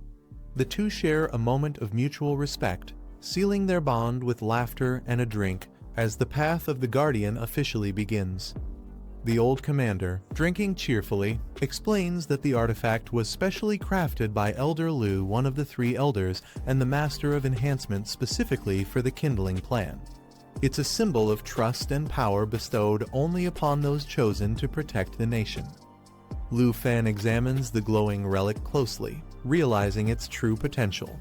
With the installation of demon crystal cannons and fortified walls, Tianhu Island could easily resist even 4th advancement level enemies.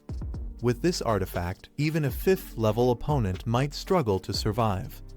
The commander proudly adds that the crafting success rate of such an item is only 0.1%, with materials so rare that Elder Lu has only ever made 3 for himself and 2 for the other elders. Astonished, Lu Fan learns that he's now the 4th person to possess such a powerful item.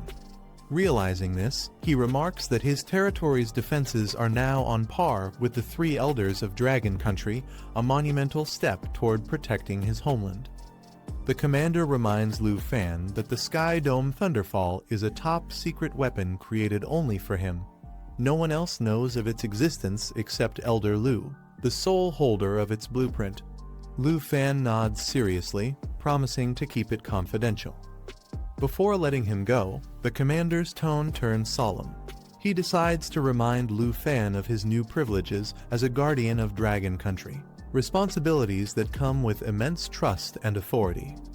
The commander explains that Lu Fan can freely access any national resource to enhance his power. His status now ranks directly below the 3 elders, making him one of the most influential protectors of the nation. Finally, he reveals that once the war against the ancient gods begins, every military legion, including his own Griffin Legion, will operate under Lu Fan's command. The fate of Dragon Country will rest in his hands. The commander firmly tells Lu Fan there's no turning back now. The kindling plan has begun, and everything they do from this point forward is for the sake of defeating the ancient gods. Lu Fan nods in full agreement, his resolve unwavering. As they shake hands, the room fills with tension and purpose. Their shared determination marks the official start of the operation that could decide the fate of Dragon Country. The next morning, Lu Fan arrives at Tianhu Island, standing before the construction of the ruined city palace. Workers bustle around as preparations for the kindling plan progress rapidly under his command. Clenching his fist, golden lightning sparks from his hand, symbolizing his new power as a guardian. With fierce determination, Lu Fan silently vows to protect his people and lead the fight against the ancient gods. A blinding surge of energy erupts across Tianhu Island as Lu Fan activates the Sky Dome Thunderfall. Golden lightning spirals upward, merging with the skies and forming a protective barrier over the island. The energy vortex expands rapidly, swirling with immense power. Its brilliance lights up the surroundings, signaling the activation of a high-tier defensive network capable of detecting and destroying any intruder. The nearby officers and workers panic as thunder roars through the sky. One of the commanders looks up in shock, thinking it might be an enemy attack, unaware that it's Lu Fan's newly established defense field. Standing within the storm, Lu Fan watches the formation complete. The commander's voice echoes in all these defenses rival those of the 3 elders themselves. Tianhu Island's name and power are now etched into Dragon Country's legend. As the lightning barrier stabilizes, an officer named Morozov approaches Lu Fan, stunned by the sheer scale of the defense system. He asks what kind of mechanism could produce such power. Lu Fan simply smiles, saying it's confidential and must remain a national secret. Morozov studies the barrier closely, sensing its overwhelming energy. He realizes it's no ordinary structure. It's a legendary grade system far stronger than the demon crystal cannons, likely the work of a master-level craftsman. Suddenly, the defense system reacts on its own, releasing a burst of light toward an inactive zone. Confused, Morozov wonders if the system malfunctioned since there's no construction or movement in that area. Lu Fan's expression hardens as he focuses on the disturbance. His eyes widen in shock. What the system detected wasn't an error. It was the fallen corpse Holy Dragon's cocoon, something that should not have existed there. A sudden gust of powerful wind surges through the construction site, catching everyone off guard. Lu Fan quickly senses danger and warns everyone to stay back, realizing the airflow is coming from the palace courtyard. Determined to confirm his suspicion, Lu Fan rushes toward the courtyard, ignoring Morozov's call to stop. The man tries to ask if he can at least study the strange energy, but Lu Fan refuses sharply, insisting that no one approach. Watching Lu Fan vanish into the storm, Morozov sighs, understanding that only a national-level master could have built a weapon of such magnitude. His curiosity grows as he considers that this might be the work of the legendary Enhancer class figure himself. Meanwhile, deep within the courtyard, dark energy pulses from the massive cocoon. Its surface cracks slowly as something ancient and ominous begins to stir inside the fallen corpse. Holy Dragon is awakening. Deep within the courtyard, the massive cocoon pulses violently, releasing waves of blue energy that shake the ground. Cracks spread across its surface as an overwhelming presence begins to awaken from within. Lu Fan arrives just in time, shielding his eyes from the blinding light. He realizes with alarm that the fallen corpse Holy Dragon has reached its final stage of evolution and is moments away from breaking free. As energy readings spike, the countdown to the creature's emergence begins. Lu Fan braces himself, understanding that once it evolves, its power could surpass anything he's faced before. In a flash of green light, Xiaofei appears beside him, her wings unfurling with divine energy. Lu Fan quickly instructs her if the dragon becomes possessed again, she must activate the dragon domain instantly to contain it before disaster strikes. The cocoon glows brighter than ever as the countdown to the final evolution reaches its final seconds. The ground shakes violently while bursts of blue energy tear through the air, signaling the creature's imminent transformation. Xiaofei narrows her glowing green eyes, readying her powers. With a determined cry, she channels her energy to defend Lu Fan from the overwhelming aura radiating from the cocoon. A powerful green light envelops them both as Xiaofei activates her skill light of Jade. Layers of protection form around Lu Fan, erasing debuffs, boosting his stats, and fortifying his defenses through the power of her Jade Dragon bloodline. As the protective barrier solidifies, the cocoon bursts open with a blinding flash. Within the roaring surge of power, the fallen corpse Holy Dragon begins to emerge, shaking the entire courtyard with its rebirth. As the light fades, Lu Fan coughs from the lingering energy waves, glancing around to find Xiaofei standing beside him. Her wings shimmer faintly as the dust settles, revealing the massive silhouette forming before them. Lu Fan's eyes widen in disbelief when he spots the towering skeletal figure of the dragon, its body gleaming with divine energy. The cocoon has completely dissolved, marking the end of the transformation. The fallen corpse Holy Dragon's evolution is complete. It now bears the title Divine Bones Dragon King Armor of the Fallen Mountain. Its stats and abilities have risen to an unimaginable level, radiating overwhelming strength. Standing beside Xiaofei, Lu Fan gazes at the majestic creature with awe and resolve. The evolution is a success. Dragon Country has gained another legendary guardian, and the battle against the ancient gods has just taken a new turn. As the light clears, Lu Fan observes the massive creature before him and quickly analyzes what happened. The dragon's transformation wasn't just an evolution, it had absorbed every fallen corpse and puppet from the battlefield. The fusion of these countless beings condensed their strength into raw power, converting them directly into the dragon's stats. This overwhelming surge allowed it to surpass its previous limits entirely. Now, its base stats reach the hundreds of thousands, and with Xiaofei's enhancement buff, its strength is capable of exceeding 1,000,000, a power level that even ancient beasts would fear. The black-haired man stares at the glowing blue screen before him, his eyes widening in disbelief. His attribute values have skyrocketed far beyond expectation. A faint smile forms on his face as he realizes what this means. He has finally reached the legendary Dragon King level. The power coursing through him feels unmatched, an overwhelming surge that makes the air around him vibrate. Suddenly, a thunderous roar tears through the sky as the massive skeletal dragon behind him awakens, its blue aura spiraling upward like a storm. The ground trembles under its presence. The man calmly observes that the dragon's level and rank have been replaced, and with every additional star, its attributes are multiplied. It's a power that grows exponentially, something no ordinary being could ever control. The intense light from the dragon's aura engulfs the area as the man stands firm, his coat fluttering in the wind. The dragon's breath has now evolved into the Godbone version, a form so advanced that even ancient dragon language magic no longer needs to be chanted. The man understands that the destructive force behind this ability could obliterate anything in its path, the kind of strength that could reshape the balance of the world itself. A few meters away, the green-haired dragon girl gently places her hand on the giant bone of the creature, her expression calm and composed. A soft hum escapes her lips, filled with satisfaction and pride. The aura radiating from the dragon reflects in her emerald eyes as she silently acknowledges the transformation before her, a power that now stands at the peak of divinity. The massive dragon lowers its glowing head, locking eyes with the black-haired man who stands before it. Its deep blue aura surges through the air, radiating divine pressure.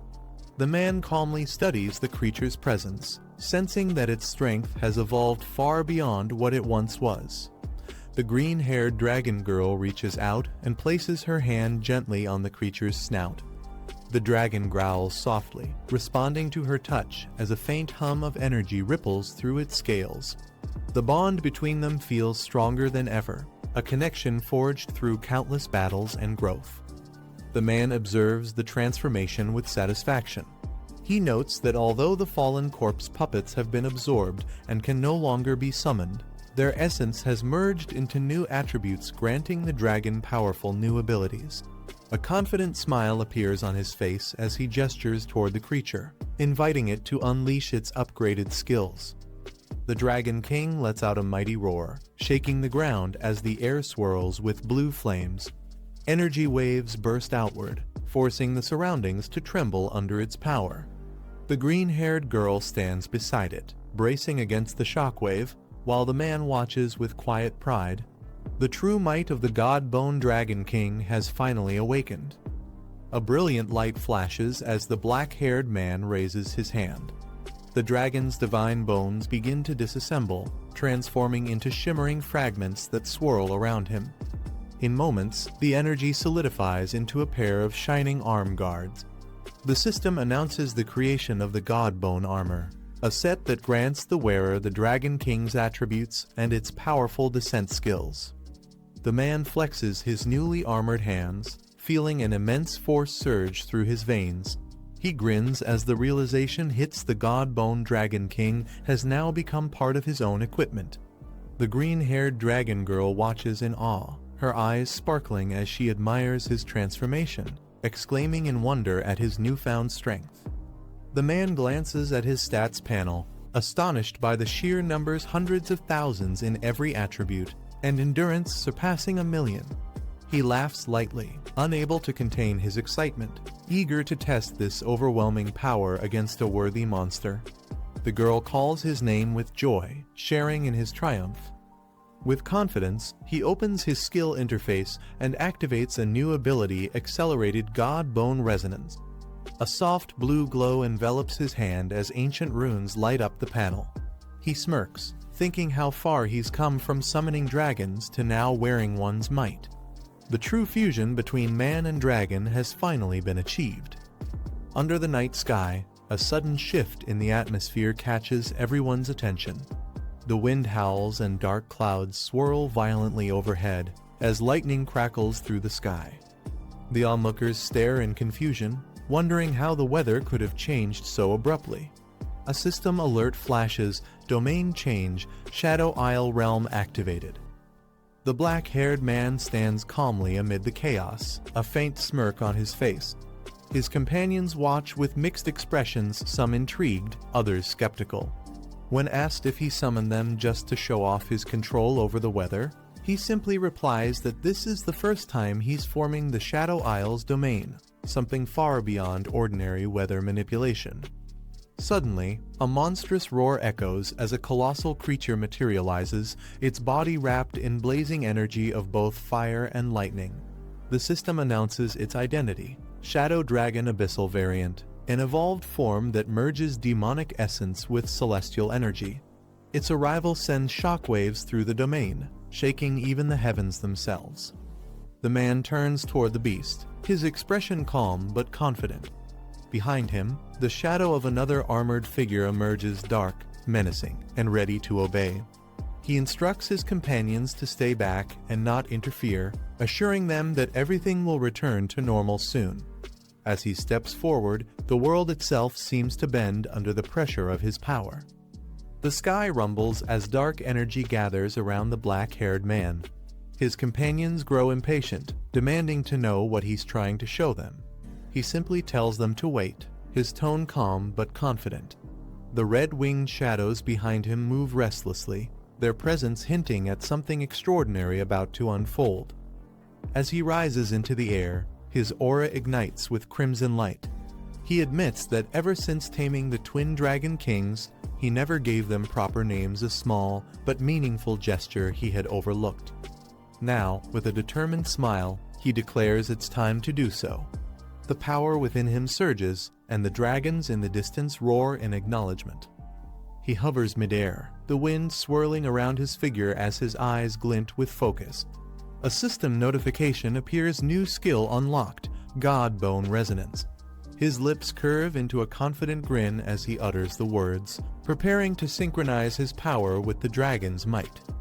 Calling out to the twin dragon, he commands, Zio Zuo, Zio Yu, cast God Bone Armor. A burst of divine energy explodes outward as the armor materializes once more. The system displays his updated class Dragon Rider Roman II, now empowered beyond its previous limits. Standing amidst the twin dragons cloaked in violet flames, he radiates dominance worthy of a true dragon king. Lu Fan charges forward, his twin dragons roaring behind him as divine light explodes from his armor. His power surges, shaking the battlefield. His companions watch in awe, noticing his new gear. One remarks it resembles the style of ancient gods, radiating immense divinity. Another observes that Lu Fan isn't just fighting, he's giving commands, suggesting this is a skill linked to his dragon companions. The women wonder how his dragons can merge with him directly, realizing this fusion ability defies the laws of dragon possession itself. As Lu Fan merges with the twin dragons, energy ripples explode around him, forming the shape of a humanoid dragon. The fusion shocks everyone watching. The girls discuss that such power allows the summoner to equip items without using equipment slots, a rare ability unique to dragons. They realize this transformation perfectly releases a dragon's strength through a human body, making Lu Fan a true humanoid dragon. Clenching his glowing fists, Lu Fan smirks and calls out, Zio Zuo, Zio Yu, let's test our new skills. The ground trembles as divine and daimonic energy ignite around him. A blinding surge of light erupts as Lu Fan activates his ultimate move, the God Bone descends. His power shakes the earth, forming a colossal dragon aura behind him. The shockwave forces everyone to shield themselves as debris flies. One of the girls shouts in disbelief, stunned by the overwhelming force spreading across the field. The black-haired woman narrows her eyes, realizing this power could destroy both heaven and earth. Its intensity must exceed hundreds of thousands in attributes. When asked if his armor contains all his dragon pets, Lu Fan calmly explains it's the God Bone Dragon King, a being infused with the might of ancient gods while the rest of his dragons remain summonable.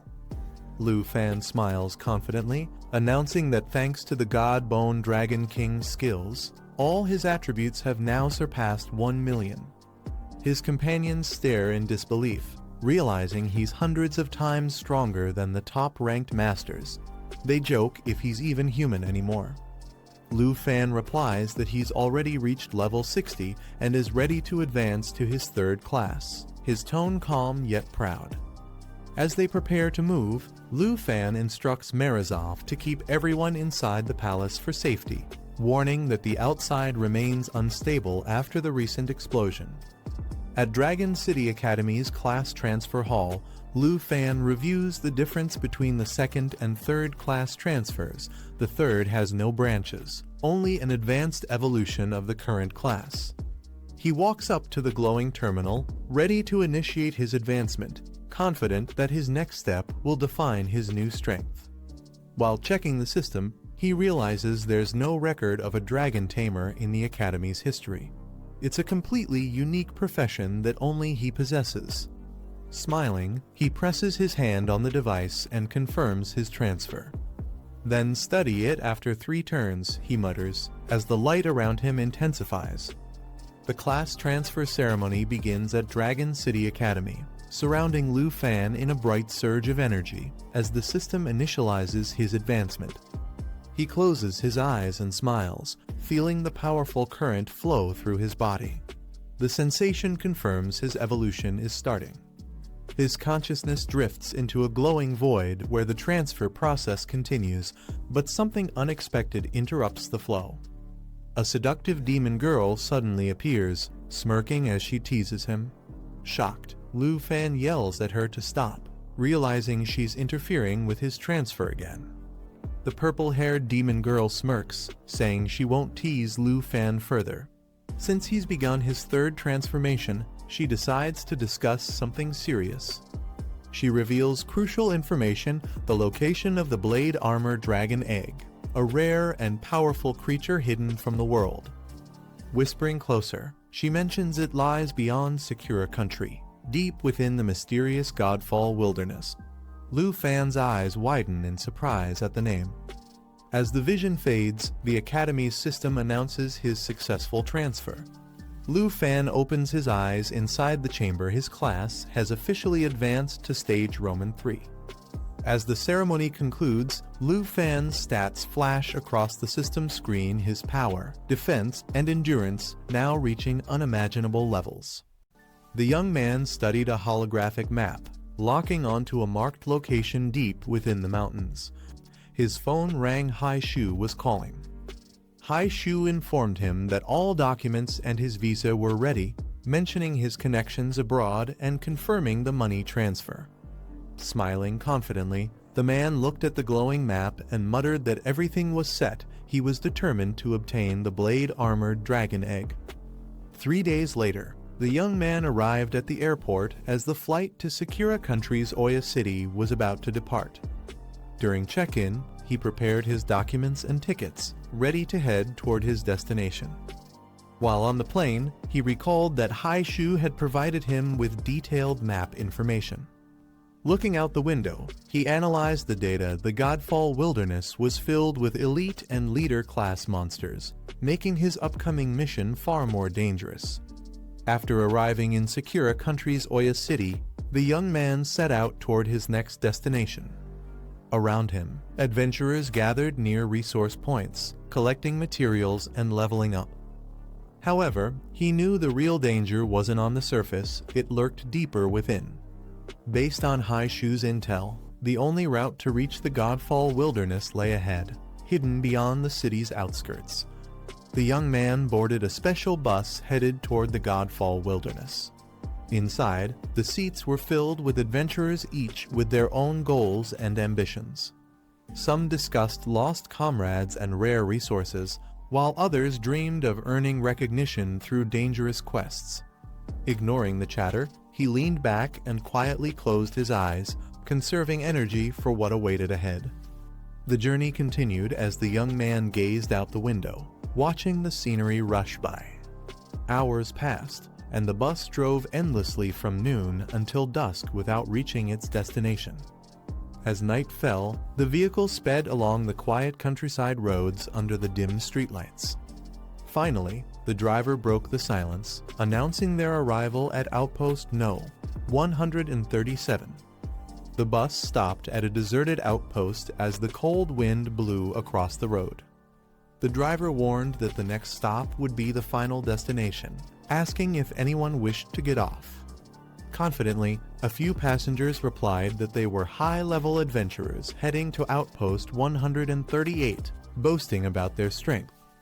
The driver smirked after hearing their levels, muttering to himself before restarting the bus with a chilling, "Let's go then." The bus sped through a rough, winding path as the terrain outside began to change dramatically. The once clear roads faded into a desolate, snow-covered mountain trail. Darkness fell quickly, and the vehicle continued deeper into the wilderness. Wind howled across the cliffs while the bus's headlights barely pierced the thick mist. Inside, tension grew. Passengers peered out the windows, confused and uneasy. They realized the landscape didn't match their planned route, and questions erupted toward the driver. Watching quietly, the young man frowned. Something felt off: the direction, the atmosphere, everything.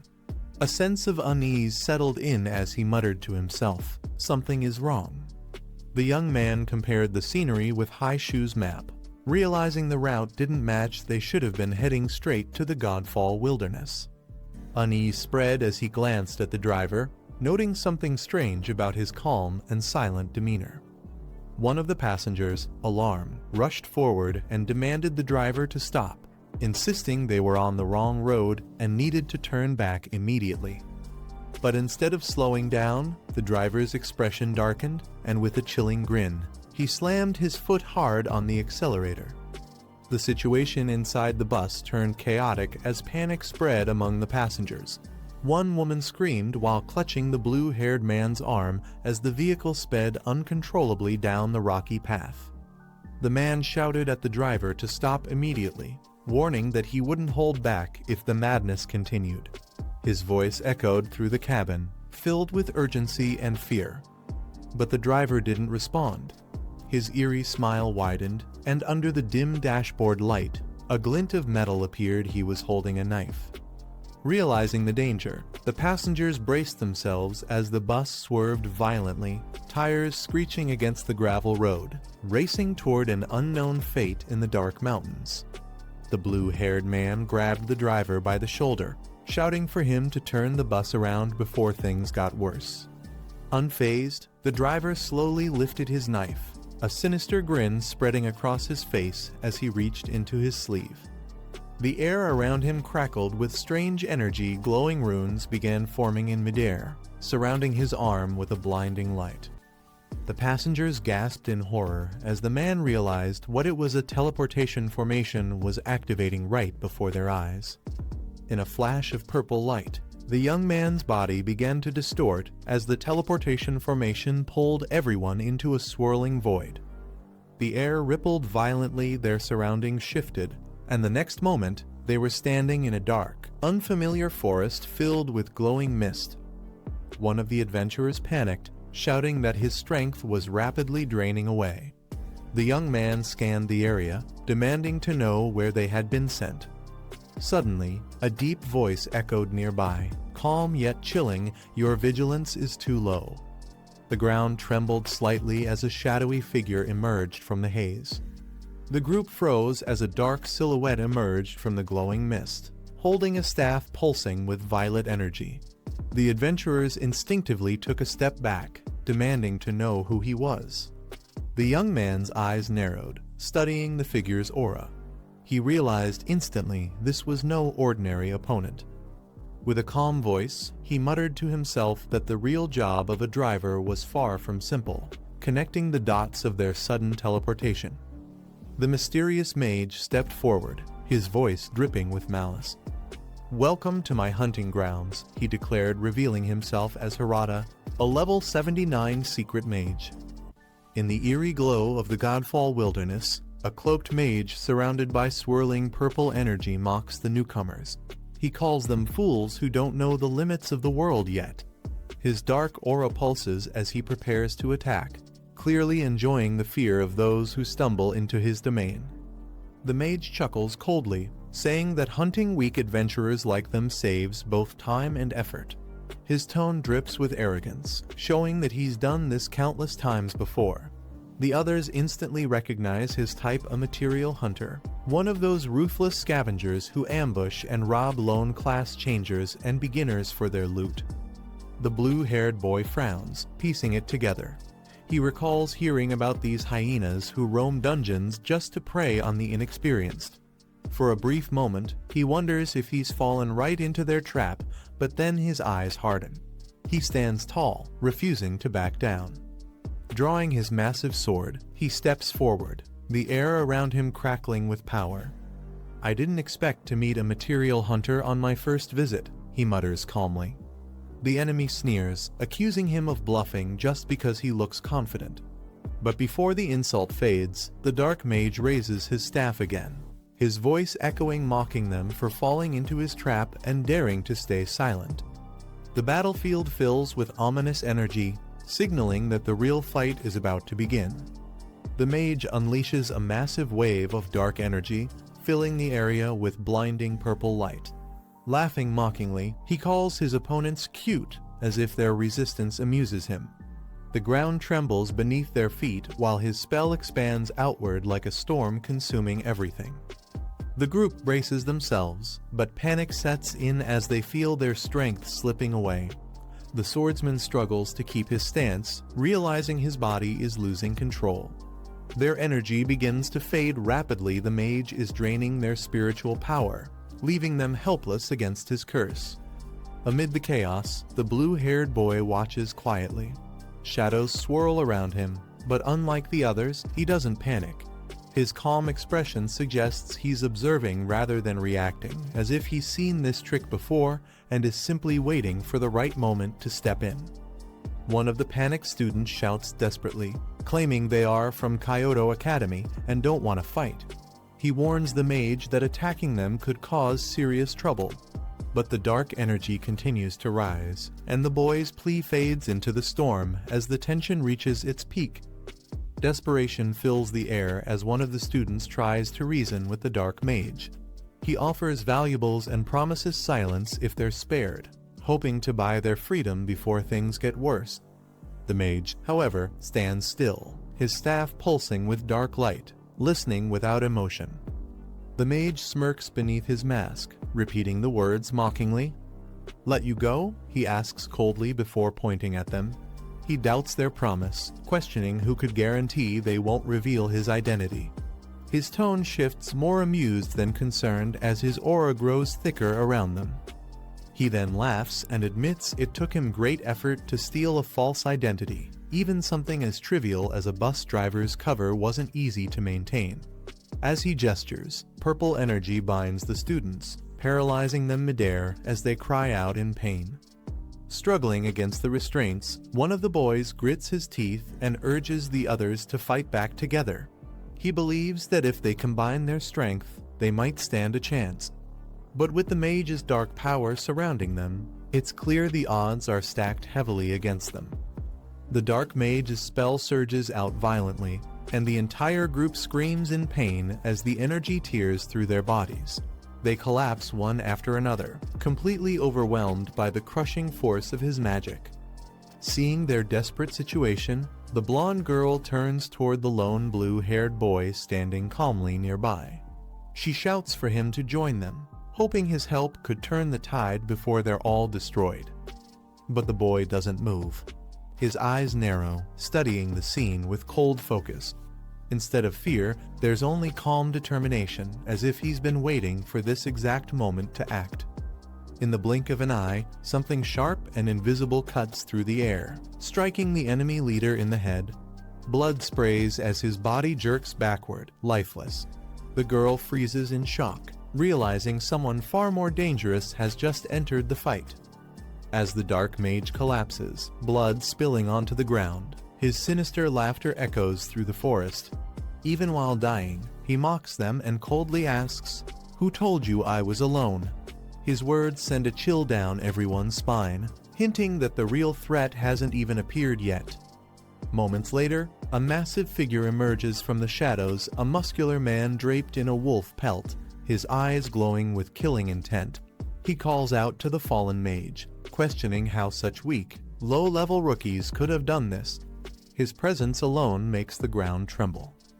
With a beastly grin, the man grips his giant axe tightly, his aura radiating pure violence. "Today," he growls, raising the weapon as energy crackles around him. "None of you are leaving alive," he roars, swinging the axe down with terrifying force. The sheer pressure from his attack tears through the air as the blue-haired boy stands his ground, ready to face the monstrous new enemy. As the giant axe swings down, one of the students shouts for the girl to move.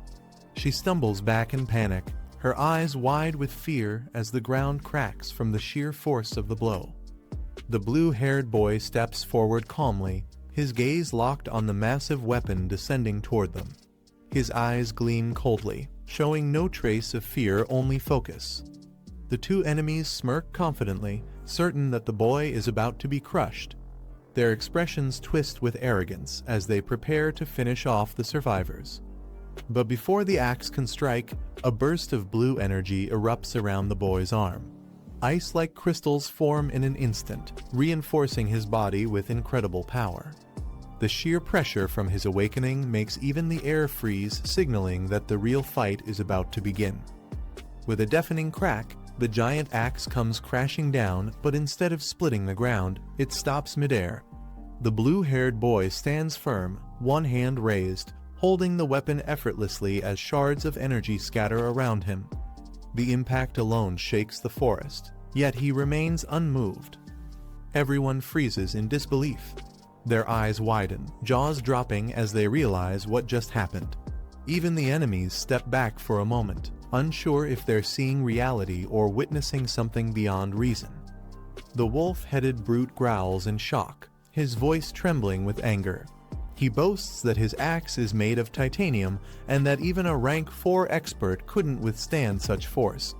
Yet the boy caught it barehanded, leaving both him and the mage speechless. The students watch in awe. One of them mutters, astonished that he caught the attack with nothing but his hand. The girl shivers slightly, whispering that he's terrifying not out of fear, but from realizing how powerful he truly is. Golden energy bursts from the boy's body, swirling around him like a storm. His voice echoes with cold fury as he glares at his enemies. "Dare to attack me," he mutters, his tone sharp and deadly. "You're looking to die." The air distorts under the pressure of his unleashed power. Before the enemies can react, the ground shatters beneath his feet.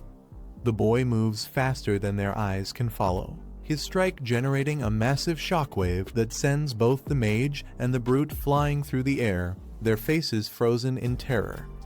The entire battlefield erupts with energy as waves of blue light explode outward, ripping through the surrounding forest. The enemies are thrown back violently, unable to withstand the overwhelming force of his attack.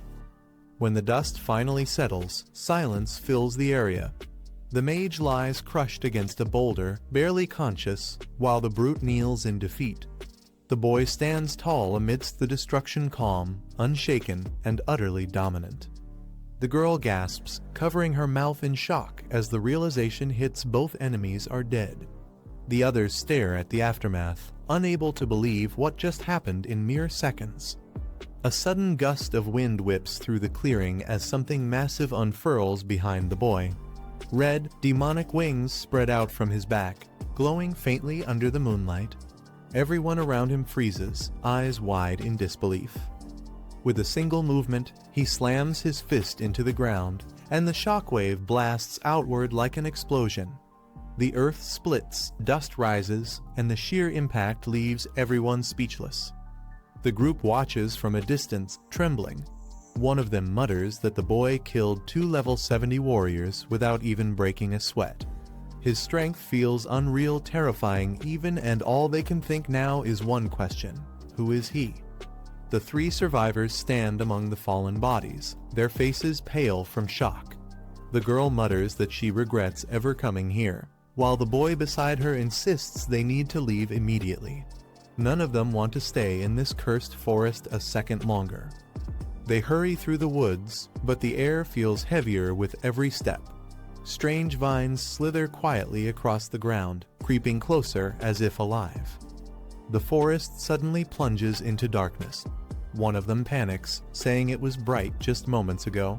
Another tries to calm the group, promising to use his searchlight to find their way. But the silence around them feels wrong, like something unseen is watching. He raises a glowing device that projects a magic circle, casting a faint blue light into the shadows. The faint glow illuminates the twisting vines ahead and reveals that the darkness around them is slowly closing in. The group cautiously moves deeper into the forest, unaware that several massive snake-like creatures slither silently around them. The faint beam of their light barely pierces the darkness as the forest grows eerily quiet. Suddenly, one of them halts, sensing something strange. The boy whispers that he hears a faint noise, something crawling nearby. His expression hardens as he realizes they're being surrounded. Gripping his weapon tightly, he instructs the others to be ready. "When I count to 3, we'll split and run," he says in a low voice, his tone sharp with urgency. The air grows tense as the unseen creatures close in. They brace themselves. The chubby boy mutters 1 through trembling lips, while the girl takes a deep breath, murmuring 2 under her breath, preparing to sprint for her life when the signal comes. The boy shouts 3, and the group bursts into action, sprinting in different directions through the dark forest. Panic fills the air as the ground shakes beneath their feet.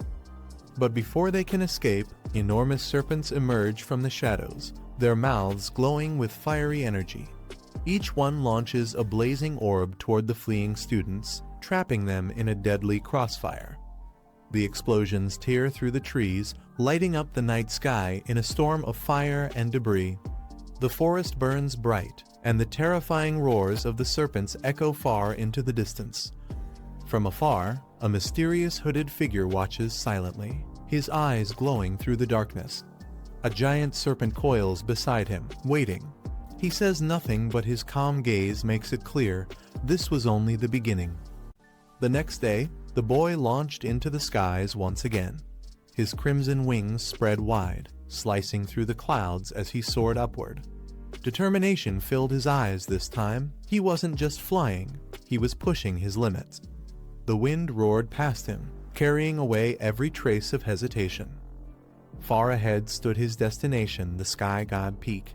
Its sharp summit pierced the heavens like a divine spear. Without slowing down, he ascended higher, the sunlight glinting off his wings as he approached the towering mountain.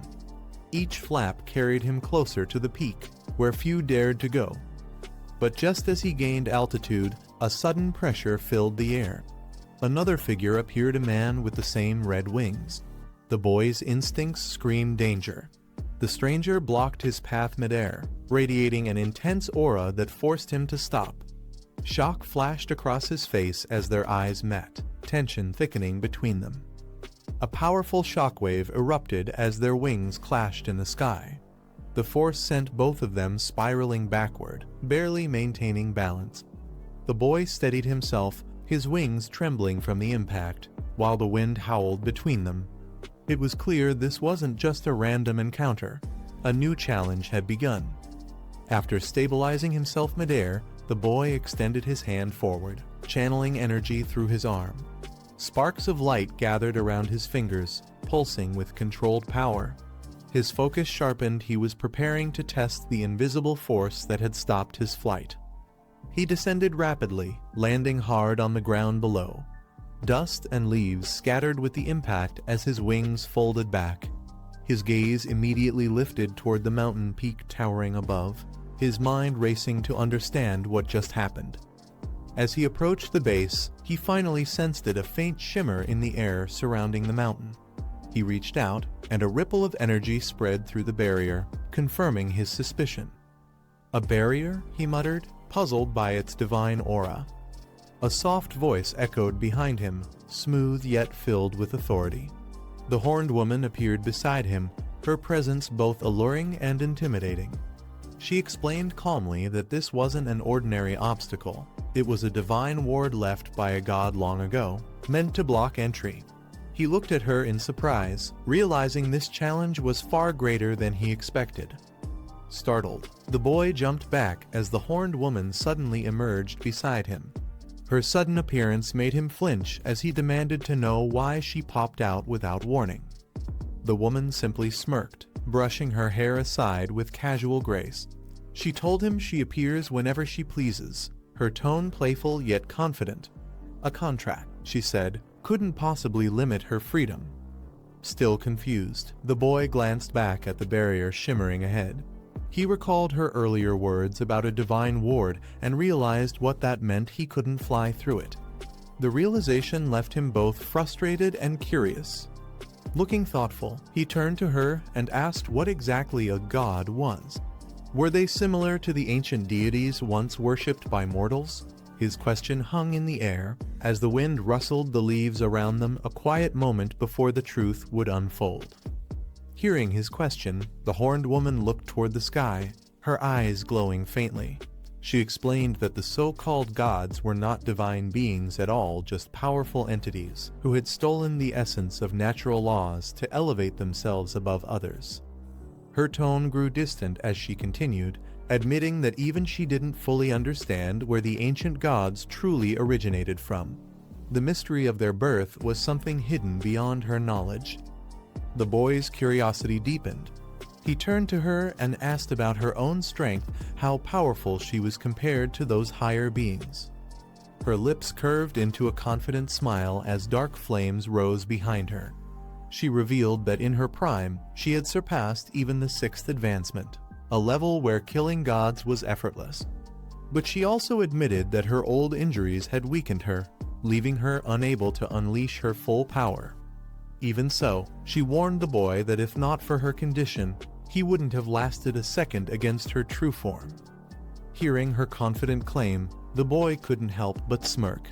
He thought back to the time when he had first challenged her back then. She hadn't even used 1% of her true strength, yet he barely managed to hold his ground. Remembering that moment made him realize just how terrifying her full power must have been. Curious, he asked whether all dragons had the potential to reach her level someday, as he imagined his own dragon companions evolving into powerful beings like her. An ambitious thought crossed his mind. If that were possible, he'd become unstoppable. But before he could get lost in his fantasy, she snapped him back to reality with a stern look. She reminded him that a dragon's growth wasn't that simple. It was a long and grueling process, one that demanded both patience and strength. She then explained that for his dragon pets to reach the level of a dragon king, they'd first need to match the power of a human at the 6th advancement. Only then could they be considered true god slayers. Her words left him in awe, realizing how far he and his companions still had to go. The boy sighed with a faint smile, realizing just how far he still had to go. Despite all his progress, he knew the gap between him and beings like her was enormous. "Looks like I've still got a long way to go," he admitted quietly. The horned woman glanced back at him, amused. She teased him for wasting time daydreaming and told him to focus on his surroundings instead. Her tone was light, but her eyes carried a subtle warning this place wasn't as peaceful as it looked. As they walked deeper into the forest path, she mentioned that this mountain trail was dangerous. Many who entered never returned, as if the mountain itself swallowed them whole. Her words sent a chill down his spine, but he followed without hesitation. While leading the way, she reminded him once more about the divine ruins, the sacred place where equipment crafted from divine bones could be used. Her wings spread slightly as she moved ahead, the golden light filtering through the trees, marking the beginning of their next journey. As they continued deeper into the glowing forest, the horned woman turned to him with curiosity. She asked why he didn't take the opportunity to level up within the secret realm before coming here to seek the bladed armor dragon king's egg. The boy smiled faintly, his confidence showing through. He explained that his real purpose was to let the bladed armor dragon hatchling absorb the spiritual energy of the secret realm first. That way, it could evolve and grow stronger much faster than usual. Hearing his answer, she let out a soft laugh and called him a calculating little man. Though her tone was teasing, her eyes gleamed with a mix of amusement and admiration for his clever thinking. But before their conversation could continue, a surge of blue light streaked through the air. Several energy trails shot past them at blinding speed, signaling that something powerful was fast approaching. Before either of them could react, the ground trembled beneath their feet. The boy's instincts kicked in immediately. his eyes narrowing as he sensed multiple energy signatures surrounding them. The horned woman glanced sharply in the same direction something was coming. In an instant, blue light erupted from the forest floor. Energy surged upward as both the boy and the woman prepared for combat, their auras flaring. The air crackled with power as the light solidified into armored shapes. A deep, mechanical voice echoed through the woods, declaring them trespassers in a forbidden land. The booming tone carried divine authority, warning that no one was permitted to defile this sacred place. Moments later, several massive figures emerged the Crystal Rock clan, glowing with radiant blue energy. Each one wielded a stone spear, their presence heavy and unyielding. The leader, identified as a level 95 believer, radiated immense power as the ground shook with every step it took. The horned woman glanced toward the glowing figures ahead and smirked. She offered to handle the enemies herself, suggesting they count it as their second deal. Her tone was playful, yet her aura hinted that she meant every word. But the boy shook his head with a confident smile. He told her there was no need for her to intervene using her strength. Here would be like smashing a nut with a sledgehammer. He added that she should save her power for the real challenge ahead, the bladed armor Dragon King. Amused by his response, the woman chuckled softly. Her sharp gaze softened as she tilted her head and agreed to let him handle it. Leaning back against a tree with a teasing grin, she gestured dramatically toward the enemies and told him to begin his performance. Her voice carried a mocking edge as she called him the mighty dragon slayer, clearly curious to see what he'd do next. The boy clenched his fists, a faint smirk forming on his lips. "Fine by me," he muttered, his aura beginning to surge. This was the perfect chance to test out his new ability, one he hadn't used in real combat yet. A powerful wave of energy burst from his body as dark smoke intertwined with blue light. He activated his latest skill, Shadow Dragon King Aura. His presence shifted instantly, filled with the essence of the Shadow Dragon King's power, increasing his speed and strength dramatically. In a flash, he dashed forward, closing the distance between himself and the towering golems. The ground cracked beneath his feet as he launched his attack, eager to test how effective his third advancement truly was. The Crystal Rock warriors responded immediately, their massive arms glowing as they charged energy through their stone bodies.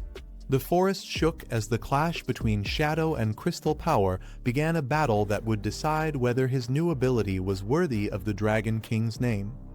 The boy charged straight into the battlefield, his Shadow Dragon King aura radiating waves of power. The Crystal Rock warriors launched volleys of blue energy spears, shaking the forest as they rained down like a storm. He dodged effortlessly, weaving through the barrage with incredible speed. Every motion of his body left trails of shadowy light, showing his complete mastery of movement. The air itself trembled under the intensity of his strikes. One of the giant rock golems stepped forward, its crimson eyes glowing brighter as it gathered energy for a devastating attack. Its stone fists cracked the ground beneath it, signaling its intent to crush him in one blow. But the boy didn't flinch. His sword ignited with dragon energy as he raised it high, roaring the name of his technique, breaking the sky. The blade tore through the air, releasing a powerful slash infused with dragon aura that collided head-on with the enemy's attack, shaking the entire battlefield. The blast from his strike shattered the nearest golem, sending fragments of glowing blue crystal scattering across the ground. The remaining ones staggered but quickly regained their stance, their red eyes burning with hostility. He exhaled slowly, lowering his sword as energy rippled around him. A small grin appeared on his face. "This Dragon Tamer aura is pretty damn useful," he muttered, admiring the seamless power coursing through his veins. However, more of the Crystal Rock warriors began to close in, forming a tight circle around him. Their synchronized movement and heavy footsteps made the earth tremble. They weren't going down easily. Undeterred, the boy shifted his stance. His aura flared again, and multiple afterimages of himself appeared, each one preparing for an attack from a different direction. The forest was filled with streaks of shadow and light as he launched his next barrage. The boy's afterimages struck in perfect synchronization, their blades cutting through the golems like flashes of light.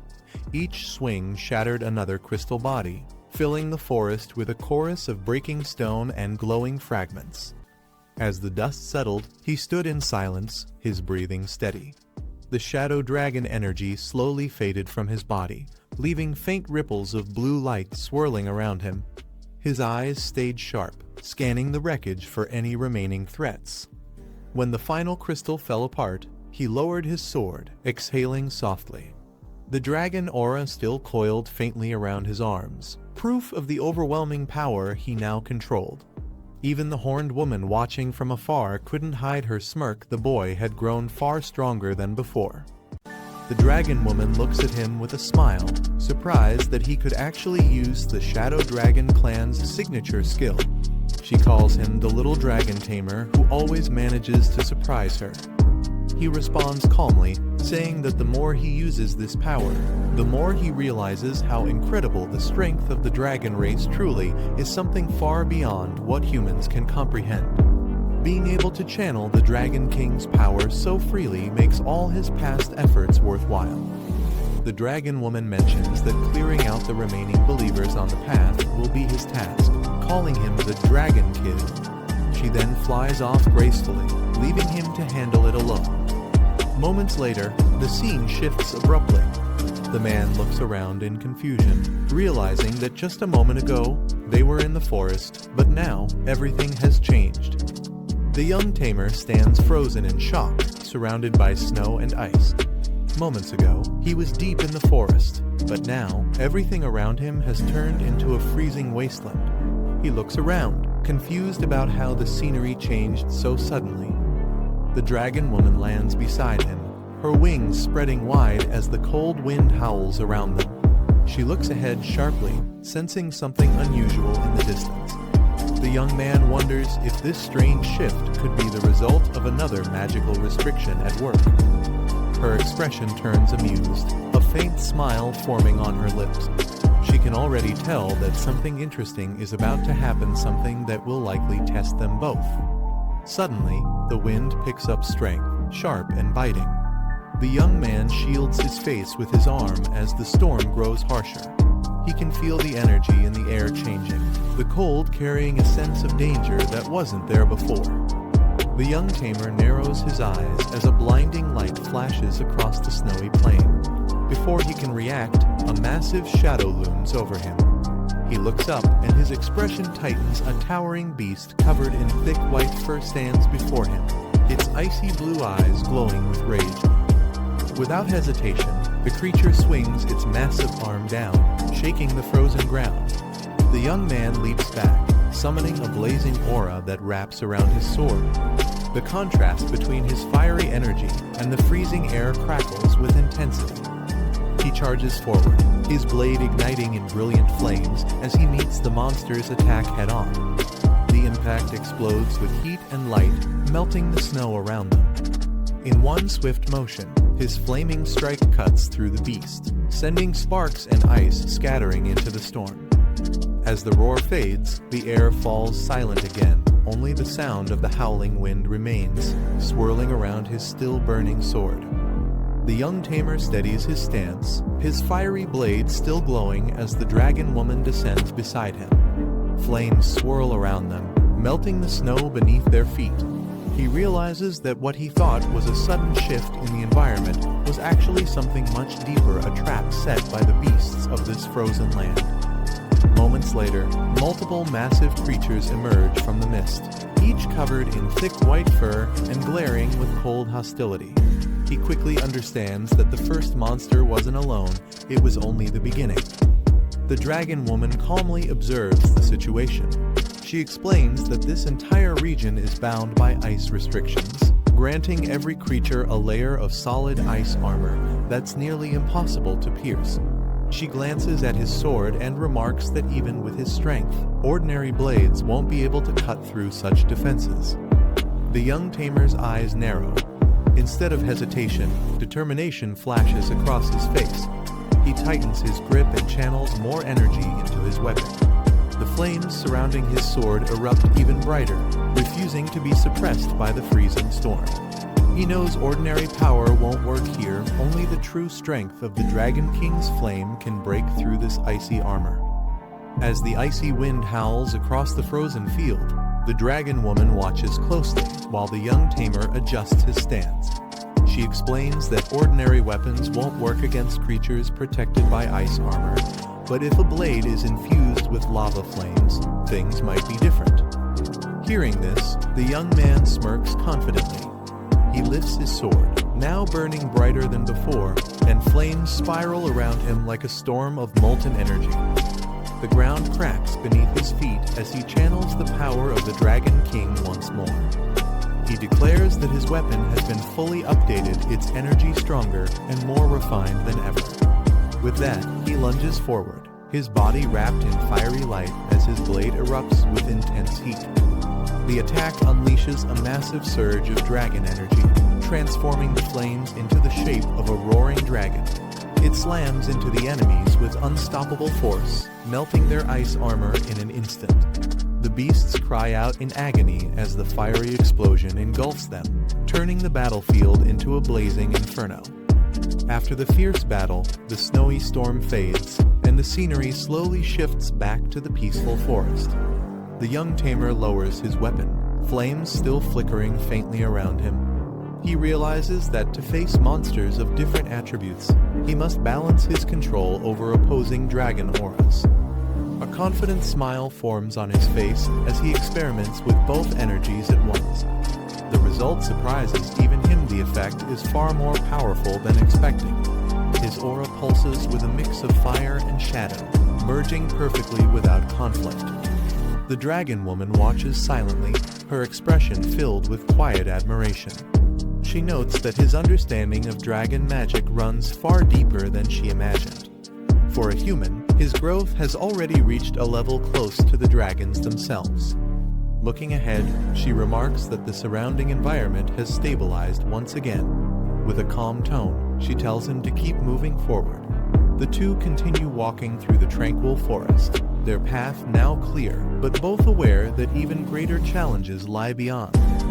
As they continued their journey, the young tamer and the dragon woman encountered countless strange believers of Mount Kailash. Each carried unique powers and bizarre traits, but none could truly challenge them. With his mastery over dragon-taming aura, the young tamer no longer needed to summon his dragon companions. He could easily adapt to every situation, reading each creature's attribute and countering them with precision. Along the way, he faced many fierce beasts, yet not a single one matched the strength of a true boss-level opponent. It became clear that something was limiting the potential of the creatures in this land. The dragon woman explained that the local gods were likely suppressing their followers' growth, afraid they might one day rebel. Her words made sense as the young man noticed a strange pattern in the balance of power around them. To overcome these limitations, he began infusing thunder energy into his dragon aura. Blue lightning surged through his body as he unleashed devastating attacks, striking with precision and force. Together, they advanced through the mysterious realm, cutting down enemies with fiery flames and blazing thunder growing stronger with every battle that followed. After countless battles, their journey finally brought them closer to the truth of this divine land. The young tamer realized that the so-called gods who ruled these mountains were no different from humans, selfish, vain, and blinded by their own pride. 3 days later, they reached the peak of Heavenly God Mountain. The sky above was dark and heavy, filled with thunderous energy as if the heavens themselves were watching. The dragon woman landed gracefully beside him, her wings folding as she gazed at the enormous structure ahead. Towering chains bound a colossal palace suspended between clouds and stone. Its ancient walls radiated divine power, yet something about it felt abandoned. The young man looked up, astonished by the sight. He muttered to himself, wondering if this grand palace was truly left behind by the gods of Heavenly God Peak. The air grew still, a sign that their long journey was finally reaching its climax. The young Tamer stood at the mountain's summit, still staring at the divine palace when the dragon woman suddenly laughed, breaking the silence. When he asked if this was truly the legendary Blade Armor Dragon King, she replied with confidence that it was indeed what he had been seeking. His eyes widened in disbelief. He couldn't hide his frustration. The mighty name, Blade Armor Dragon King, didn't seem to match the image before him. The dragon woman smirked at his reaction, clearly amused by his lack of understanding. Calmly, she explained that there were more than 30 types of dragons in existence, each possessing different strengths.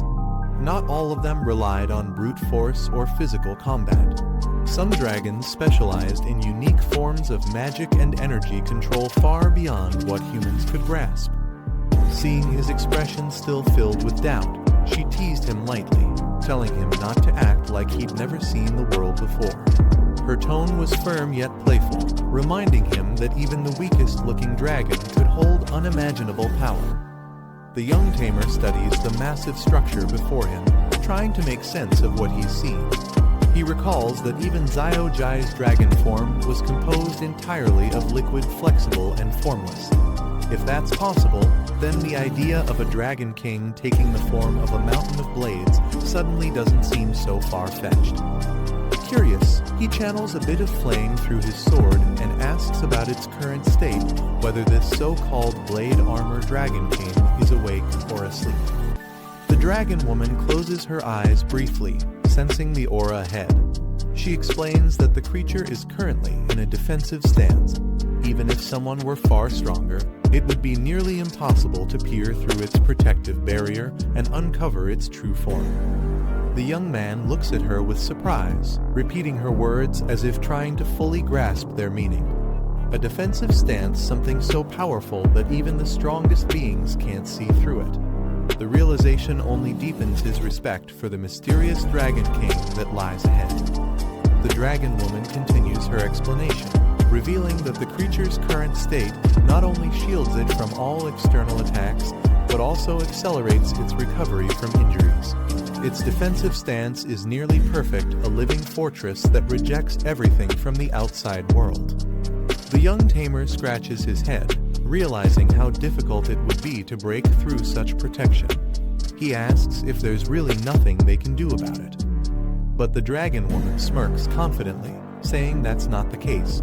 She explains that she once formed an alliance with the Poison Dragon King of the Underworld, a being whose nature allows it to counter such iron-like defenses. Its poison can infiltrate barriers that ordinary power cannot touch. Hearing this, the young man's eyes widen with realization. He turns toward his small companion, Xiaojai, and asks if that means his own dragon could handle this task. The thought brings a spark of hope, hinting at a new strategy to face the Blade Armor Dragon King.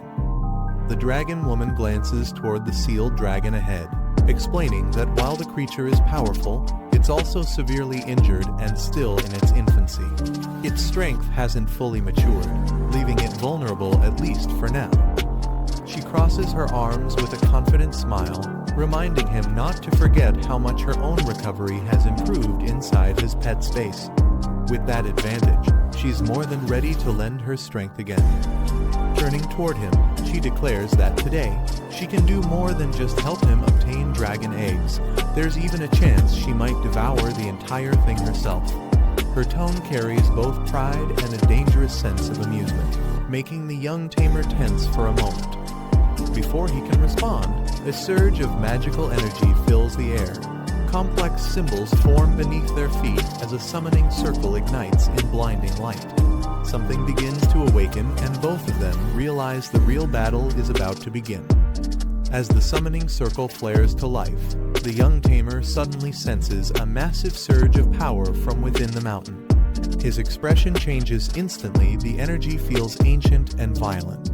He steps back in alarm, shouting that the Blade Armor Dragon King might be awakening. But the dragon woman quickly corrects him. Her eyes narrow as she senses the aura more clearly, realizing that this isn't the Blade Armor Dragon King's magic at all. The energy radiating from below feels entirely different, darker and more chaotic.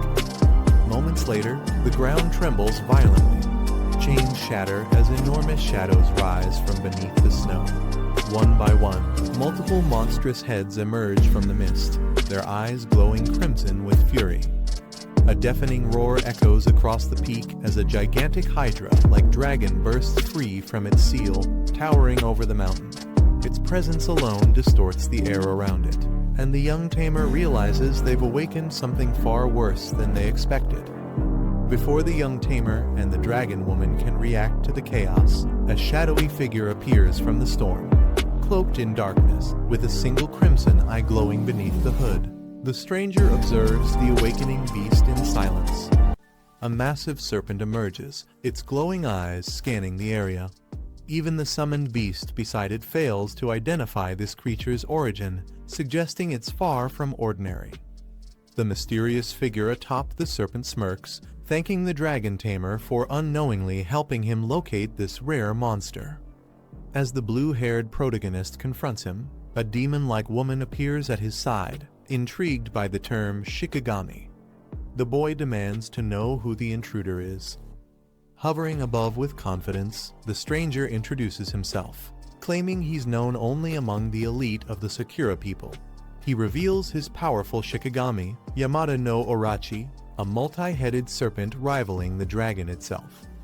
The mysterious man finally reveals his name, Yin Mozi, the master of the massive serpent. His aura radiates confidence as he declares himself the controller of the deadly beast. Lu Fan stands firm, realizing this man has been watching him for a while. Yin Mozi admits he saw his performance in the national trial, calling him stronger than Musashi Ten and worthy of the top rank. Unbothered by exposure, Yin Mozi mocks the idea of threats, claiming that even if level 100 masters appear, he would eliminate them all without hesitation. His arrogance fills the air like poison. Standing atop his multi-headed serpent, Yin Mozi gazes at the majestic blade armor Dragon King below. He acknowledges Lu Fan's power, saying that following someone like him was indeed worth the effort. Lu Fan warns that awakening such power carelessly will only lead to death. His tone remains calm, yet his words carry the weight of experience. Yin Mozi responds with a sinister laugh, admitting that the young man is right. His confidence fades for a moment as he acknowledges Lu Fan's cautious approach. He admits that Lu Fan's strength surprised him climbing the mountain with ease and commanding a beautiful, powerful dragon. Even so, he confesses that his earlier actions were reckless. But the tension doesn't last. Yin Mozi quickly changes his tone, stating that this isn't the time for compliments. He proposes a deal, suggesting that both sides might gain something from cooperation. Yin Mozi admits that after witnessing Lu Fan's power on the mountain, he knows he's no match for him. Instead of fighting, he offers friendship, promising fame, wealth, and influence in Sakura country. He proposes that Lu Fan hand over the blade armor Dragon King in exchange for this alliance, claiming it would make them powerful partners. Lu Fan raises an eyebrow, clearly unimpressed. His companion, standing beside him, seems equally skeptical of Yin Mozi's so-called offer. With a smirk, Lu Fan remarks that making friends sounds more like an attempt to recruit followers. His words instantly wipe the smile off Yin Mozi's face as tension fills the air once again. Lu Fan glares at Yin Mozi, his expression sharp. He mocks the idea of handing over the Dragon King, demanding to know who Yin Mozi thinks he is. The older man's smile fades, his face hardening. He mutters that Lu Fan is just an arrogant and conceited child who doesn't understand his place. Standing tall atop his massive serpent, Yin Mozi reminds him that the battle isn't over yet, and that Lu Fan is still trapped under his control. But as his words echo, a sudden burst of power cracks through the barrier surrounding Lu Fan, hinting that the young tamer might not be as cornered as Yin Mozi believes. Lu Fan breaks free from the glowing formation surrounding him, smiling as he reminds Yin Mozi that the trap meant to imprison him no longer works. His companion teases that it's a shame he tried so hard. Yin Mozi shouts in frustration, claiming that even if he can't defeat Lu Fan, He's confident he can still escape safely with the Blade Armor Dragon King.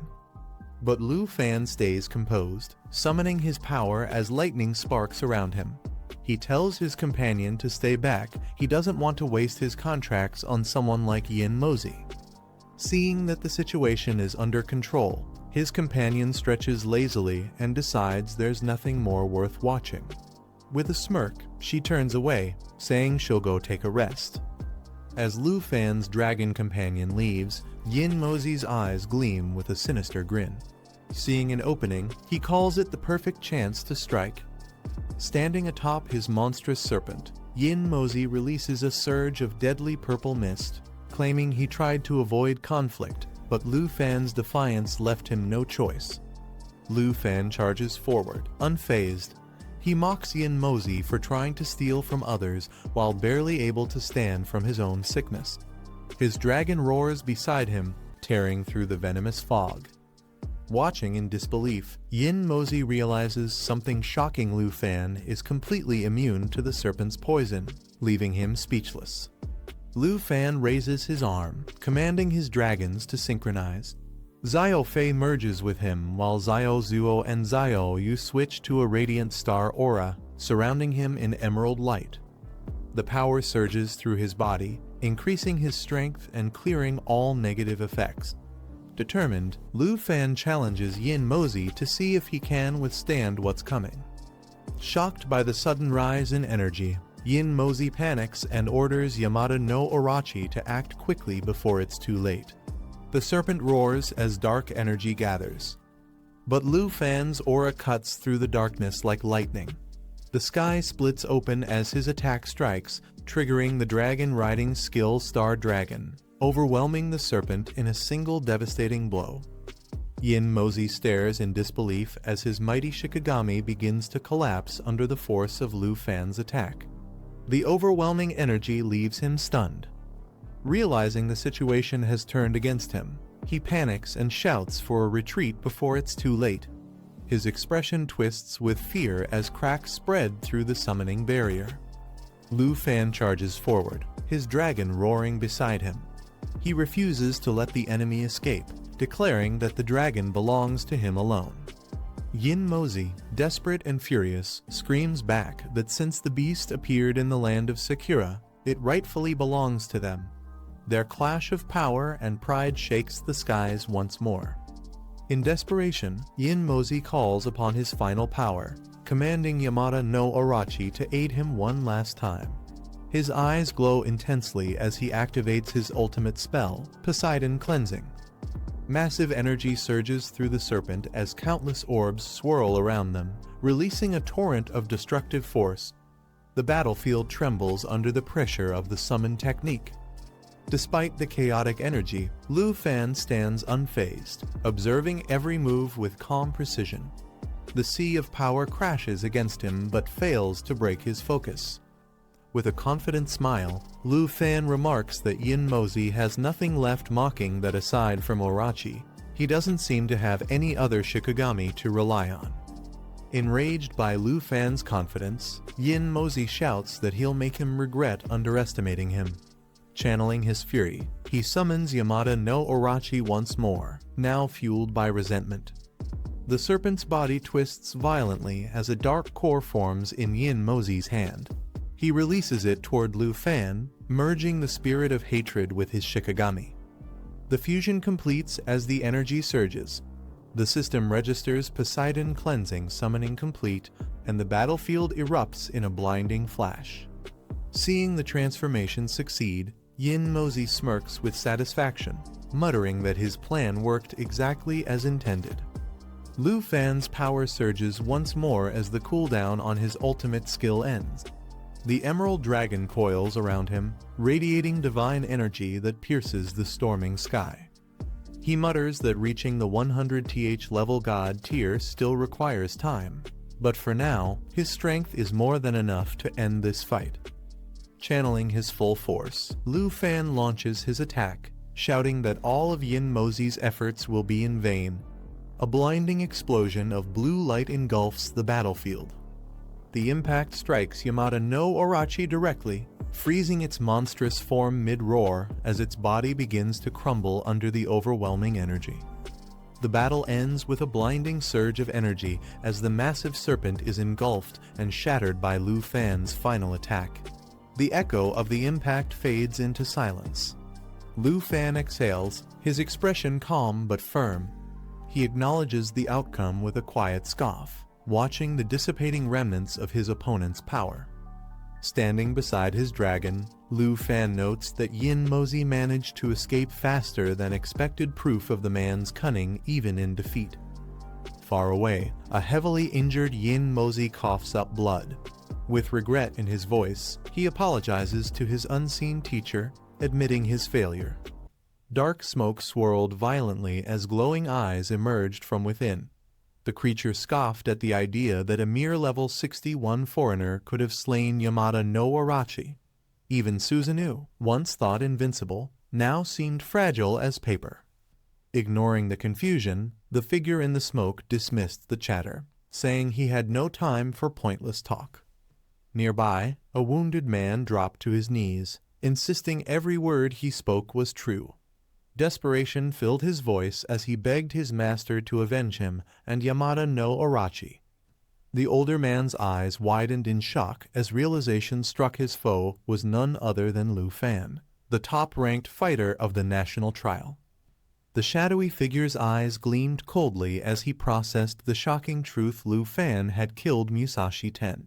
Confusion turned to disbelief as he demanded every detail of what had happened.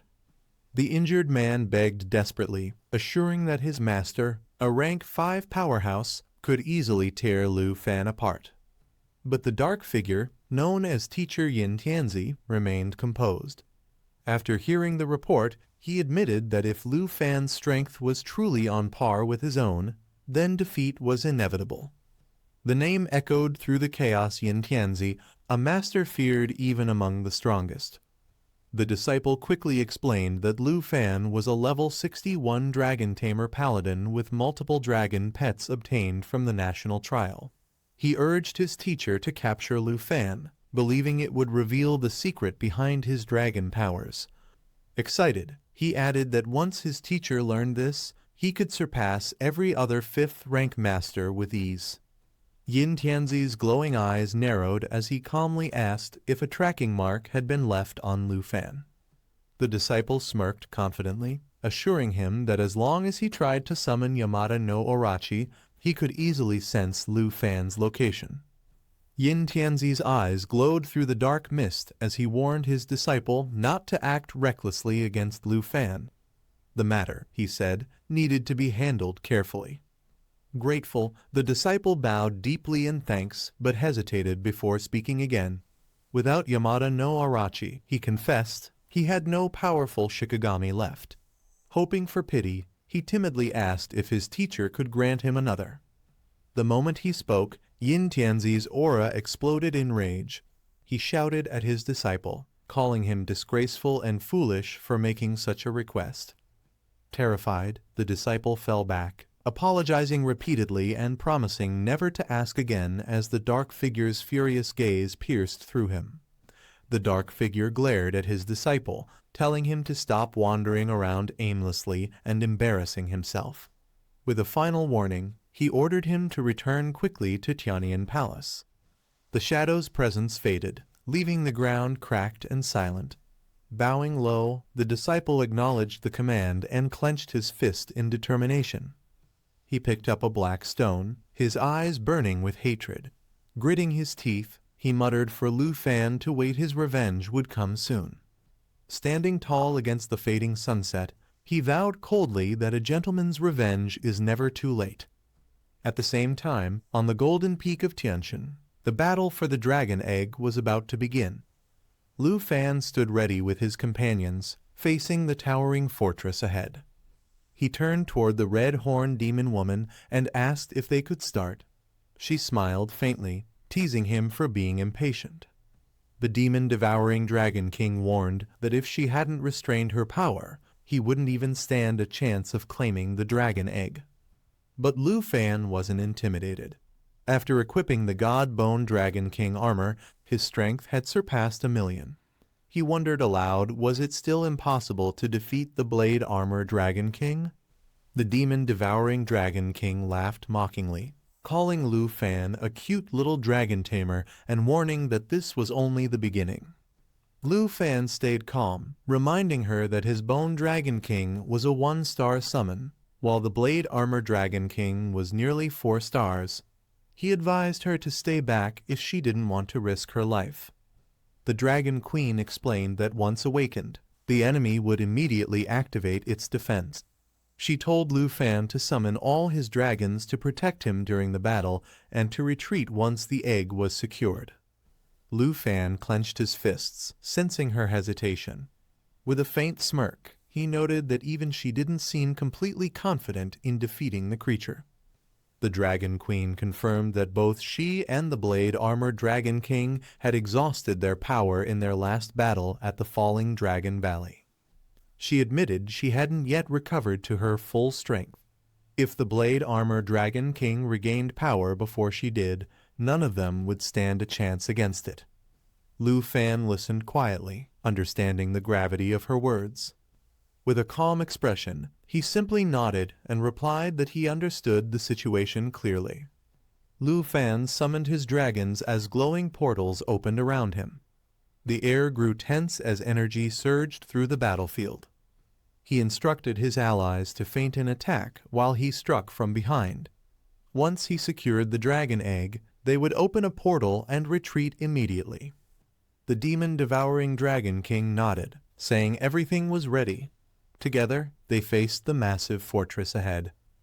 With determination in his eyes, Lu Fan raised his glowing hand and declared that it was time to wake the sleeping beast. Lu Fan's dragon companions took their positions, their energy swirling through the air as portals flickered with light. Each creature stood ready for battle, their eyes locked on the massive fortress ahead. The green dragon girl clutched her small companion tightly, silently praying for success. The atmosphere grew tense as power gathered around them. The demon-devouring Dragon King watched quietly, her red eyes narrowing in focus. Without hesitation, Lu Fan stepped forward and placed his glowing hand against the sealed gate, triggering a powerful surge of energy. The ground split apart as a powerful surge erupted from within the fortress. Lu Fan was caught off guard, his eyes widening in shock. He turned toward the others, shouting in confusion as the atmosphere shifted violently. "This doesn't match what we expected." The demon-devouring Dragon King stared at the awakening force, her expression tightening in disbelief. The energy radiating from it was far beyond what she had predicted.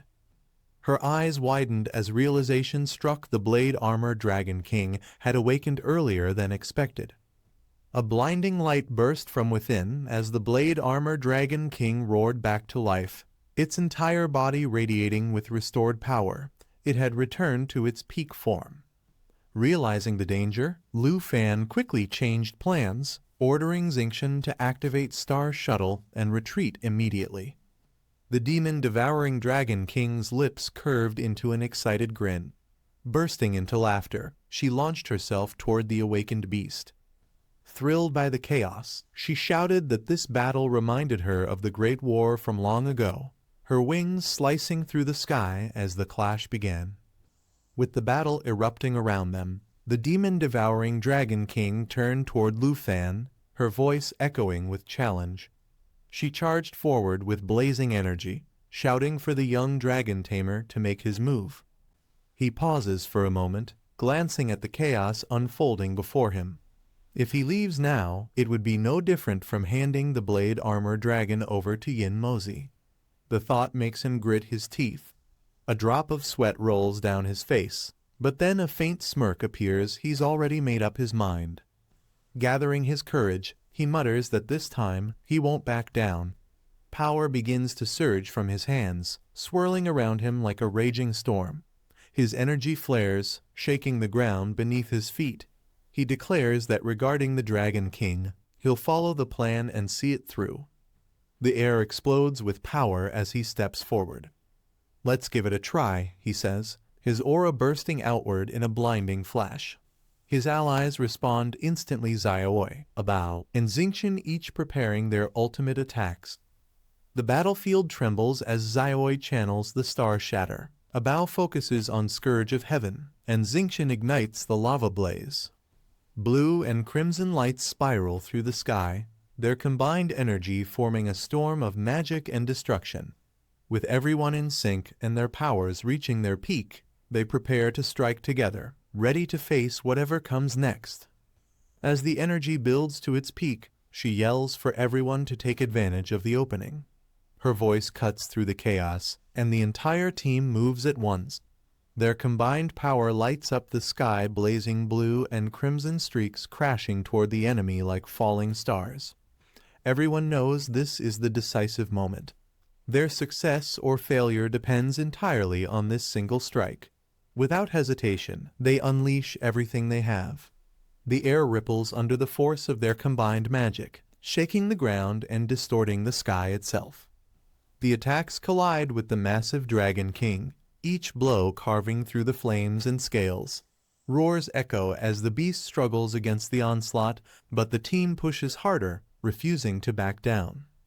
Amid the explosion of light and smoke, the Dragon King's piercing blue eyes open wide. The creature remains silent, yet its gaze burns with power and awareness as if it's finally taking them seriously. Their combined attack tears through the sky, but something feels off. In the middle of the explosion, one of them suddenly notices a strange movement. The figure ahead doesn't react, it's almost too still. Then, in an instant, the expression on his face changes to shock. As the dust clears, he realizes the terrifying truth. The target they struck wasn't the Dragon King's real body at all, it was just a projection. The real one is still out there, watching them from the shadows. Confusion spreads across the group, but one of them narrows her eyes. She mutters that the blade armor Dragon King must be bluffing, unless he's already dead. Her tone carries doubt, but also a hint of unease. Moments later, a massive burst of energy erupts in the distance, revealing the Dragon King's true form, its scales glowing with blue light, radiating a power even greater than before. The battle they thought was over has only just begun. As the smoke clears, confusion spreads among the group. He looks around, puzzled, wondering why the Dragon King's main body isn't there. Before he can figure it out, she steps forward, her wings unfolding as she calmly explains the truth: the blade armor Dragon King is already dead.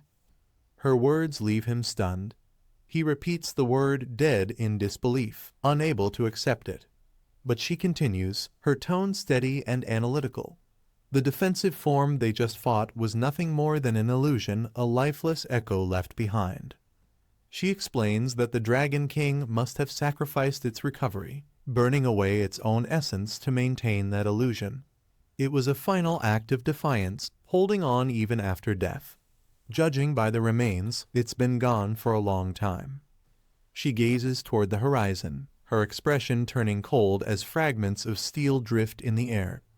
This broken shell before them, this scrap of armor, is all that remains of the blade armor Dragon King. After uncovering the truth about the Dragon King's death, the tension slowly fades. He starts piecing everything together after the Great War. The blade armor Dragon King must have left the falling Dragon Valley and come here, sacrificing itself to protect something valuable. She listens silently, then agrees but notes something strange. With the Dragon King's strength, recovery should have been possible. There was no reason to destroy its own essence unless it had another purpose. He glances toward the remains and realizes the truth. It wasn't protecting itself, it was guarding something. Stepping forward, he decides to investigate personally. The air thickens as he moves closer to the massive remains, determined to uncover what's hidden inside. Moments later, his voice echoes through the mist. He's found it. Her expression shifts in surprise as the truth clicks into place. The Dragon King hadn't died in vain. It sacrificed everything to protect the dragon egg resting deep within its body. Inside the cave, he uncovers a glowing object. It's the blade armor dragon egg. As he examines it, a divine aura surrounds the area. Next to him, she notices two unfamiliar magatama radiating powerful light. When he inspects them closely, he realizes they contain divine energy far beyond mortal reach.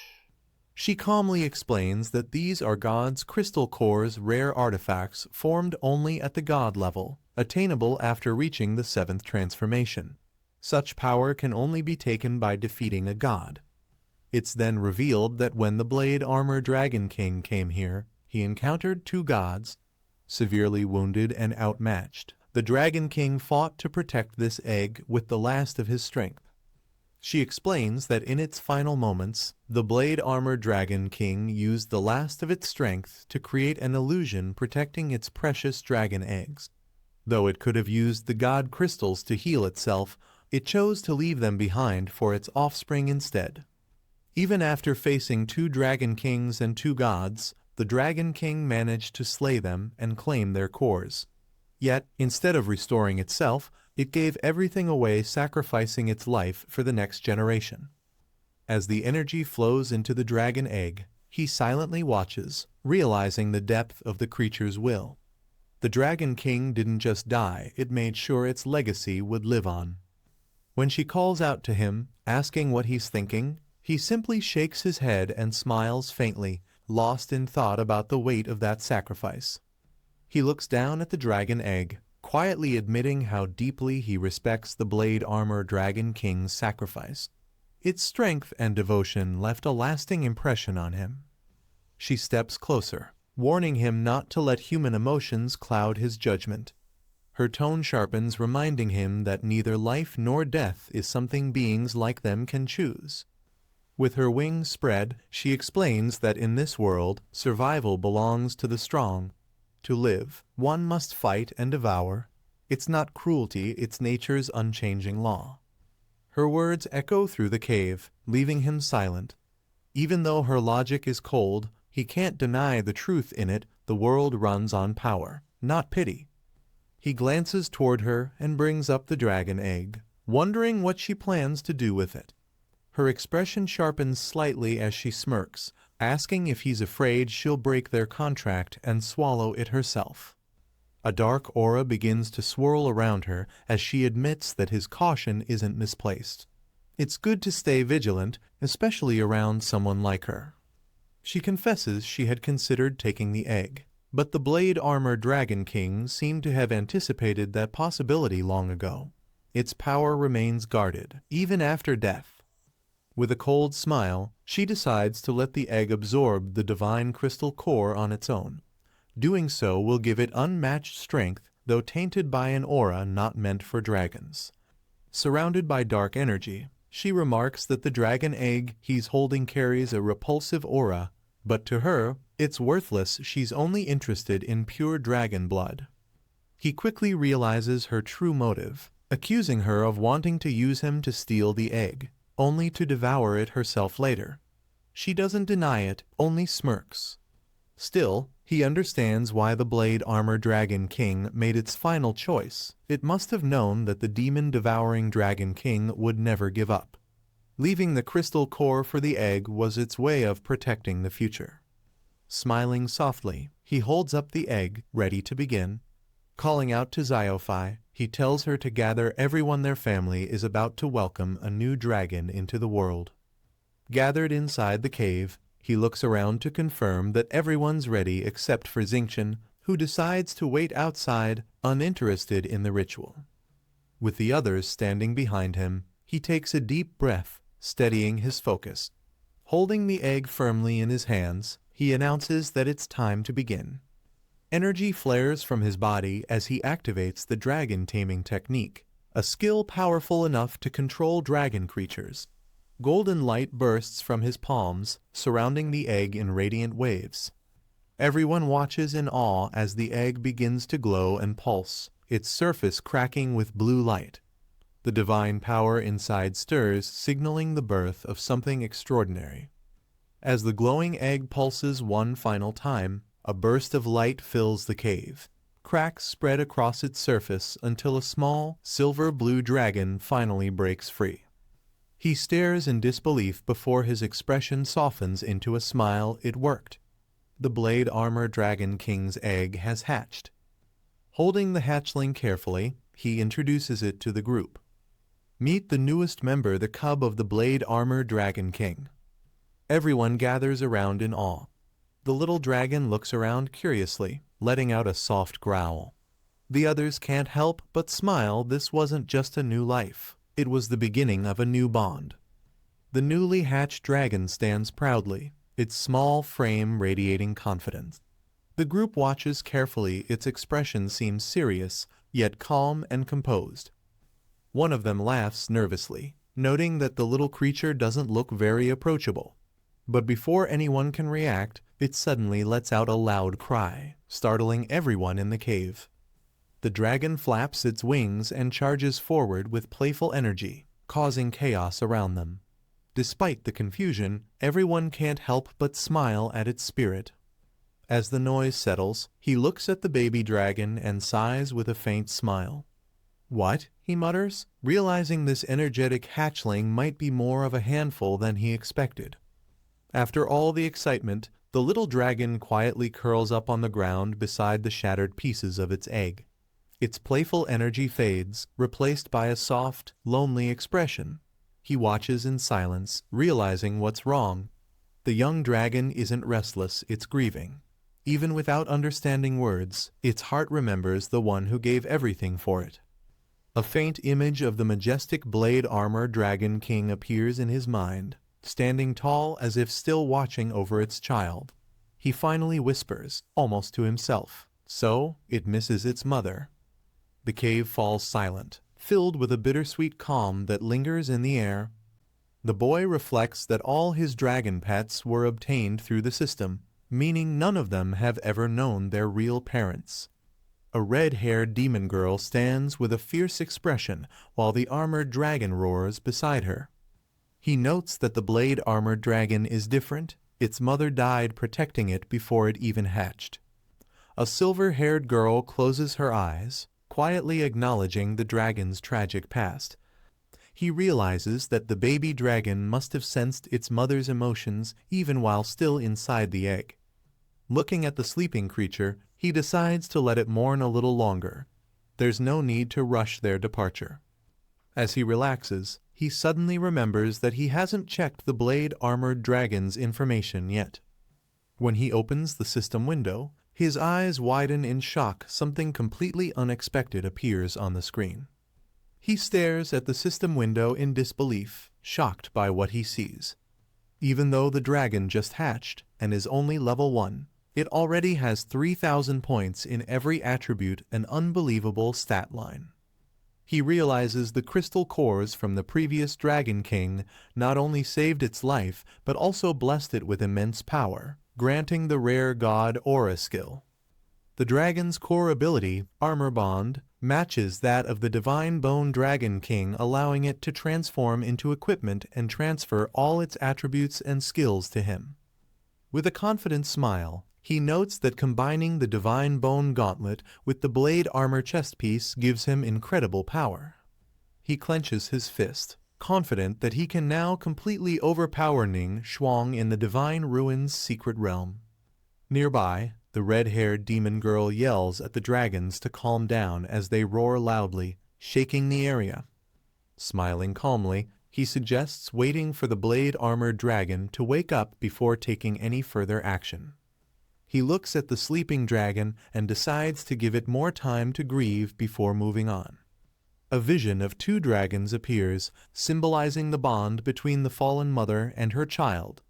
He then realizes the Blade Dragon has no gender. The next morning arrives as he stretches and yawns after a long night of waiting. Smiling under the morning light, he feels a sense of relief after staying by the dragon's side all night. The Blade Dragon finally chooses to accompany him, signaling its trust and readiness to move forward. He recalls already knowing how strong it was from birth, but now witnesses that its power comes with one drawback. Despite its overwhelming strength, its movement is painfully slow, making it hard to keep up with the others. Patting the dragon's head, he gently suggests it switch to its blade armor form so he can equip it and continue their journey together. The blade dragon glows brightly as it activates its transformation skill, ready to merge with its master. Energy surges around him as the dragon's power fuses into his body, forming a sleek layer of radiant armor. A metallic chestplate takes shape, gleaming with the dragon's divine essence. Fully equipped with the blade armor, his stats skyrocket, his strength, agility, spirit, and endurance reaching extraordinary levels. He looks down at the glowing armor in awe, realizing it's the blade armor chest piece and that he's inherited all of the blade dragon's abilities. With a determined expression, he summons his power, ready to test the strength of his new form. He launches into the sky, wings spreading wide, as he prepares to unleash his first attack. Calling out blade armor sickle, he fires a sharp, hook-shaped energy slash that pierces through the air, demonstrating the immense power of his new skill. A powerful explosion shakes the battlefield as his companion unleashes a blast to clear the way. With his wings spread wide, he charges forward, breaking through the falling debris with unstoppable force. Shouting his next move, he activates blade within blade, focusing his energy into a deadly strike.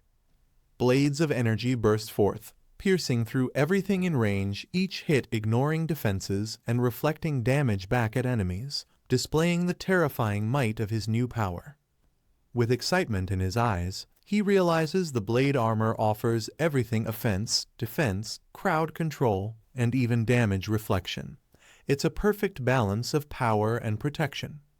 He prepares to activate the final ability, raising his hands as divine light surrounds him. With a commanding voice, he calls out, "God Aura, light blade armor." Instantly, his armor radiates with holy energy, glowing brighter than ever. A surge of divine power floods his body, turning even his basic attacks into holy strikes. He marvels at the transformation, noting that his abilities now resemble those of Kin Kyu's sacred powers. Smiling confidently, he observes the continuous healing effect surrounding him. This divine mode not only boosts his strength, but also eliminates the blade dragon's weakness of only recovering outside battle, making him nearly unstoppable. With a sharp look, he commands the switch to dark blade armor. Immediately, the divine glow fades into a deep purple aura radiating pure shadow energy. Dark energy wraps around his body as his armor transforms, amplifying his strength and aggression.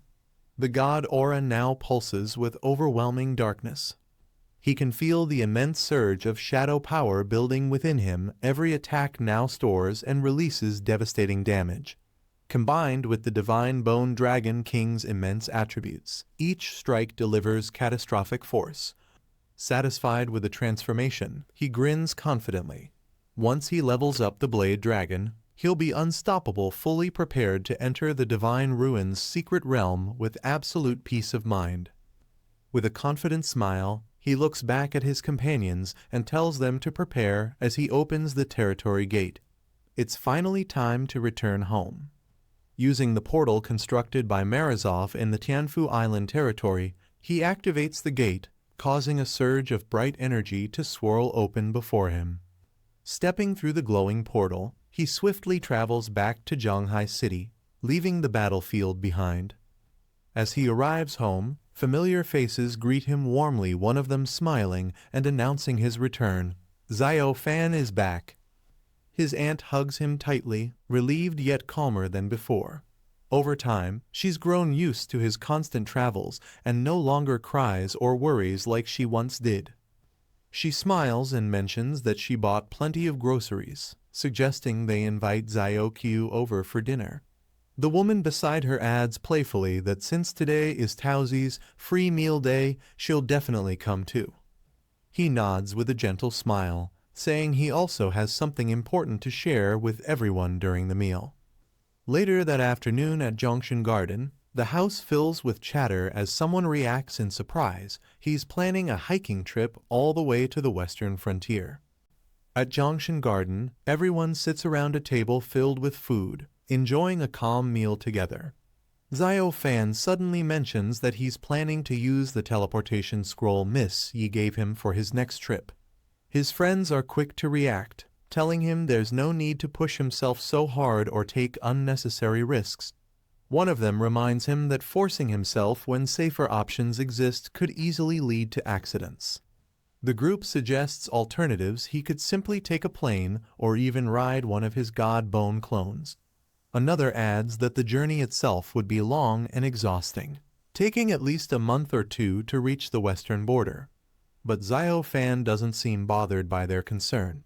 He calmly explains that he can no longer summon his fallen corpse golem because it has transformed into something even stronger, the God Bone Dragon King, a creature with incredibly high attributes. Everyone listens in silence as he continues. The reason, he explains, is that his fallen corpse Holy Dragon absorbed all the puppet corpses he once controlled, merging their power into one superior form. Despite losing his golem, he's gained something far greater. Then, with a confident smile, he adds that on his latest journey, he also managed to acquire a new set of blade ninjas, an achievement that pushed his stats all the way to 1 million. Hearing that, the entire table goes quiet for a moment before everyone reacts in shock. Their eyes widen, and even the usually composed ones can't hide their surprise. Xiao Fan simply takes a sip of his drink, assuring them once again that there's no need to worry about any accidents happening on his trip. Everyone is stunned when Xiao Fan reveals that his stats have reached millions of attributes. He explains that he originally planned to farm dungeons to level up his blade armor dragon, but since the opening of the Shangsu secret realm is still a month away, he decided to travel westward. Xiao Fan adds that his team gained more experience along the way, and by the time they reached the Western Territory, the blade armor dragon had leveled up too. One of them softly asks if he's leaving again soon, to which Xiao Fan confidently replies that they'll be departing tomorrow morning. Early in the morning, Xiao Fan bids farewell to his aunt and the others before setting out on his new journey. Heading westward, he travels across 14 regions alone, facing countless beasts along the way. Through each battle, he defeats powerful enemies, slaying rare elites and high-ranking bosses one after another. With every victory, his strength surges higher, his weapon blazes with energy as he continues to carve his path forward through the chaos. During his journey, Xiao Fan continues pushing through countless challenges and even enters a nightmare-level dungeon. Despite the danger, he faces monstrous creatures head-on, using precise attacks and powerful techniques to clear the area alone. With a calm and determined look, he acknowledges how convenient his growing strength has become in handling any threat. Meanwhile, his team eliminates other hunters who tried to steal valuable materials, ensuring no one dares to challenge them again. After countless battles, everyone's levels rise significantly as their strength reaches new heights. Xiao Fan's summons, including the little blade armor dragon, evolve further, each achieving impressive growth alongside him. Time passes quickly, and after a month of non-stop travel, he finally arrives at the western border. Standing at the edge, Xiao Fan gazes into the distance, a faint smile forming as he finally sees his destination ahead. With everyone's strength reaching new levels, Xiao Fan realizes there's only a short time left before the opening of the Shangsu secret realm. The countdown begins. Just 10 days remain before it unlocks, marking the start of a new challenge. Determined, Xiao Fan spreads his dragon wings and declares it's time to return. But as he prepares to leave, something unexpected catches his attention in the sky, leaving him momentarily stunned. As Xiao Fan scans the sky, a massive golden feathered rock descends, a top-tier beast known only in the western borderlands. He quickly realizes how valuable it is, knowing even its feathers and bones are made of rare materials. Activating his black armor possession, Xiao Fan prepares for battle, his energy surging as chains of power lash forward. With fierce determination, he charges toward the rock, planning to capture it and gift it to his senior as a token of gratitude. Xiao Fan launches his chains forward, locking onto the golden rock with lightning speed. With immense force, he pulls himself toward the beast, his wings slicing through the air. The chains tighten as he closes in, ready to strike and subdue the powerful creature. In a flash, he dives from above, aiming to capture the rock in one decisive move.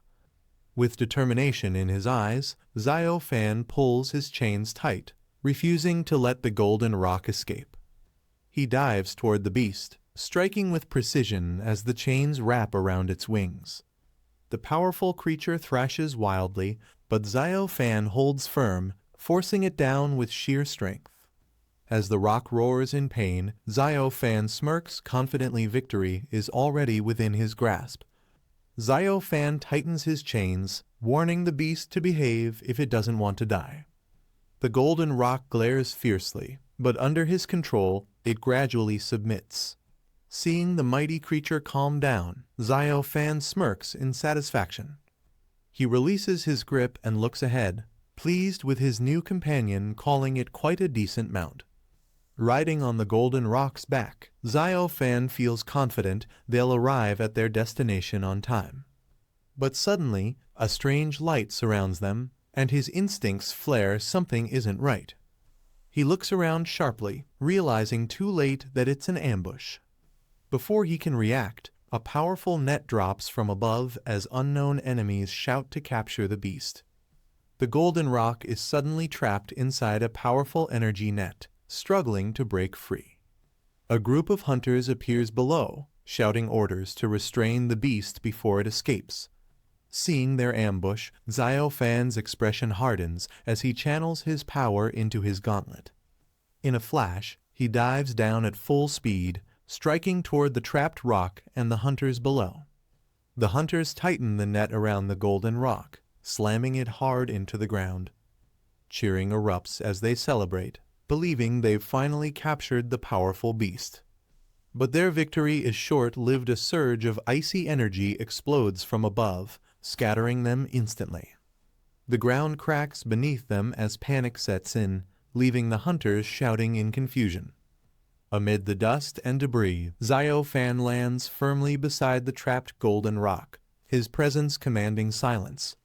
The hunters watch in shock, assuming he's just another materials hunter who got caught in the chaos.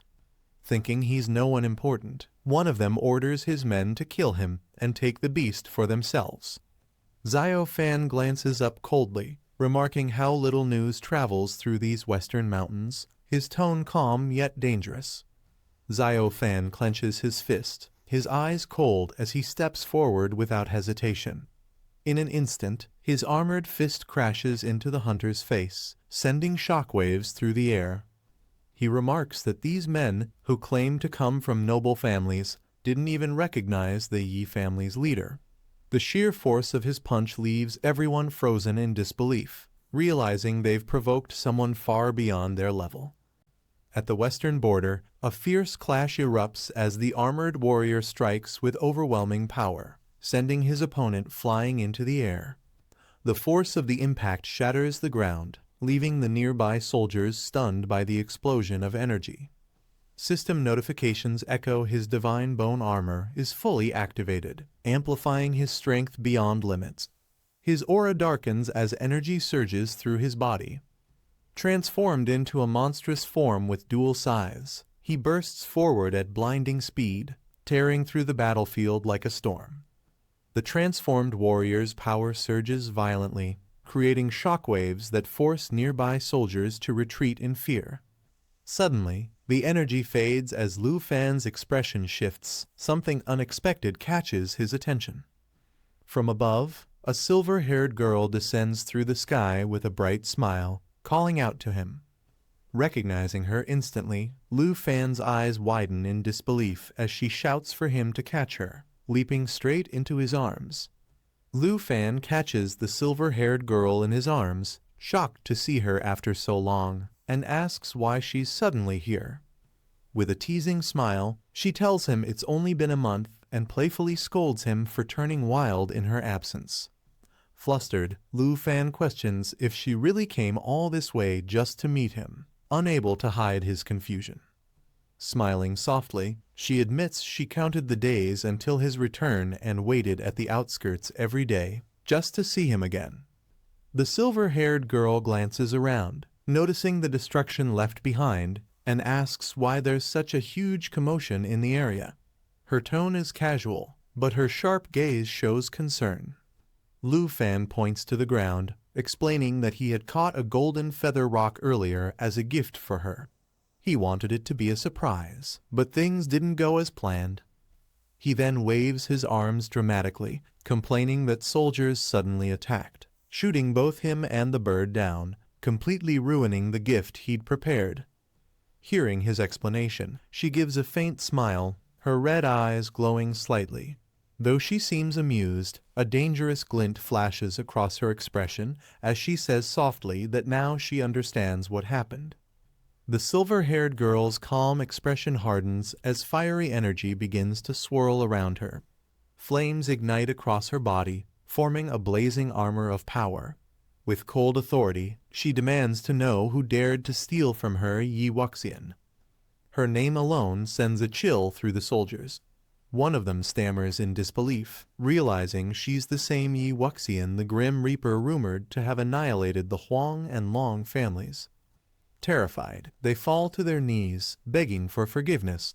They hastily introduce themselves as members of the Jia family, a D-rank noble house, pleading that this was all a misunderstanding and offering riches if she spares them. Yi Wuxian raises her spear, flames coiling around it like a living inferno.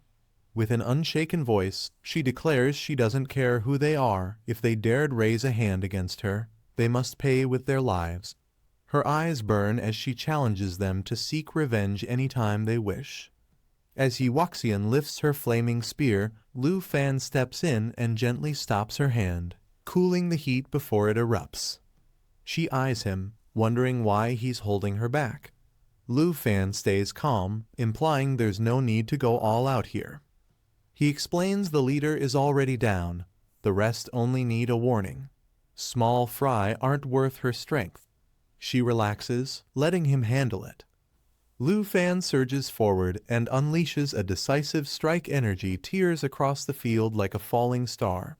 The system confirms the technique's overwhelming effect as the enemies are crushed into submission.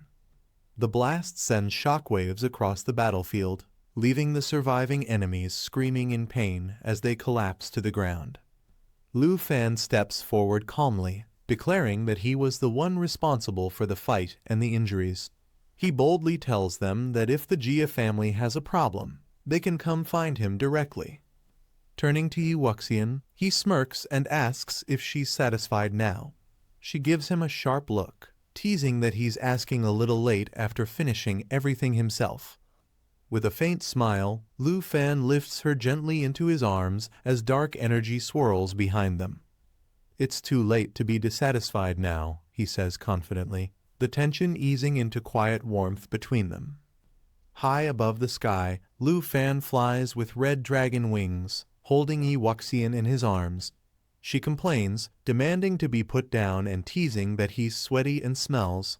He warns her not to struggle unless she wants to risk falling. They soon arrive at the Yi family residence in the Western Territories, the night calm and peaceful after the chaos of battle. Inside, Yi Wuxian excitedly leans forward, her eyes sparkling as she tells Lu Fan to summon the Blade Armor Dragon King hatchling eager to see and hug the newborn dragon. Lu Fan gives her a playful but serious smile, warning her to abandon that dangerous idea immediately, clearly knowing the little creature isn't as harmless as she imagines. Yi Wuxian tilts her head, questioning if Lu Fan really thinks she'd get hurt just by hugging a baby dragon, her tone filled with disbelief and curiosity.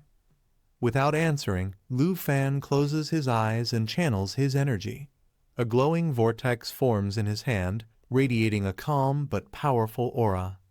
Moments later, a small blue dragon appears within the light, its armored scales gleaming. Yi Wuxian's eyes widen in awe as she realizes it's the legendary Blade Armored Dragon King. Lu Fan smirks and warns her not to be deceived by its size. Its defense is on a monstrous level. Even someone as strong as Xiao Yi would struggle to pierce its armor. Yi Wuxian looks nervously at the dragon, noticing its piercing gaze. She questions whether Lu Fan can truly control it, remarking that it's staring at her like she's nothing but a rock. Lu Fan smiles confidently and gestures toward the dragon, telling her to relax. "Of course, I can control it," he says, inviting the little creature to shake hands. The dragon extends its claw, lightly tapping Lu Fan's palm. The gesture seems simple, but the air around them ripples with a faint surge of energy. Turning back to Yi Wuxian, Lu Fan smirks and tells her to watch closely, ready to show her just how strong his bond with the blade-armored Dragon King truly is. At Lu Fan's command, the small dragon obediently lies down on the table, its sharp eyes watching him closely. Lu Fan smiles proudly, assuring Yi Wuxian not to be intimidated by its appearance despite its fierce look. Its execution and control are top tier. Leaning forward curiously, Yi Wuxian playfully asks if the dragon can do something simple, like slicing apples. Her tone turns teasing as she sets one on the table. With a flash of precision, the dragon lifts its claw and splits the apple cleanly in half, the cut so smooth it gleams under the light, leaving Yi Wuxian both impressed and amused. Yi Wuxian excitedly holds up the sliced apple, calling the dragon the ultimate all-purpose companion perfect for home, travel, and even chaos. Her playful tone fills the room with laughter. Lu Fan chuckles, gently tapping the dragon's nose and asking if the Ning family caused any trouble while he was away this past month. The small dragon purrs happily beside him. Crossing her legs, Yi Wuxian replies that they haven't made any open moves, but many noble families are secretly gathering supplies, likely preparing for the Divine Ruin's secret realm. Lu Fan smirks confidently, assuring her that she doesn't need to worry. The current him is far stronger than before, ready for whatever lies ahead. A sudden rumble shakes the room, startling Lu Fan and Yi Wuxian as they look around in confusion, wondering what caused the noise. A guard rushes in, his expression tense, reporting that the dormant volcano on the western border has suddenly erupted without warning. Lu Fan's eyes narrow as he realizes something. The direction of the eruption points straight toward the Ning family's territory. He stands up quickly, urging Yi Wuxian to come with him to investigate. Confident and alert, he suspects that this chaos might be Ning Shuang's doing, and he's ready to uncover the truth. At the border of the western territories, a giant volcano erupts violently, spewing molten lava and smoke that lights up the dark sky. The entire area trembles from the sheer intensity of its eruption. From within the blazing heat, a majestic phoenix bursts out, its wings made of pure flame. It soars high above the clouds, radiating a divine glow that turns the entire sky crimson. Elsewhere, the protagonist appears, flying with large demonic wings while carrying a silver-haired woman in his arms. The closer they get, the stronger the heat becomes. The air itself feels heavy and suffocating, filled with terrifying pressure. He narrows his gaze, recognizing the powerful energy ahead. It's her, the same being they once faced. But now, her aura has grown immensely stronger, far beyond what it was before. Amid the blazing volcano, the silver-haired woman watches the fiery phoenix circling above. Her expression turns serious as she senses a disturbance. She mutters about the Ning family, suspecting they're scheming something once again. The protagonist and the woman soar through the burning sky, surrounded by sparks and heat. He notes her rapid progress and admits that the Ning family, despite being just a C-rank noble house, shows impressive skill. As they land together, the woman stands confidently, her aura blazing with determination. He observes how fiercely she's been training, realizing she's preparing to challenge him within the Divine Ruin's secret realm, a place where his dragon pets cannot be summoned. With a calm smile, he acknowledges that her power has grown significantly since their last meeting. Yet, even with her strength multiplied, he knows it still isn't enough to match him. The silver-haired woman warns him not to underestimate the Ning family. Ning Shuang, their member, is engaged to Luo Lixiu from another C-rank noble house. She explains that Luo Lixiu's power is exceptional, rumored to surpass even Ning Shuang's strength.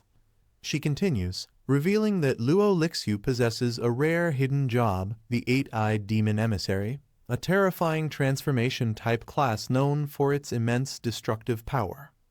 Concerned, she reminds him that the Ning family still holds a deep grudge against him. With the Luo family's support inside the Divine Ruin's secret realm, they might join forces to eliminate him. The man remains calm, a faint smile forming as he realizes the political web tightening around him.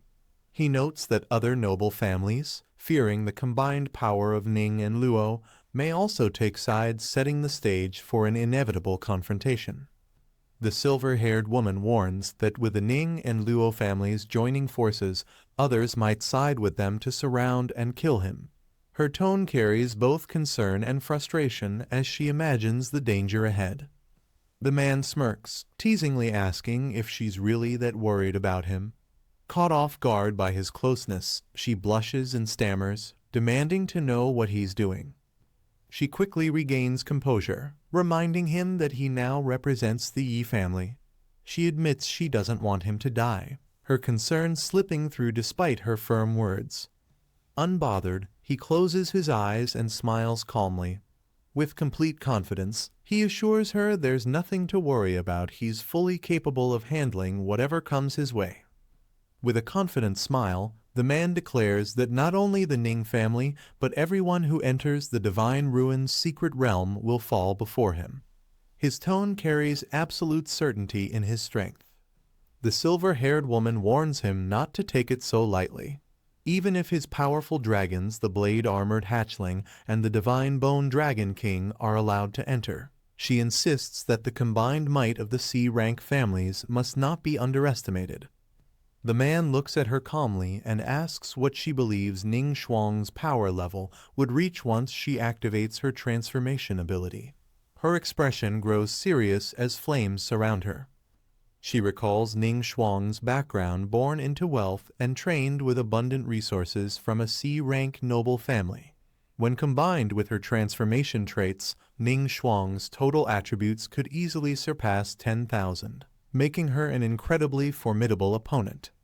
The woman looks shocked when he casually remarks that even with over 100,000 total attributes, Ning Shuang's power still isn't impressive. She demands to know what he means by that. With a confident smile, the man raises his glowing arm, telling her to witness his true strength. His body begins radiating a fierce, blinding aura that shakes the air around him. He clenches his fist, channeling immense energy that bursts outward in a surge of raw power. The atmosphere crackles as the ground trembles under the pressure of his awakening force.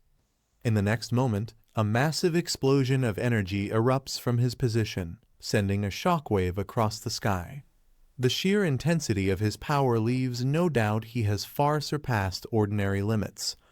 The woman steadies herself, her eyes widening as she feels the immense force radiating from him.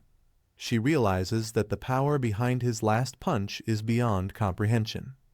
He calmly explains that with the blessings of both the Divine Bone Dragon King and the Blade-Armored Dragon King hatchling, his strength has reached an entirely new level.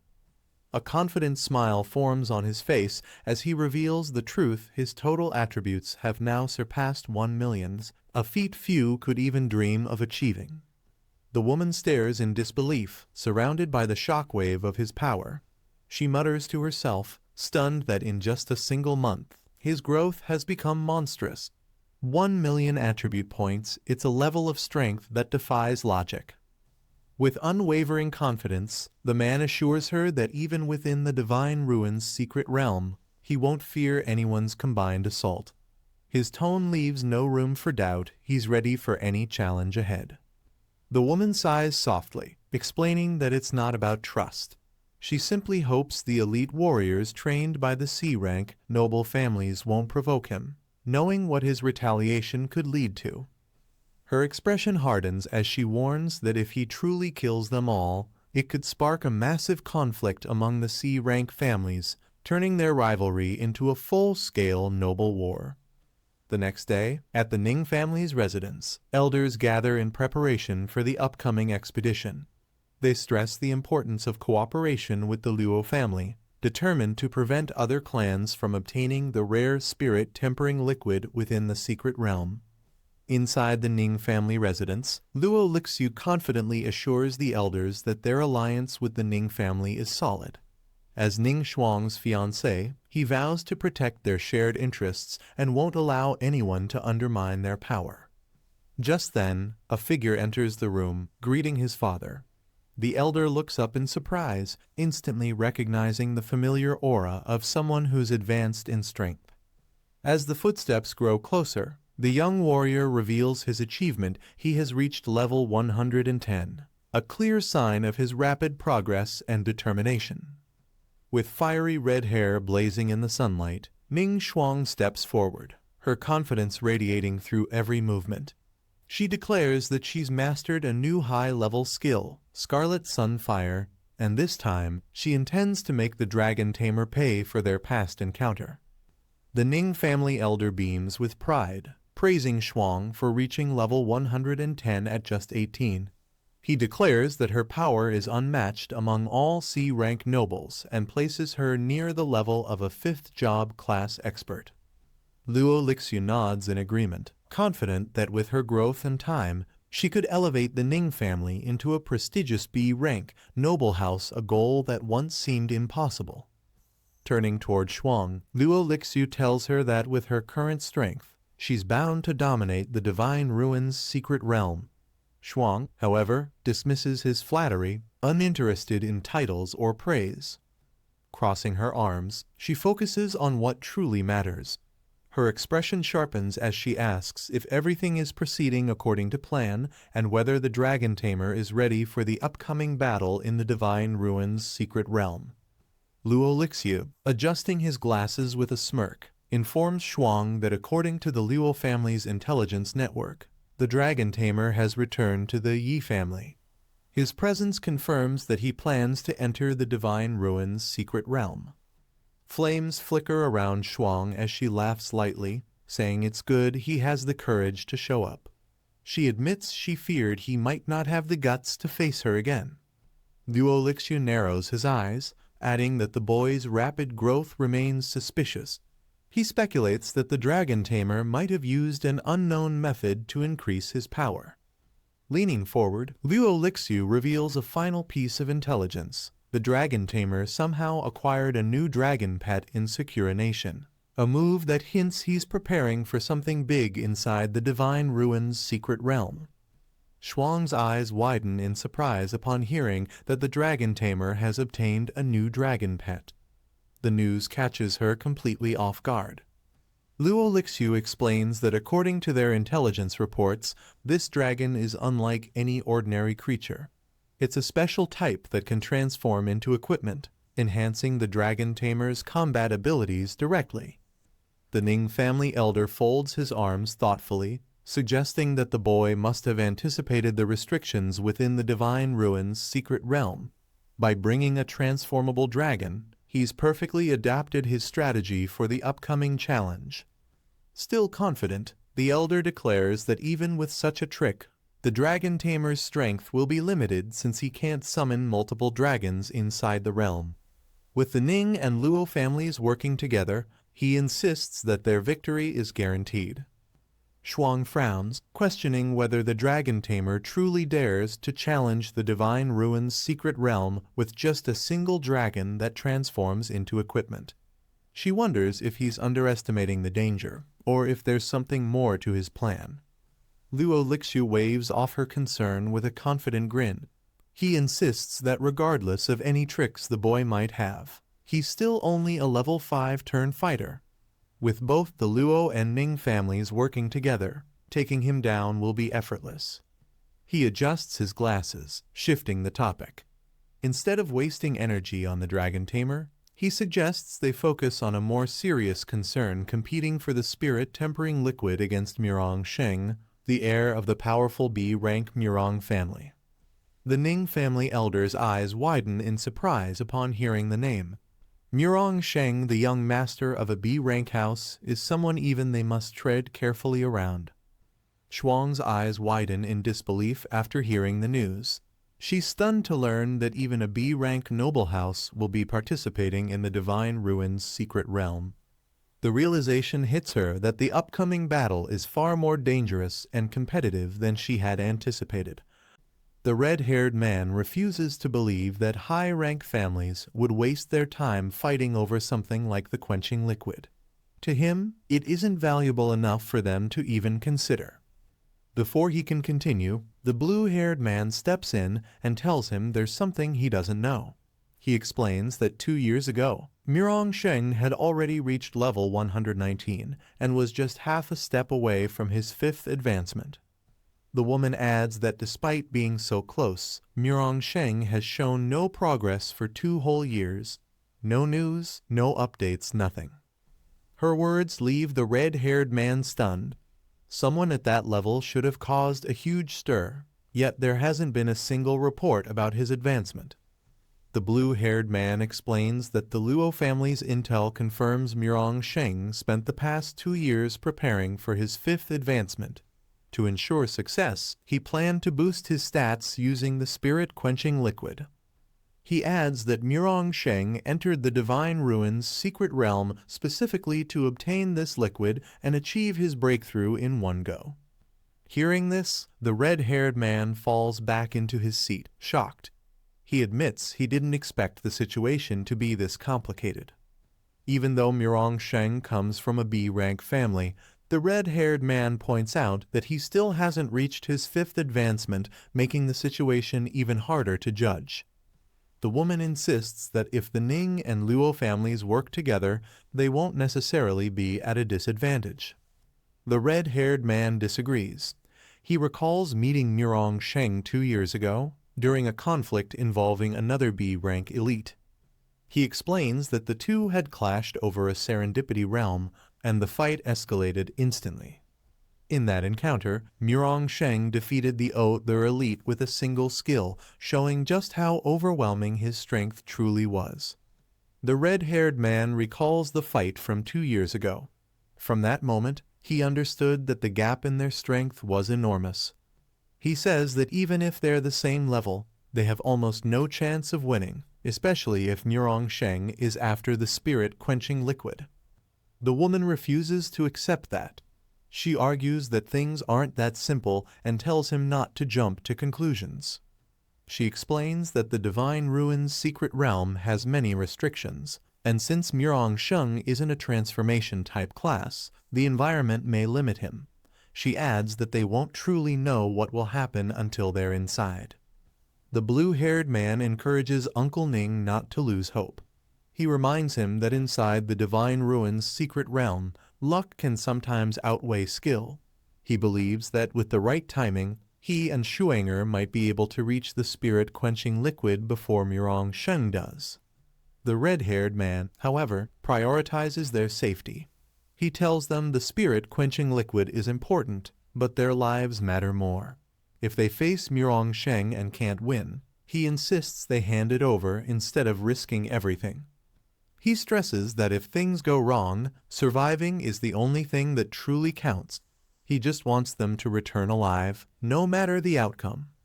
The woman listens quietly, her expression firm as flames rise around her. She understands the warning, but isn't ready to back down. Even with the danger ahead, she refuses to give up without trying. The woman reveals what she truly wants from this realm trip. Her goal isn't the treasure, it's to kill the dragon tamer. Flames rise around her as she declares her intent with unwavering determination. The blue-haired man is startled and calls out to her, trying to calm her down. But before he can say more, Uncle Ning interrupts with something unexpected.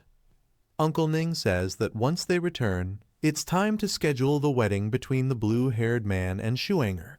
The blue-haired man is shocked, but quickly agrees and promises he'll protect her throughout the realm trip.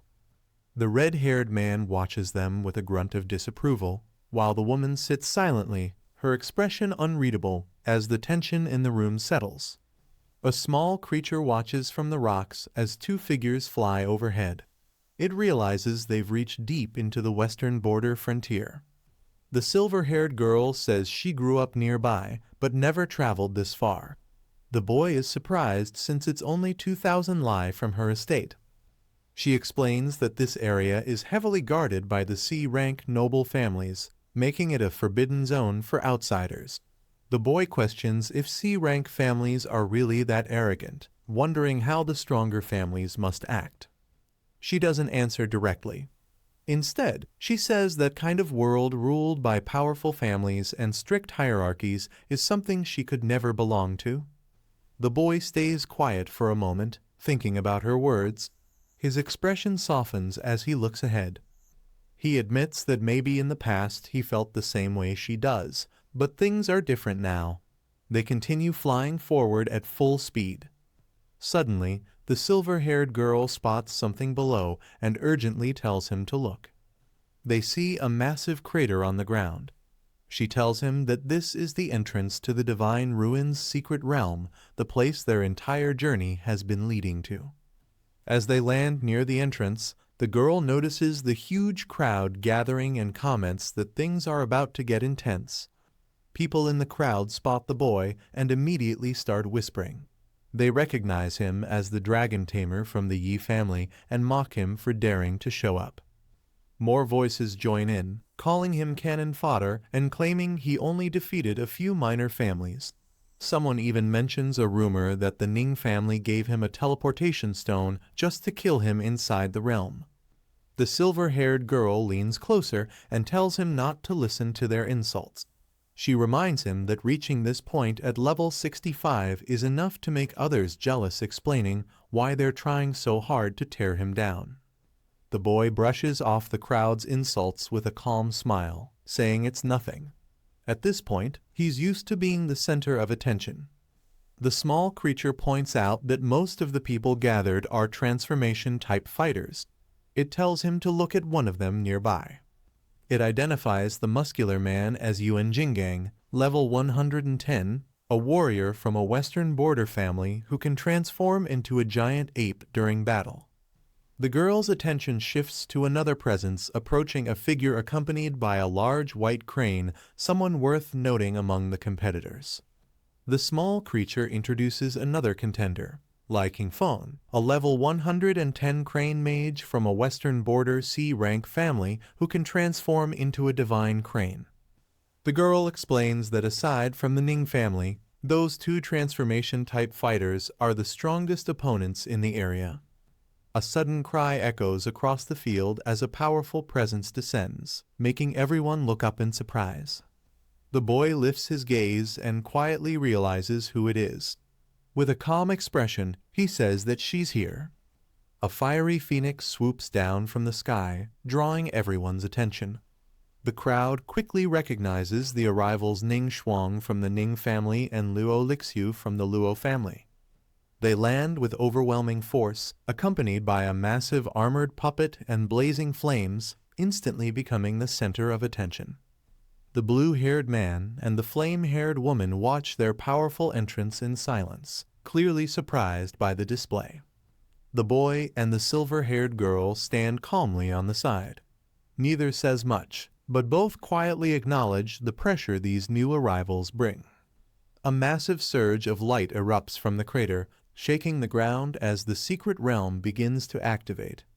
The flame-haired woman notices the change first and tells the others to look. The silver-haired girl watches the light intensify, her expression tightening as she realizes what's happening. She turns to the boy beside her and says the words everyone has been waiting for: the Divine Ruins' secret realm is finally opening. A blinding pillar of light erupts from the desert sinkhole, signaling the opening of the secret realm. The sudden surge of energy forces everyone to look up as the realm finally begins to unlock. One of the bulky fighters steps forward excitedly. He has clearly been waiting for this moment and celebrates, saying he's prepared for this day for a long time. Meanwhile, the main boy confirms that the secret realm truly activated, meaning they can finally use their teleport stones. He pulls out his stone as the system announces its activation and describes its legendary grade function. The muscular man raises his own teleport stone with confidence. With the portal opening and the stones glowing, He warns everyone to stay alert before they step into the realm. Inside the swirling light, the muscular man boasts that once they enter the secret realm, everyone will be bowing before him. His confidence fills the air as the portal grows stronger around him. Meanwhile, the main boy checks his teleport stone again. Seeing the portal stabilize, he quietly decides it's time for him to enter as well. But before stepping in, the white-haired girl suddenly raises her hand toward the sky. A bright streak of light descends rapidly, catching her attention. She warns Lu Fan that someone else is arriving. The ground erupts the next moment as a new figure crashes down, creating a massive impact that shakes the entire area. The explosion clears, revealing a striking figure descending with a dramatic aura. Observers immediately recognize that only top experts make such bold entrances. As the light fades, the crowd reacts with excitement. Several girls gush over how handsome and elegant the newcomer looks, openly admiring him as he walks forward with calm confidence. His expression stays cold and controlled, giving off an overwhelming presence. The onlookers freeze for a moment, trying to process who they're seeing. Slowly, shock spreads through the crowd as one of the men stutters, realizing the identity of the newcomer and unable to hide his surprise. The newcomer lands softly, and the crowd quickly identifies him as Mu Rong Sheng, a young master from a powerful B-rank noble house. His sudden appearance shocks everyone since such high-rank families rarely join this event. The white-haired girl studies him carefully, confused by his old-fashioned attire and unexpected presence. Even she admits she has never seen him before, despite knowing every C-rank family eligible to enter the secret realm. She wonders if some hidden family recruited him recently, but nothing about him seems to match the usual records. Lu Fan watches quietly, narrowing his eyes. Something about the newcomer feels off, and he focuses on him with growing suspicion. Lu Fan feels a surge of power from the newcomer and immediately senses that this man is even stronger than Ning Shuang. The overwhelming aura surrounding him confirms it. Nearby, the white-haired girl comments on how the D-rank students wouldn't recognize someone like Mu Rong Sheng. A cloaked man joins the discussion, explaining that the newcomer is an elegant young master preparing for his 5th advancement, the future heir of the prestigious B-rank Mu Rong family. Hearing this, the girl becomes visibly shocked. She can't understand why a powerful B-rank noble family would appear at a C-rank secret realm, calling the whole situation absurd. Her confusion grows as she struggles to make sense of why a high-ranking family is suddenly interfering. A man comments that the Yi family lacks awareness, pointing out that young master Mu Rong clearly came for the divine tempering liquid needed for his 5th advancement.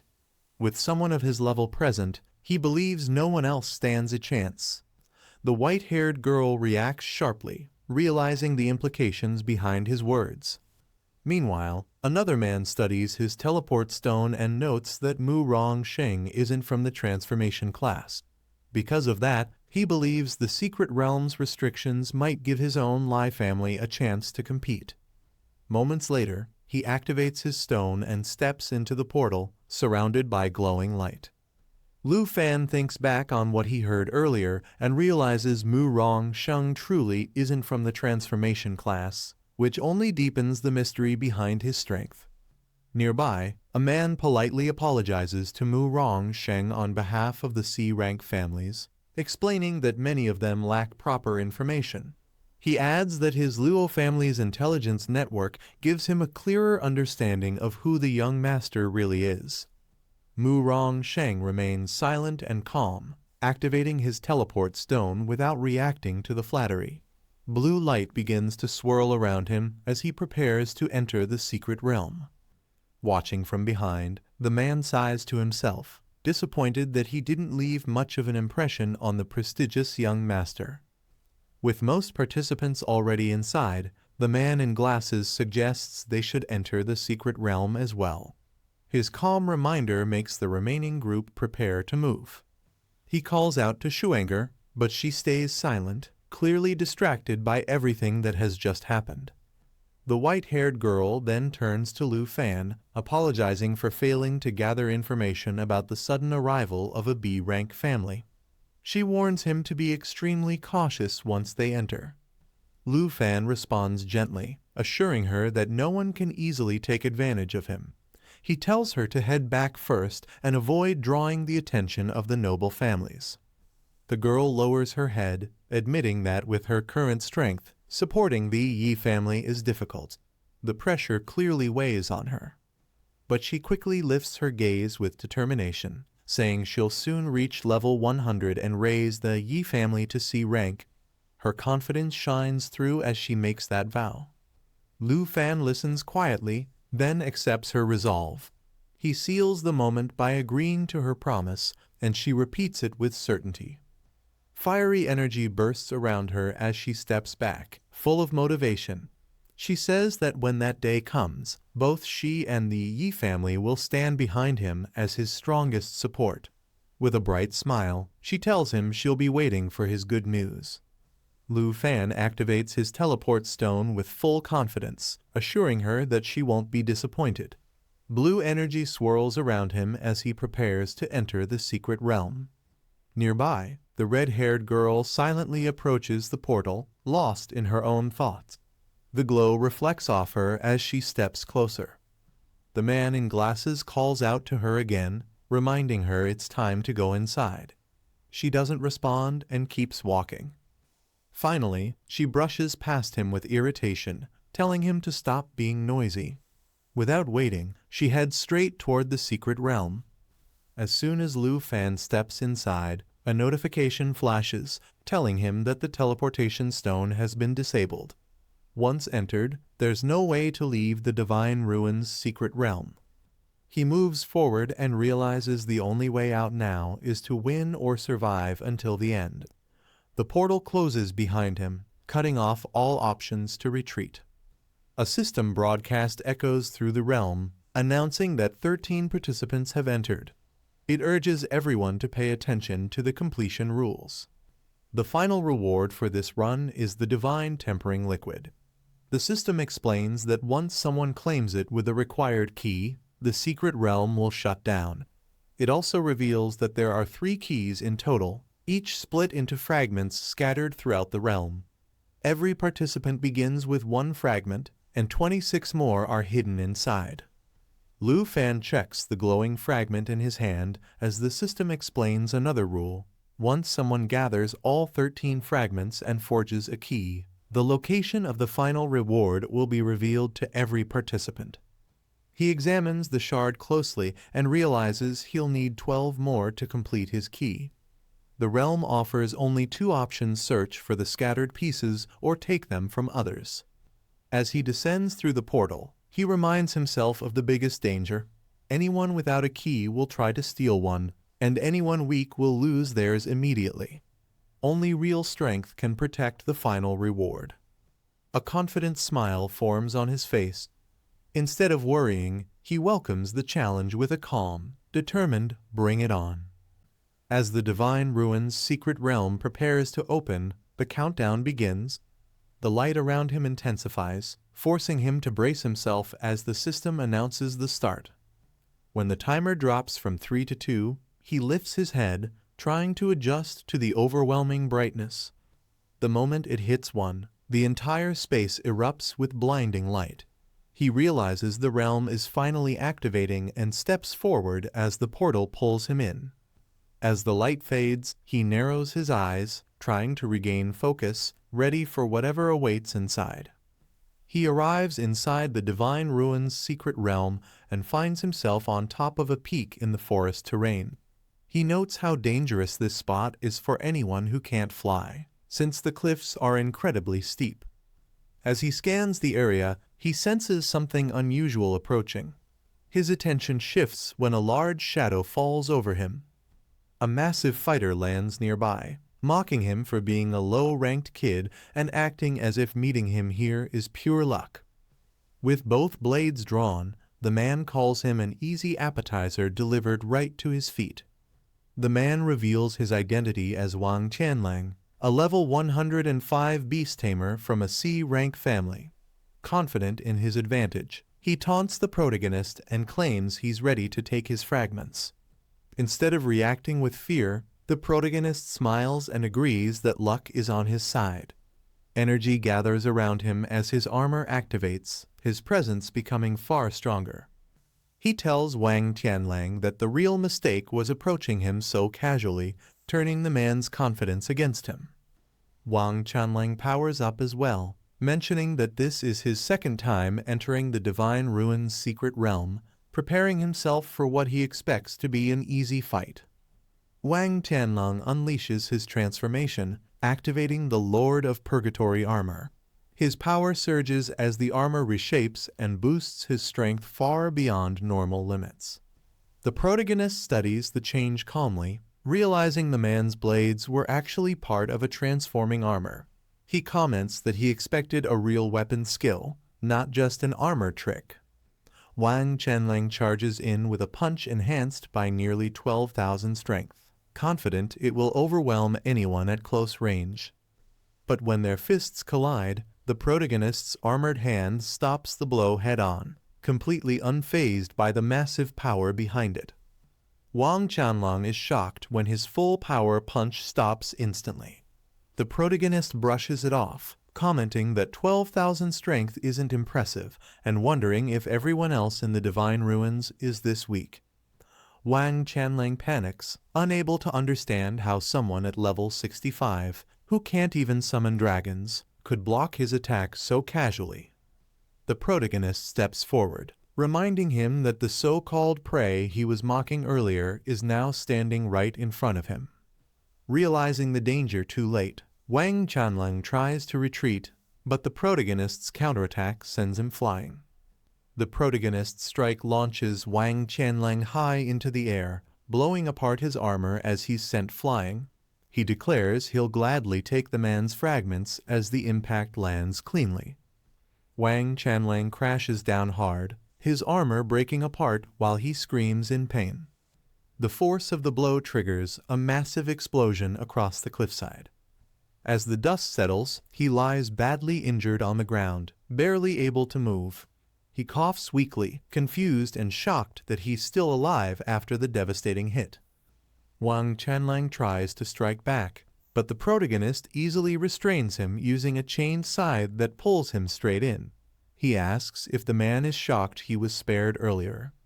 Seeing the shattered armor, Wang Tianlang realizes the protagonist's stats must be far above 10,000, far beyond what he expected.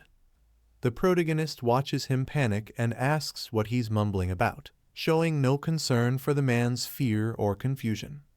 He then tells Wang Tianlang he has only 2 choices left and orders him to listen carefully. The protagonist lays out the 2 choices calmly. First, Wang Tianlang can surrender his fragments and act as his guide through the realm. The injured man groans, realizing what's expected of him.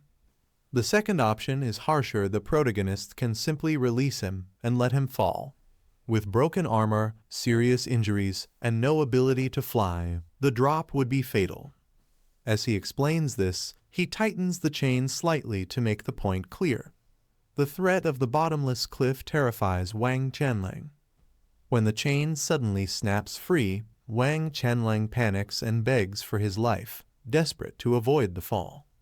Wang Tianlang panics and immediately chooses the first option, agreeing to hand over his fragments and guide the way. The protagonist accepts his decision, noting that at least the man knows what's good for him. As soon as he's released, Wang Tianlang collapses to the ground, coughing from the impact and relief. The protagonist warns him calmly that if he tries to run away halfway, he already knows exactly what will happen to him. Wang Tianlang, still trembling from the earlier threat, quickly assures him that he won't run. He's out of strength and completely aware of what would happen if he tried anything foolish again. He gets on his knees and hands over the fragments with both hands, thanking the protagonist for sparing his life. He promises that he'll be useful and help him navigate the Divine Ruins from this point forward. The protagonist studies him for a moment and asks if he's really reliable, specifically whether he managed to explore the realm properly during his first visit. His tone stays calm, but the warning underneath is clear. Wang Chanlang admits he didn't learn everything, but he claims he knows most locations guarded by fierce beasts, especially the ones where treasure chests are hidden. Even though he didn't fully map the realm in his last attempt, he insists he has solid knowledge of the important areas. Inside the Divine Ruins' secret realm, treasure chests hold far more value than just fragments. They contain rare items, and some of them are guarded by fierce beasts, making every chest a potential risk. Among these treasures, the most valuable are 3 special realm artifacts. Even obtaining one of them can completely shift the outcome of a battle. The first artifact is the Realm Talisman, a consumable item that works only inside the realm. If the user dies, the talisman activates automatically and brings them back to life on the spot. The second artifact is the Forbidden Magic Stone Seal. When used, it creates a field that blocks all skill usage, forcing every fighter into close-range combat. However, the effect disappears when another seal is used to cancel it out. The third artifact is revealed to be the God-Hunting Heavy Crossbow, the strongest weapon in the entire realm. Unlike the other 2 artifacts, only one exists. It's a lethal tool capable of instantly killing anything with less than 2 million stamina, making it the most dangerous item anyone could obtain. Wang Tianlang explains that newcomers focus only on collecting fragments during their first run and often ignore how crucial this crossbow is. Many never realize how much it can affect survival inside the Divine Ruins. The protagonist listens carefully. He admits he didn't know this information before, but he still questions whether Wang Tianlang's words are truly reliable. Even so, since Wang knows where treasure chests are located and drops fragments anyway, he decides to test him for now. He then confirms the man's name and takes the fragments from his hand, beginning their temporary partnership. The protagonist tells Wang Tianlang to lead the way, and the man gratefully agrees, calling him young master and promising to help him obtain the spirit-quenching liquid. Their journey begins, and along the path, they encounter multiple fierce beasts guarding various treasure chests. But none of them are able to challenge the protagonist. Each encounter ends quickly and effortlessly in his favor. Just as Wang Chanlang mentioned, one of the chests contains a realm artifact. The protagonist retrieves the Divine Ruins Realm Talisman, an item capable of instantly reviving its holder within the realm with full health. Although Wang Chanlang's guidance proves useful, the protagonist quietly reflects that even though he's starting to trust him, a bit of doubt still remains. As they continued forward, the protagonist noticed something off. Wang Tianlang's behavior became increasingly strange, shifting from overly respectful to suspiciously quiet. Even after finding multiple chests, his actions felt unnatural just enough to keep the protagonist from lowering his guard. The protagonist watches Wang Tianlang carefully, noting that although he acts suspicious, he still keeps leading him to new treasure chests. He decides to follow for now while staying alert. A sudden attack bursts from the water as multiple sea beasts surround him. He counters instantly, unleashing a powerful strike to hold them back. Wang Tianlang nervously praises him, claiming that following young Master Lu was the right decision. Lu ignores the flattery and tells him to stop with the unnecessary talk. Lu walks ahead, stating he hasn't seen a single treasure fragment, yet let alone the god-hunting heavy crossbow Wang mentioned. Wang panics, insisting he's telling the truth. Wang Chanlang rushes him, saying there are too many chests in this realm, and they must open as many as possible if they want fragments or the crossbow. Lu opens another chest without reacting much. As the light bursts out, Lu looks confused for a moment, unsure of what he just obtained from the chest. Wang Tianlang stares in disbelief and excitedly tells young Master Lu that he's unbelievably lucky. Lu lifts the item from the chest, the second artifact, while Wang Tianlang celebrates, saying the god-hunting crossbow must be close now. Lu opens another chest and is surprised to see an additional glowing item inside while Wang Tianlang watches excitedly. The chest reveals a fiery golden scroll, radiating strong energy as Lu picks it up. Lu identifies it as an enchantment weapon breakthrough scroll, capable of evolving a legendary grade weapon. Wang Tianlang reacts in shock, saying such scrolls have low success rates and are extremely rare, calling Lu's luck unbelievable. Lu considers using the breakthrough scroll, noting that both his sword and bow are already legendary grade and the equipment won't be damaged even if it fails. He chooses the dark serpent bow and activates the scroll, surrounding the weapon with blazing energy. The enhancement succeeds, shocking Wang Tianlang as the bow evolves into an even stronger legendary plus form. Lu examines the upgraded stats, realizing the bow's piercing damage and attribute boost make it powerful enough to rival the god-hunting crossbow, something the major families would never expect. A system alert appears in front of Lu Fan, surprising him as he wonders if this is what he thinks it is. The interface opens a reward and he taps the glowing icon that appears on the screen. A notification confirms the reward. Lu Fan has received a divine tier treasure map, something he hasn't encountered in a very long time. Wang Tianlang freezes while opening another chest, stunned by Lu Fan's unexpected fortune as Lu Fan walks ahead confidently. Lu Fan closes another chest while continuing his search without slowing down. Wang Tianlang suggests they camp since it's getting late, hoping for a break. Lu Fan rejects the idea, saying there's no resting, they will keep collecting fragments throughout the night. Wang Tianlang is stunned at the thought of no sleep. Lu Fan studies the treasure map's projection and asks him to identify the location, shown an area filled with bones beside a lake. Wang Tianlang recognizes the location on the map but panics, saying it will take at least 2 days to reach it. Lu ignores the concern and decides they will leave immediately, even though most people take half a month to reach the final stage. As he walks off, Lu tells him to report any treasure chests they encounter on the way. Wang Tianlang tries to stop him but fails to keep up. He chases after Lu, struggling to drag a heavy chest as Lu continues ahead without slowing down. 2 days later, Lu Fan and Wang Tianlang finally reach the area, both exhausted from the non-stop journey. Lu Fan notes that since the treasure is inside the secret realm, he must collect it immediately. He also realizes the long travel was only because Wang Tianlang can't fly.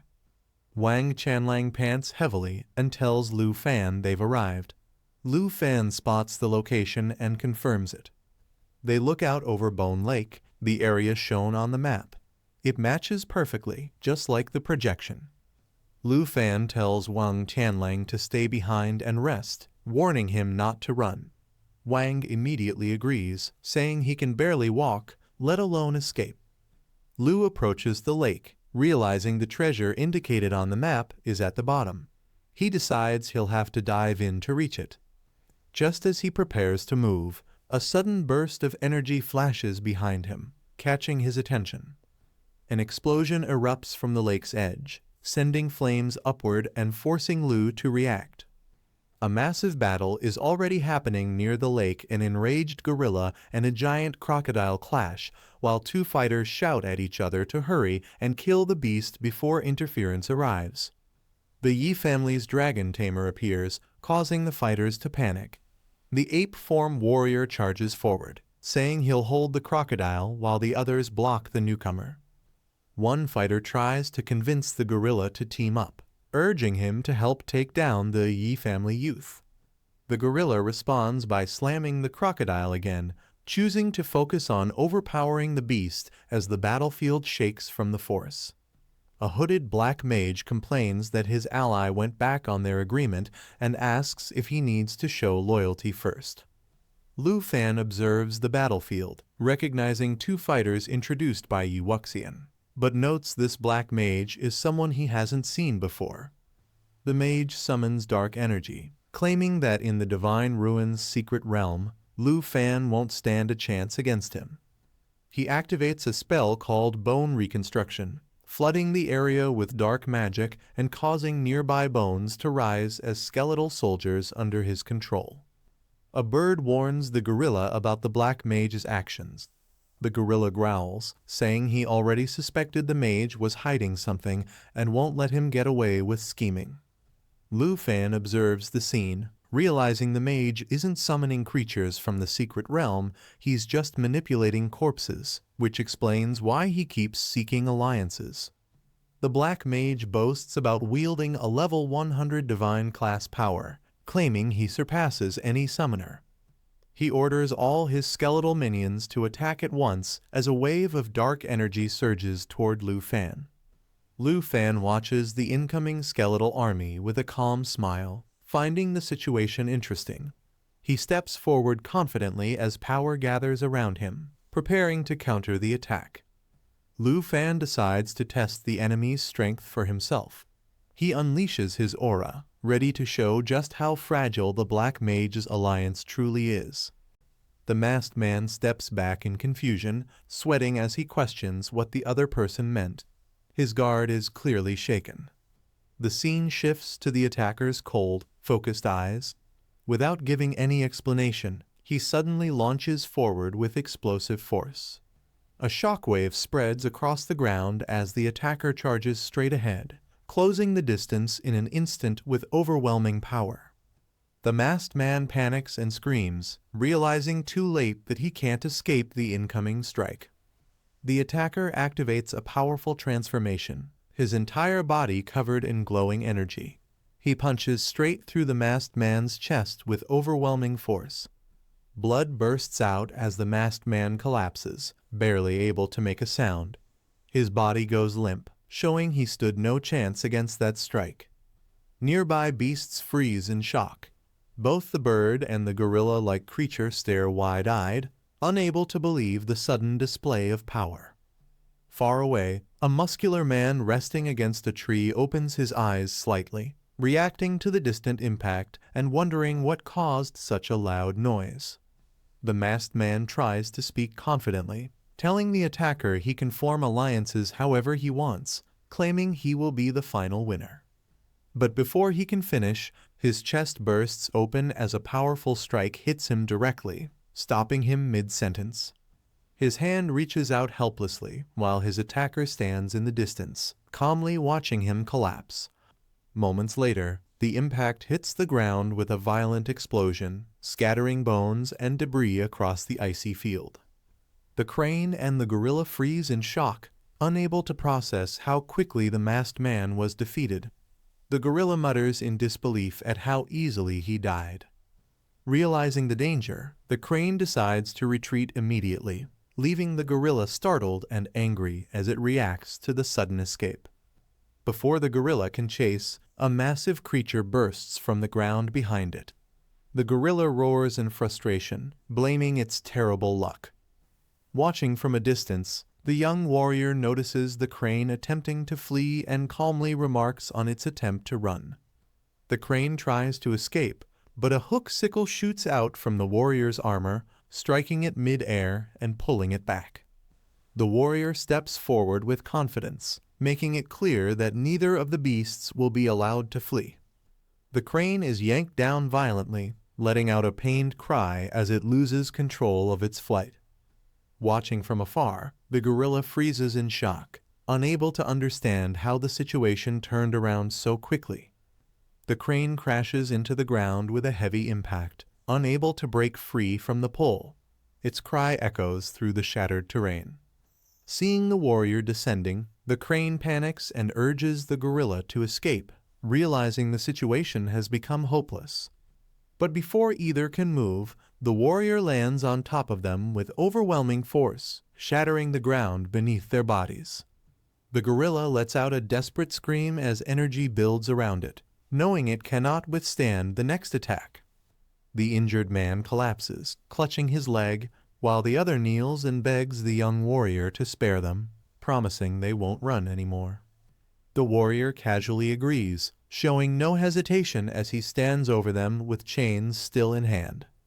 He explains his terms clearly.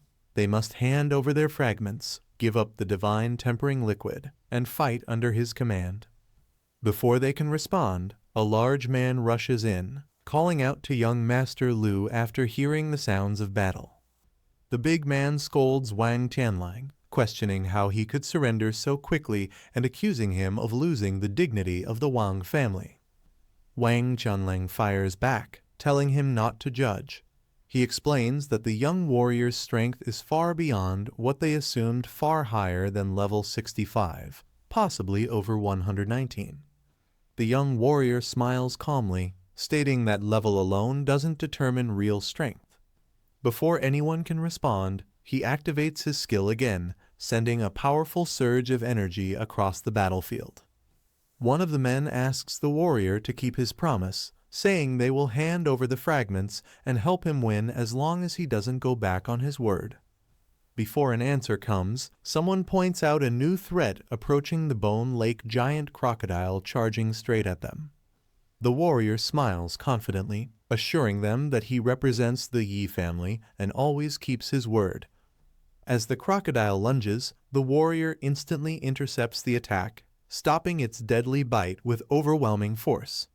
The two men stare in shock, unable to believe how easily the crocodile's attack was stopped.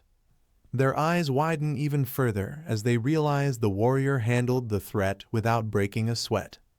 The large man smirks, reminding them that he had warned them about the warrior's strength. The warrior casually admits he almost forgot about the crocodile and asks where the treasure chest it was guarding is located. The man realizes in shock that the warrior defeated the beast they struggled with in a single strike, meaning he hadn't even used his full strength earlier. Another man quickly bows and reveals that the treasure chest is hidden in the lake, begging forgiveness for doubting young Master Lu. As the lake water suddenly lowers, the large man reacts with surprise, noticing something emerging from below. Watching silently, he grows more serious, unable to ignore how overwhelming the warrior's power truly is. The warrior nods when one of the men agrees to his terms, then turns to the other, asking if he understands as well. Both men lower their heads and offer their fragments, pledging to assist him in winning the secret realm just like Wang Tianlang. The warrior accepts the fragments, saying they made the right choice. He adds that siding with the Ning family would have left them at the bottom of the lake like the crocodile. As he examines the newly gained pieces, he wonders where Wang Tianlang has been this whole time. The warrior suddenly hears loud laughter echoing across the area, causing him and his companion to turn in confusion. The voice mocks them, calling it a joke that anyone believed he had been obeying or showing respect earlier. Wang Tianlang rises from the lakebed, revealing himself beside a large treasure chest, his tone filled with arrogance. He stands with a massive golden crossbow aimed forward, a weapon capable of killing anything below 2 million stamina with a single shot. The scene opens inside the Divine Ruins secret realm at Bone Lake, where a bulky man proudly reveals that he tricked the group from the start. He boasts that he knew which chest held the artifact and only used them to clear the beasts for him. Holding the god-hunting crossbow, he celebrates his luck and declares that he will now control the entire secret realm. Meanwhile, the black-haired boy stays silent but visibly irritated as he watches the man's arrogance grow. The tension rises as the man continues laughing, confident that the artifact's power now belongs to him alone. Outside, the boy's teammates assess the situation. They realize the giant Bone Lake crocodile was guarding the God Hunter crossbow all along. One of them clicks his tongue, frustrated that if they had killed the crocodile earlier, things might have gone differently. The group stands in quiet regret while the boy prepares himself, understanding that the situation has shifted and the next move must be precise. As the boy steps forward, he calmly tells the man that he always expected betrayal and even thought he might switch sides to another family. But now, his tone shifts, calling the man foolish for believing this plan would work.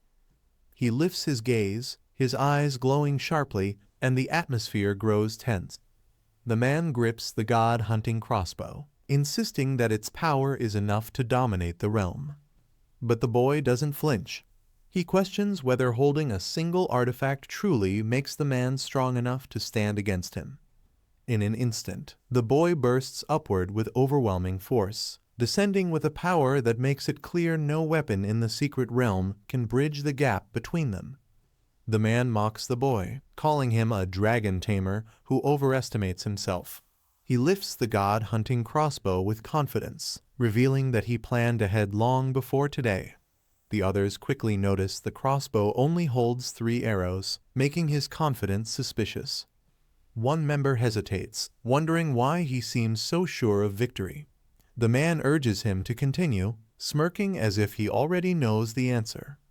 Suddenly, he tosses several glowing components into the air, proudly explaining that he stole them from the treasure chests the group opened earlier. These parts, he says, can reload the god-hunting crossbow. He laughs loudly, bragging that the boy had no idea each chest contained pieces for recharging the weapon pieces he now controls.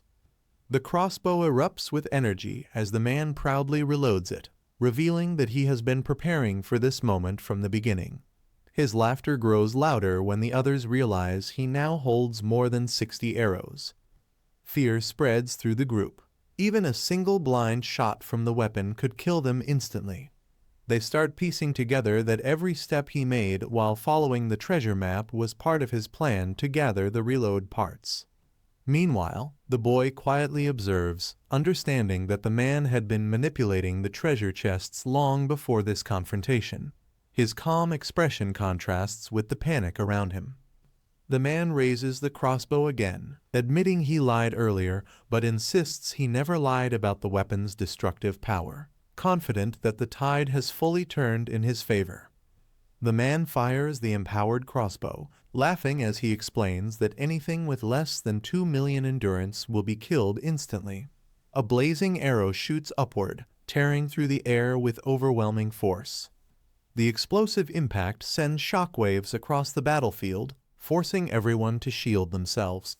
His followers panic, convinced that no one can survive a weapon with such destructive power.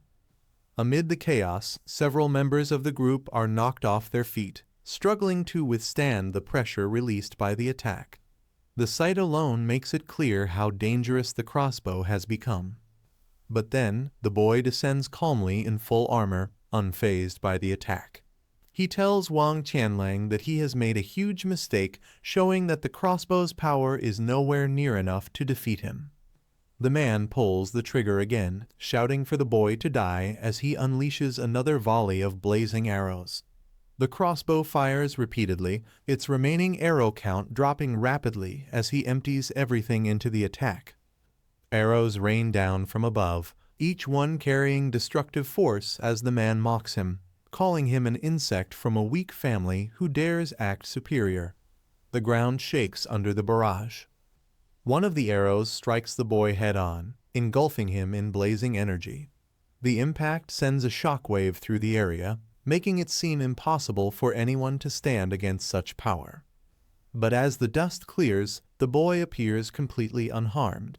His armor absorbs the blow effortlessly, and he stands still with only a slight spark fading from his chest, showing that the attack didn't even scratch him. Arrows rain down in every direction as the crossbow unleashes another chaotic barrage. The explosions tear through the ground, forcing the group to scramble for cover while the man laughs uncontrollably behind them. One of the men coughs and urges King Feng to run, convinced that Lu Fan couldn't have survived such overwhelming attacks. The blast radius grows wider, leaving debris scattered everywhere. King Feng grudgingly agrees, saying that with attacks of this scale, there's no way Lu Fan could still be alive. The two struggle to escape as the smoke thickens around them. Meanwhile, the man reloads the god-hunting crossbow once again, shouting for his enemies to keep dodging because he still has plenty of arrows left to fire. As the smoke clears, the man glances around and sees no one standing where Lu Fan should be. Believing the attack erased him completely, he bursts into laughter, praising the god-hunting crossbow for living up to its reputation. He boasts that even experts from higher-ranked families wouldn't survive such an ultimate artifact. Confident that victory is his, he prepares to finish off the remaining two, claiming there's no reason to let them live. Just as he steps toward them, both survivors react in shock. Something unexpected stops him mid-stride, breaking his smug certainty in an instant. The man recalls their earlier words and accuses King Feng of knowing about the reload components as well. Terrified, the two try calming him down, pleading that there's no need for violence. Ignoring them, he raises the crossbow again and declares he'll search their bodies next, hoping to find even more parts to reload the weapon. Panicking, King Feng quickly switches sides, claiming he truly submits to him and offering to help fight the Ning family and Murong Sheng if he spares their lives. But as the man hesitates, confusion crosses his face. He wonders why the boy who hasn't even been killed yet would suddenly abandon attacking him and shift his focus elsewhere. The boy steps out of the flames and tells the man he's acting stupid, claiming that even 100 more arrows wouldn't be enough to hurt him. His armor shifts into a glowing form as the system announces the switch to light blade armor. Seeing this, the man panics, shocked that the boy is still alive. The armor begins healing him instantly, and a faint holy light surrounds every movement he makes. Desperate, the man fires again, insisting the previous shot was just luck and that no one can survive the god-hunting crossbow. He screams that this next arrow will kill him for sure. But the boy doesn't react at all. The arrow hits with another explosion, yet he remains standing in the same calm posture, showing that the attack still can't break his armor. The boy casually catches the next arrow with his hand, stopping it mid-air. Shock spreads across the man's face as he realizes the attack didn't do anything. Even the others watching freeze in disbelief, unable to process what they're seeing. The boy remarks that the crossbow's power is disappointing. He questions how the man could guide him for days and still assume his endurance was under 2 million. Blue energy begins swirling around him as the Dragon Tamer aura activates, releasing a powerful wave of strength. His body glows with the Star Dragon aura, and his stats surge sharply. The man is left trembling, completely stunned as the boy's aura rises, showing that the gap between them is far greater than he ever imagined. Seeing the arrow stopped by hand, the man stares in disbelief, calling it impossible. His confidence collapses instantly as fear spreads across his face. The boy calmly explains that inside this secret realm, the one who determines everything isn't the god-hunting crossbow, it's him. Blue energy wraps around his arm as the Divine Bone Gauntlet activates. With a confident smile, he declares that he alone stands at the top here. His aura erupts as the Divine Bone armor forms around him, boosting all of his attributes to an overwhelming level. He shoots upward with unstoppable force, the Starry Sky Dragon aura bursting open behind him, signaling that the real fight is now in his control. As the boy's power erupts toward him, the man stares ahead in panic, mumbling that his luck has finally run out. The incoming blast grows brighter, swallowing the entire area. A massive impact crashes down, shaking the ground and blowing debris in every direction. The destructive force leaves no room for escape. The explosion engulfs the center of the battlefield, wiping out everything in its path. His final words echo faintly, his luck was simply too terrible. A violent disturbance hits the ground, cracking the frozen surface as energy waves spread outward, leaving scorch marks and debris behind. From the shattered area, a hand retrieves a thick book lying among the cracks, showing it survived the impact. The boy opens the book and scans its contents, realizing it is a travel log describing journeys through various regions and records of monster hunting missions. As he reads further, he pauses in shock when he notices the current entry, understanding that this log was written very recently during an expedition to the far north. The scene shifts to a brutal battle in the frozen north, where a warrior clashes with a massive beast amid raging snowstorms and violent winds. The notes explain that the cold here is far more extreme than normal blizzards, yet the fight continues without pause as weapons and claws collide. During the confrontation, the writer records encountering something extraordinary, emphasizing the moment as debris and blood scatter across the ice. The final entry reveals the truth behind the battle, confirming that the opponent was none other than a legendary dragon.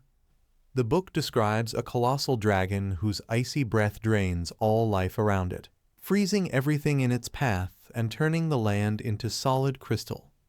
As the dragon moved, the surrounding area transformed into a forbidden zone, where the cold became so extreme that no living being could survive.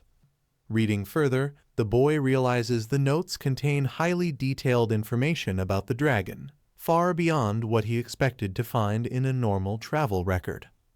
Based on the description, he concludes that this creature closely resembles an ice dragon king, or at the very least, a true ice dragon of legendary class. After finishing the journal, he decides that if he can locate the ice dragon mentioned inside, he must take it down, believing this victory will push his overall strength to a completely new level. He resolves that once the current Secret Realm trial is over, he will return to the far north to investigate the ice dragon's whereabouts. Before he can think further, his attention is suddenly drawn elsewhere as two unexpected figures appear nearby, shocking everyone present. At the same time, a system alert activates, explaining that the army from the Abyssal Rift has arrived, declaring an invasion and forcing all participants into an immediate combat situation. As the invasion begins, several fighters are instantly restrained by dark chains, leaving them struggling helplessly as the enemy takes control of the battlefield. One of the invaders steps forward, calmly asserting dominance while effortlessly binding others, making it clear that resistance is meaningless. With a surge of power, the enemy leader advances, demanding surrender and questioning if anyone dares to oppose him.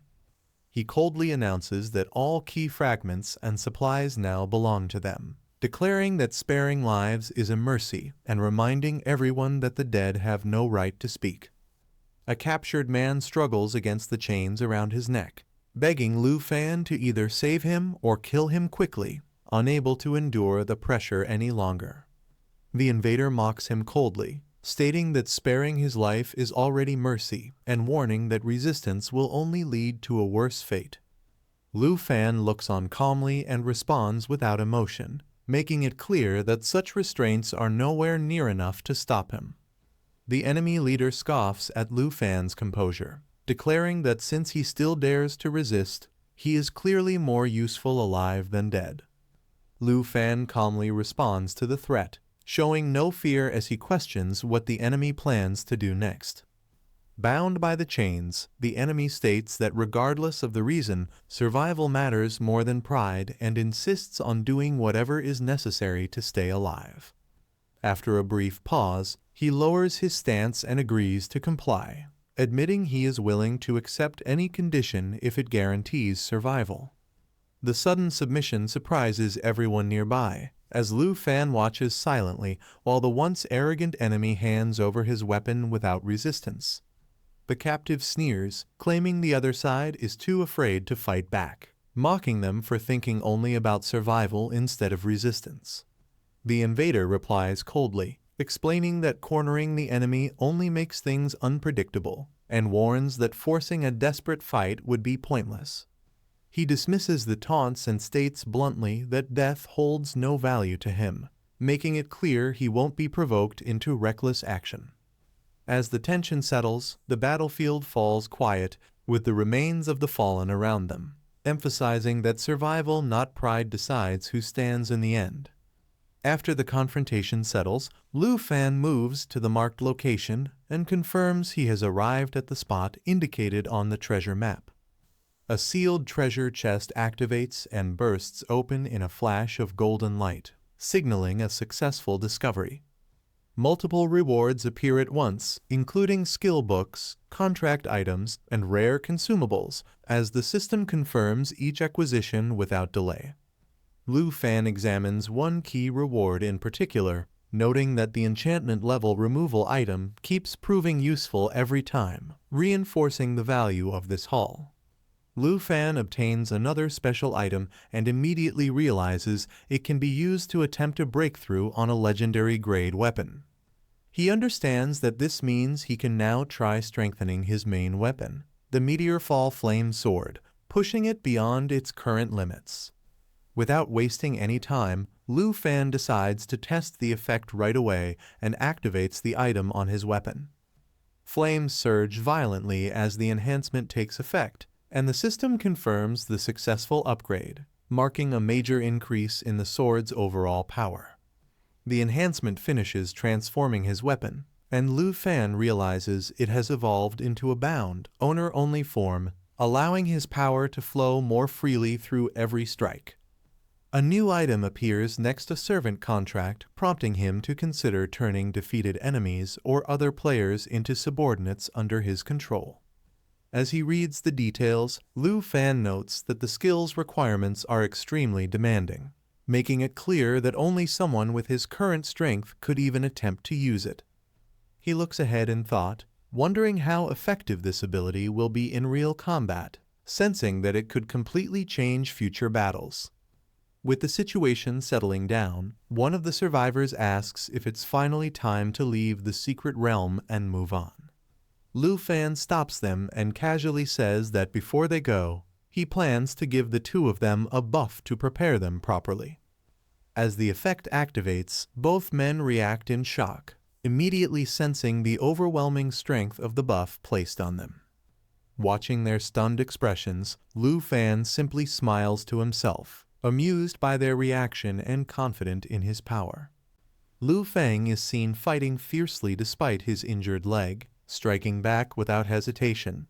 His condition is clearly unstable, but he refuses to slow down and keeps pushing himself in battle. The man accompanying him mocks Lu Fang, complaining that he is being treated like free labor. He states that once his leg heals, he will challenge Lu Fang again to settle things fairly. The long-haired man calmly intervenes, warning that even if the leg heals, Lu Fang would still be crushed easily. He advises them to stop wasting strength and focus only on staying alive. Lu Fang responds coldly, rejecting the idea of a flimsy alliance and clarifying that this cooperation is only a temporary joint operation, not a true partnership. Lu Fang activates the contract, and energy immediately begins flowing toward him. He notes that in just a few days, his level has already increased significantly, showing how fast he is growing. Calmly assessing the situation, Lu Fang realizes that most of the key fragments are already collected and that only one final piece is missing to complete his objective. The muscular man complains that Lu Fang is the only one benefiting from this cooperation. The long-haired man responds casually, not denying it and showing no concern over the complaint. The long-haired man questions the man's poor efficiency, pointing out that despite many enemies being defeated, his actual contribution was low. The man angrily defends himself, arguing that as a melee fighter, he did his part and challenges anyone who thinks it was easy. Lu Fang questions Lai Qingfeng's slow progress, teasing him about only defeating low-level mobs and not encountering any high-level beasts. Lai Qingfeng responds nonchalantly, explaining that his bad luck only led him to encounter weaker creatures, but he's still confident about his progress. Smiling, Lu Fang offers to summon a level 120 boss to speed things up, proposing to save them the trouble of searching. The muscular man quickly protests, insisting that they can handle it themselves and don't need any help finding high-level creatures. Lu Fang calmly responds, saying he dislikes seeing people suffer from bad luck and instinctively feels like helping when he notices it. He then shifts focus to the main goal, deciding to try once more to obtain the final missing key fragment needed to complete the set. Luck finally favors him as a glowing chest appears, confirming the acquisition of the last God Forging Pool key fragment and completing the requirement. With all fragments gathered, Lu Fang opens the chest confidently, stating that he can now synthesize the key to access the God Forging Pool. As Lu Fang completes the synthesis, the ground suddenly trembles. A massive force descends from above, catching everyone off guard. A blinding pillar of light slams into the area, exploding on impact and shaking the surroundings with overwhelming pressure. The group stares in shock as the energy continues pouring down, unable to understand what is happening or where it came from. The towering beam keeps rising skyward, signaling that the activation of the God-forging pool has triggered something far beyond their expectations. Lu Fang senses that someone else has already reacted to the phenomenon, realizing he is not the only one aware of the sudden activation. Observing the massive light pillars, he understands that the key has been merged and that the God-forging pool has been triggered elsewhere as well. Staying calm, Lu Fang decides he must locate the God-forging pool before that unknown person reaches it first. He quickly gives instructions to split up and head toward the nearest light pillar to the northeast, choosing the fastest route to secure the opportunity. Lu Fang reminds the others to stay alert and report immediately if anything changes. After confirming the plan, he quickly moves ahead on his own. The two behind him acknowledge the order, though one complains casually before following after Lu Fang without delay. 2 hours later, at the Divine Ruins secret realm in Perforate Valley, a powerful presence suddenly descends, drawing attention from everyone nearby. A muscular man gripping a weapon senses the disturbance and turns sharply, confused and alert, questioning where this sudden intruder came from. Lu Fang arrives at the site, but a powerful muscular man blocks his path, warning him to leave immediately and threatening violence if he interferes. Ignoring the threat, Lu Fang calmly raises his hand as a glowing object materializes, confirming the successful acquisition of the God-forging pool key. Seeing the key, the muscular man freezes in shock, realizing that Lu Fang has already completed the synthesis ahead of him. Rage erupts as the man explodes with killing intent, mocking Lu Fang's luck and unleashing his full power to seize the key by force. The muscular man declares that the key now belongs to him, releasing multiple ferocious beasts to surround Lu Fang and block his escape. Lu Fang raises the glowing key toward the sky, triggering a strange reaction that causes the surrounding space to distort. The sudden backlash shatters the ground and throws the beasts into chaos, disrupting the enemy's advance. Staying composed, Lu Fang realizes the God-forging pool is not located here, and that this place is only a false point triggered by the key's reaction. Lu Fang senses danger and reacts instantly as violent energy surges through the area, forcing him to brace himself against the sudden pressure. A massive golden beast unleashes its power, releasing blazing flames and roaring as it charges forward with overwhelming force. Lu Fang counters by drawing out a golden, dragon-like energy that spirals through the sky, clashing directly with the raging beast and tearing through the battlefield. As the violent clash fades, the scene abruptly shifts to calm waters rippling quietly, hinting that the true God-forging pool lies elsewhere and has finally revealed its real location. Lu Fang steps onto the water and realizes the surface of the Reincarnation Lake is solid, confirming this place is far from an ordinary lake. The long-haired man explains that within the Divine Ruins secret realm, certain special zones exist where normal rules do not apply, and many abilities are restricted.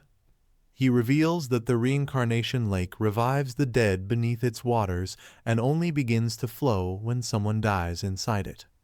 Finding the mechanism intriguing, Lu Fang wastes no time, holding the key firmly and preparing to act as he moves toward the lake's true purpose. Lu Fang senses danger just as intense flames erupt around him, forcing him to react instantly as explosive fireballs close in from all sides. A violent blast knocks him back, purple energy flaring as he struggles to stabilize himself amid the overwhelming heat and pressure. Through the flames, a massive fire beast appears and calls out Lu Fang's name, confirming that it has been deliberately tracking him. Regaining his footing, Lu Fang realizes he has unexpectedly encountered a familiar enemy here, understanding that this confrontation was never part of his original plan. The massive fire beast fully reveals itself, flames roaring as its killing intent floods the area without restraint. Staring down at Lu Fang, the beast declares its resolve, making it clear that this battle is personal and fueled by vengeance. It announces that Lu Fang's blood will be used as an offering, claiming this fight is meant to honor its fallen brother. With the air burning and tension peaking, the confrontation turns into a life-or-death clash, setting the stage for an unavoidable battle. A massive phoenix made of raging flames descends from above as the technique Phoenix Feather Dance is unleashed.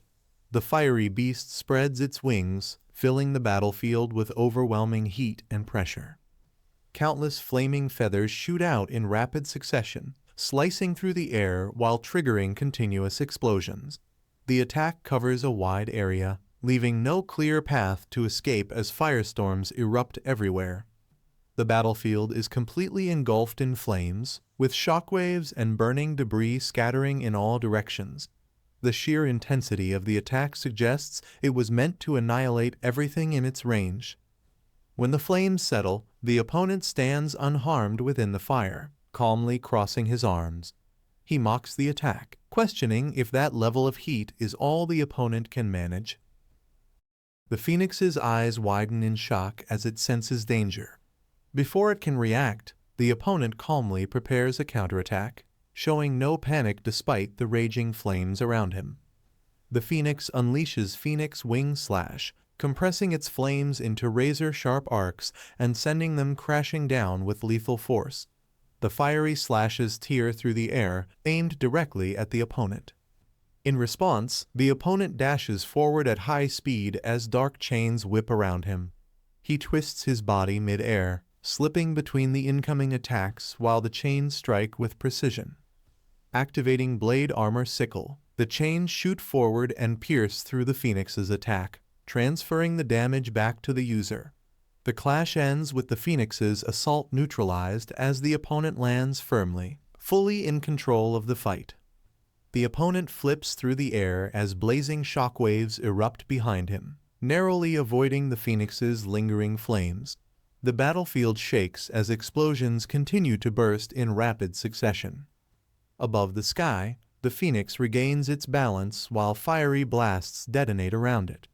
Despite the chaos, it spreads its wings wide, preparing to strike again from above. The opponent suddenly accelerates upward, cutting through the air with extreme speed. A sharp, vertical strike shoots toward the phoenix, splitting through the flames before it can fully react. The phoenix recoils in panic as the attack lands cleanly. Flames scatter violently as its scream echoes, signaling that it has finally been pushed onto the defensive. The opponent launches himself upward again, closing the distance as the phoenix rises through the flames. The sky is torn apart by speed and heat as both sides rush into another clash. Suddenly, dark purple threads spread across the air like a net and wrap tightly around the opponent's body mid-flight. His movement is abruptly stopped as the threads constrict and bind him in place. Realizing something is wrong, the opponent struggles as the threads tighten further around his torso and limbs. The unexpected restraint disrupts his momentum and leaves him exposed in the air. With widened eyes, he quickly identifies the technique as poison silk. Trapped and momentarily immobilized, the flow of the battle shifts as the danger of the binding takes hold. Bound tightly by the poison silk, the opponent is completely restrained as the trap closes in. From the shadows, the enemy calmly confirms the capture, confident that the fight is already decided. A massive blade crashes down from above, striking the ground with explosive force near the immobilized target. The impact sends shockwaves through the area, leaving no room for escape. From the darkness, a monstrous spider form descends, its glowing red eyes fixed on the battlefield. Its presence alone radiates danger, revealing the true source behind the poison silk technique. Watching from a distance, the phoenix's summoner observes the scene in disbelief. She admits she never expected the opponent to possess such terrifying power alone, as the battle takes a decisive turn. Enraged by the situation, the woman steps forward with flames surging around her body, declaring that she will personally kill him with her own hands. Her killing intent intensifies as the fire responds to her emotions. As she prepares to act, her companion suddenly intervenes and stops her, warning that fighting here is pointless. He reminds her that killing someone inside Reincarnation Lake carries no real meaning. The two quickly reposition, dragging the restrained opponent away from the lake's center. The battlefield shifts as they move to a more suitable area to finish the fight. Once outside, the opponent coldly announces his decision, stating he will cut the enemy into countless pieces. Bound by purple silk and surrounded by hostile forces, the trapped fighter faces an imminent and brutal outcome. Still bound by the purple silk, the opponent smirks and refuses to move, stating that this location suits him just fine. Despite being restrained, his expression remains calm and defiant. A violent surge of power erupts from his body as the bindings begin to strain. The purple threads shake under the pressure, signaling that the restraint is no longer holding him down. With a sudden burst, he breaks free and charges forward at full speed, his aura flaring violently as he closes the distance in an instant. The counterattack lands before they can react, sending one of them flying back with a heavy strike. The momentum of the battle abruptly flips as he reclaims control. As the opponent breaks free and charges in, a warning rings out from behind, but the attack is already in motion. The clash resumes instantly, with both sides colliding at close range. The flame-wielding woman tightens her grip and gathers fire around her arms, her expression sharpening as her power surges. The heat around her intensifies, signaling a direct and violent counter. She unleashes a massive burst of flames that erupts upward like a pillar, engulfing the area in a roaring explosion. Fire floods the battlefield, leaving no safe space in its path. Standing within the flames, the opponent remains unfazed and calmly mocks the attack. He remarks that the fire isn't even enough for a warm-up, making it clear the assault failed to slow him down. The flame-wielding woman is suddenly struck by a powerful surge of water, her body jolting as the force cuts through the heat around her.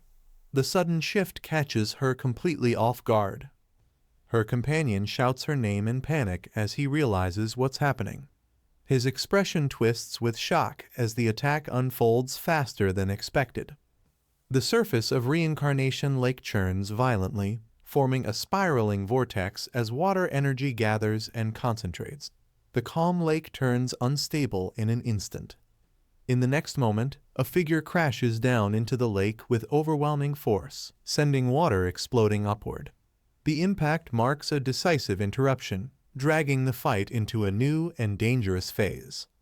As the lake's power activates, the opponent observes his body rapidly regenerating through the water, realizing that Reincarnation Lake follows a unique rule that restores those submerged within it. Nearby, the man with blue hair clenches his teeth, clearly unsettled. He reflects on how dangerous this ability is and considers how difficult it would be to explain such a phenomenon to his family. From the churning water, a hand suddenly bursts out, breaking the surface with violent force. The regeneration completes as the opponent begins to rise again. At the same time, the flame-wielding woman launches upward, condensing her fire into a devastating technique. Crimson flames spiral around her as she prepares to strike, signaling the next explosive clash. A powerful downward strike crashes through the water, sending a vertical shockwave ripping across the lake. The impact carves straight through the surface, proving the attack's overwhelming force. Watching in disbelief, the blue-haired man shouts in frustration, admitting that they failed to land even a single effective hit. Panic and shock are clear as the situation slips further out of control. The flame-wielding woman struggles in the water, her expression twisted with anger and humiliation. Despite all her power, the lake's regeneration nullifies the damage she suffered. Enraged, she erupts from the lake as flames explode around her once more. Fire wings spread wide as she regains her stance, signaling that she refuses to back down and is ready to continue the fight at full force. A sharp, vertical slash descends from above, cutting through the air with overwhelming force. The strike drives straight down, crushing everything beneath it before anyone can react. When the water settles, the flame-wielding woman lies unconscious in the lake, completely defeated. The opponent stands behind her, blade lowered, having ended the exchange decisively. Looking back calmly, he remarks on her reckless persistence, questioning how many times she would need to die before finally breaking. His tone remains composed, as if the outcome was inevitable. Suddenly, the blue-haired man erupts in panic and fury, shouting for the fight to stop. His surge of emotion signals that the situation has crossed a line and can no longer continue unchecked. The blue-haired man suddenly reaches forward and releases a skill, sending out glowing spider silk that spreads rapidly through the air. The spider silk wraps tightly around the opponent's body, restricting movement and slowly poisoning him as he struggles to break free. The black-haired man watches calmly with a confident smile, remarking that he almost forgot about this restrained enemy. In the next moment, he activates his weapon and fires a blade-armored sickle, launching himself forward as the attack slices through the air toward the trapped target. The blue-haired man coughs violently as blood spills from his mouth, showing that the poison has fully taken effect. His body is yanked upward as chains tighten around him, lifting him helplessly into the air while he struggles in pain. The black-haired man steps forward calmly, slamming down with overwhelming force as shards and energy crash around the trapped enemy. A close-up shows his cold smile, making it clear that the fight is already decided and the opponent has no way to escape. A massive surge of water spreads across the area, its violent flow shaking everything around and forcing those nearby to react. The red-haired woman cries out as the water crashes around her, while the blue-haired man stands close behind, both caught in the sudden impact. Lu Fan descends from above with bat-like wings spread wide, calmly stating that there's no need for thanks and that he stayed behind to prevent enemies from attacking from the rear. Shocked, the red-haired woman turns and calls out Lu Fan's name, while the blue-haired man looks on in disbelief as the situation finally becomes clear. Lu Fan launches forward and unleashes a blade armor slash, his attack piercing straight through the red-haired woman's defense and striking her body head-on. As the blades continue to thrust relentlessly, Lu Fan coldly states that this is only the beginning, showing he has no intention of stopping. The blue-haired man is slammed violently into the ground by the chain force, creating a crater as his body crashes down helplessly. At the same time, the red-haired woman is dragged back by heavy chains, blood spraying as she struggles, completely overwhelmed and unable to break free. Chained and barely standing, the blue-haired man lowers his head and admits defeat, declaring that they have had enough and are ready to surrender. Both enemies kneel helplessly as Lu Fan hovers above them with chains extended, stating that they will agree to anything if he stops. The red-haired woman glares through her fear and pain, trembling as she calls Lu Fan a monster despite knowing she cannot resist him. Lu Fan walks forward calmly, mocking their weakness and remarking that they are already at their limit, making it clear he finds their surrender boring. The red-haired woman asks what it would take for Lu Fan to stop, clearly trying to negotiate despite her injured state. Lu Fan calmly says he can let them go, but only if they hand over the key they are carrying, adding that he will allow only one of them to leave. Panicking, the blue-haired man explains that they do not have a complete key, admitting they only possess 6 fragments and came here to gamble on their luck. Hearing this, Lu Fan's expression turns cold as he realizes the key is not with them and concludes that he chose the wrong targets. Desperate and shaking, the blue-haired man kneels and presents everything he has, begging Lu Fan to spare their lives. Lu Fan suddenly senses movement above and looks up as several blazing streaks cut through the sky, catching his attention. Calm and focused, He notes that 2 targets have already been eliminated and realizes that time is running out. Lu Fan tightens his grip and prepares to move, his expression turning sharp as he shifts his focus to the next threat. The red-haired woman groans in pain as the chains tighten again, while the blue-haired man struggles beside her, realizing something is wrong. Lu Fan suddenly charges forward at high speed, chains whipping through the air as he closes the distance without hesitation. Shocked and furious, the blue-haired man shouts at Lu Fan, accusing him of going back on his word, while the red-haired woman curses him in anger. Lu Fan calmly responds that he always keeps his promises, then coldly declares that between the 2 of them, only one will be spared. Bound by chains, the blue-haired man anxiously asks who will be allowed to leave and who must stay, waiting for Lu Fan's decision.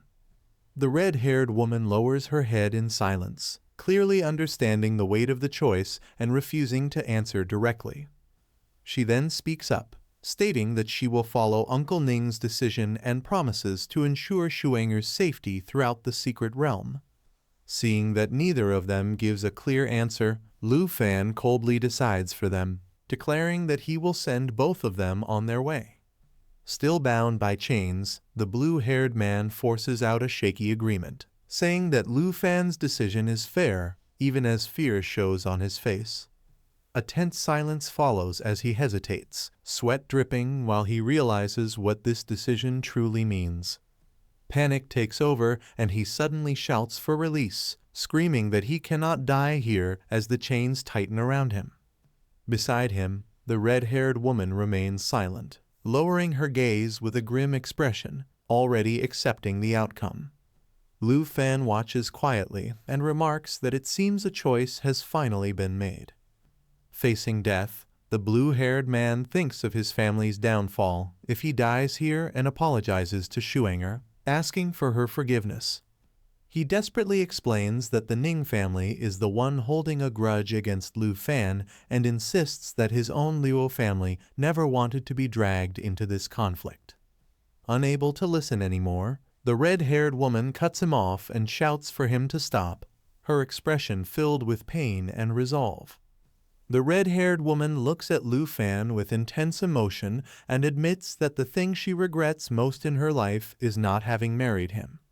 Lu Fan responds calmly, stating that so-called political marriages are fragile and meaningless, easily broken when interests change.